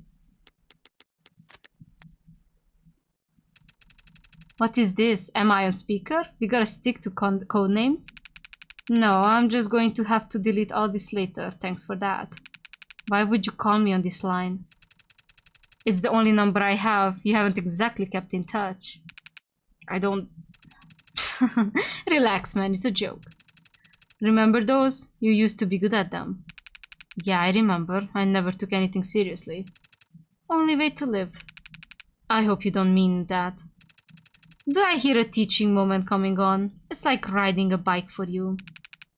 Why call me now? Take a guess. Oh, you can't. You're serious? You're the one trying to take credit for Creek's pod? Waste not, want not. No one else seemed interested in it. Hey, nephew. Yes, sir. What the fuck are you thinking? The Blue Bloods will drown you. You think you have numbers? Well, they have unity. A lot less unity than they did a week ago. Are the Rust a poser gang? No, Rust is also another like mafia gang, but they're like punks. They straight up just punks. They have really little power.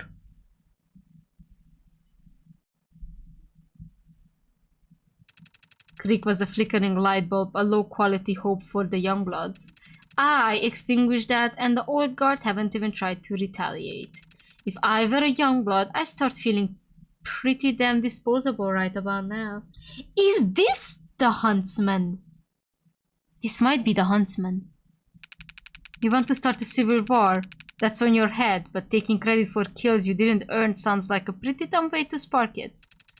Fake it if you ever wanna make it. Don't worry, the Youngbloods will start seeing some very real casualties soon enough.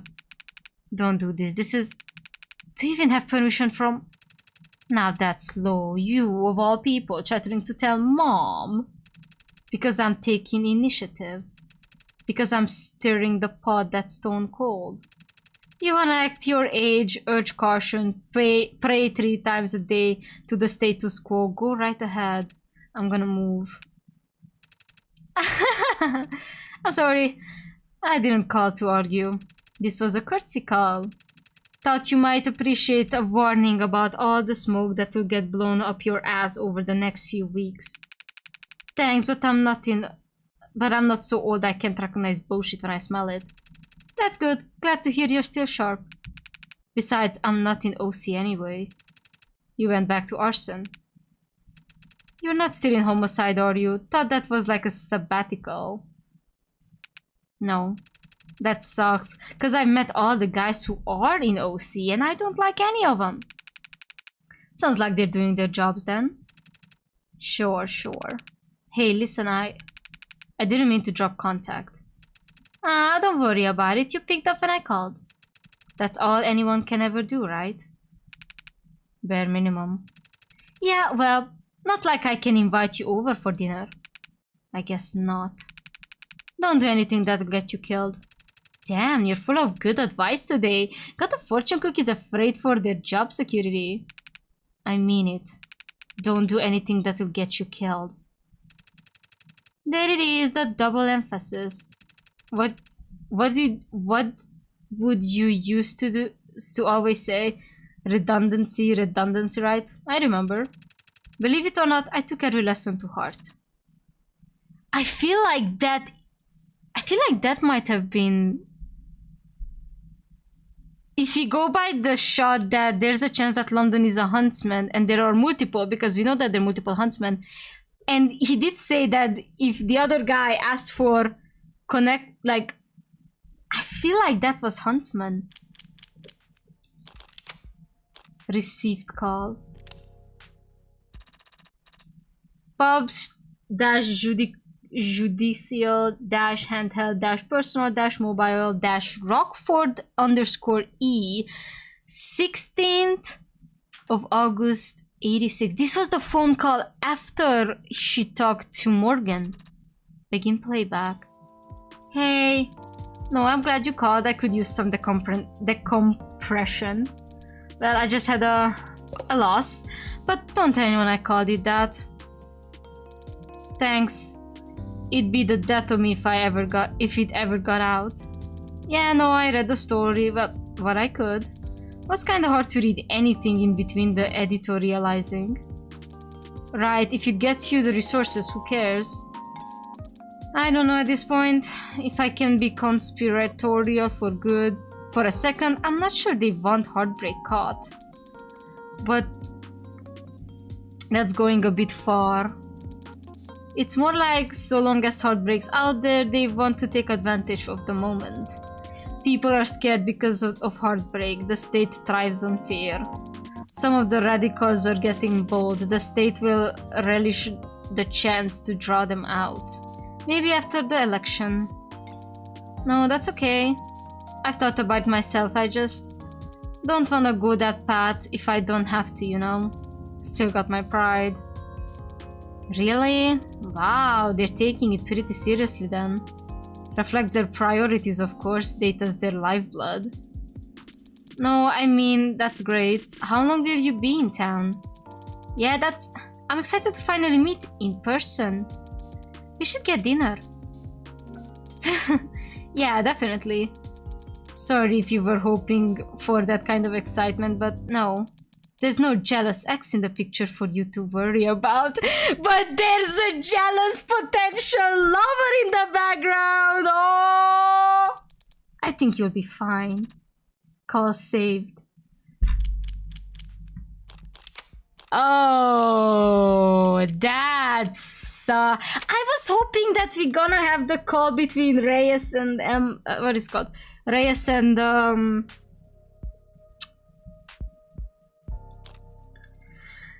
that conversation between Reyes and Sarah, but apparently no. Yeah, that's all. That was crazy. Oh, I'm so sad for Creek's pod. That was so cute. That was so adorable. I'm gonna be forever sad. Also, I haven't saved in like a gajillion times. I probably should have saved. Well, oh well. At the end of the day, it's night.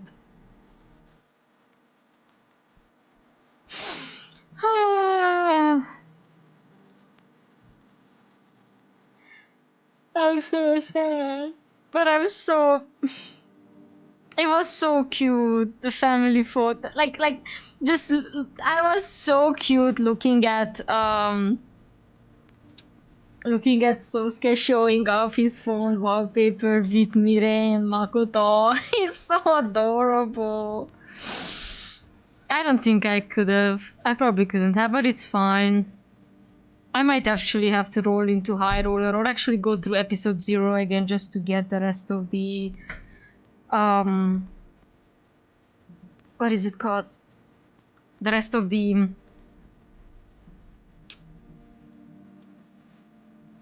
you know, the gallery stuff. Oh my god. My baby. Oh, I'm gonna cry actually. I hope they will tell Makoto one day. I just hope that they will tell Makoto one day, because I don't think Makoto knows. But Sosuke definitely does.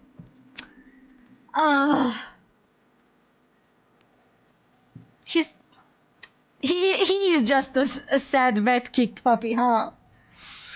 I can't believe this episode was insane. And at the end of the day, it was just corruption or whatever. Well, even if Rogers is going to go to jail, it 100% looks like that the proposition to rebuild a canopy is going to go through, because there are just no, how does it called, like, there is no way anyone would know that, you know, it was going on corruption or whatever between blue bloods and whatever. I don't know. I don't know. This was certainly an episode. And the next one is coming probably late 2026. I'm guessing it's going to be 2020, like December-ish.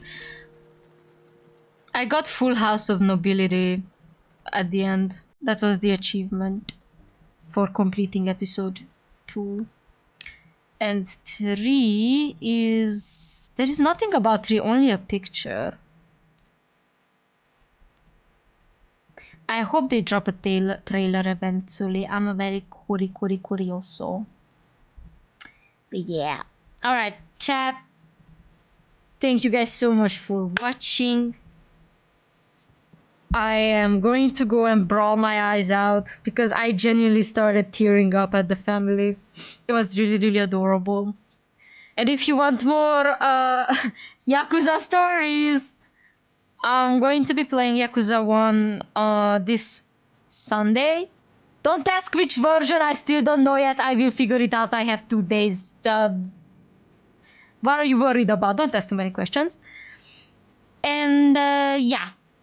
It was wonderful having you all with me. And I can't wait to see more of this game. Drop a like and make sure to comment if you feel like saying something to the court. You can always follow me on all the social medias down below. And if you're 18 and above, our Discord server is open to anyone to join, as long as they adhere to our very own rules and the Discord TOS, obviously. I will be going now. Have a wonderful night, and I shall be seeing you the next time. Bye-bye.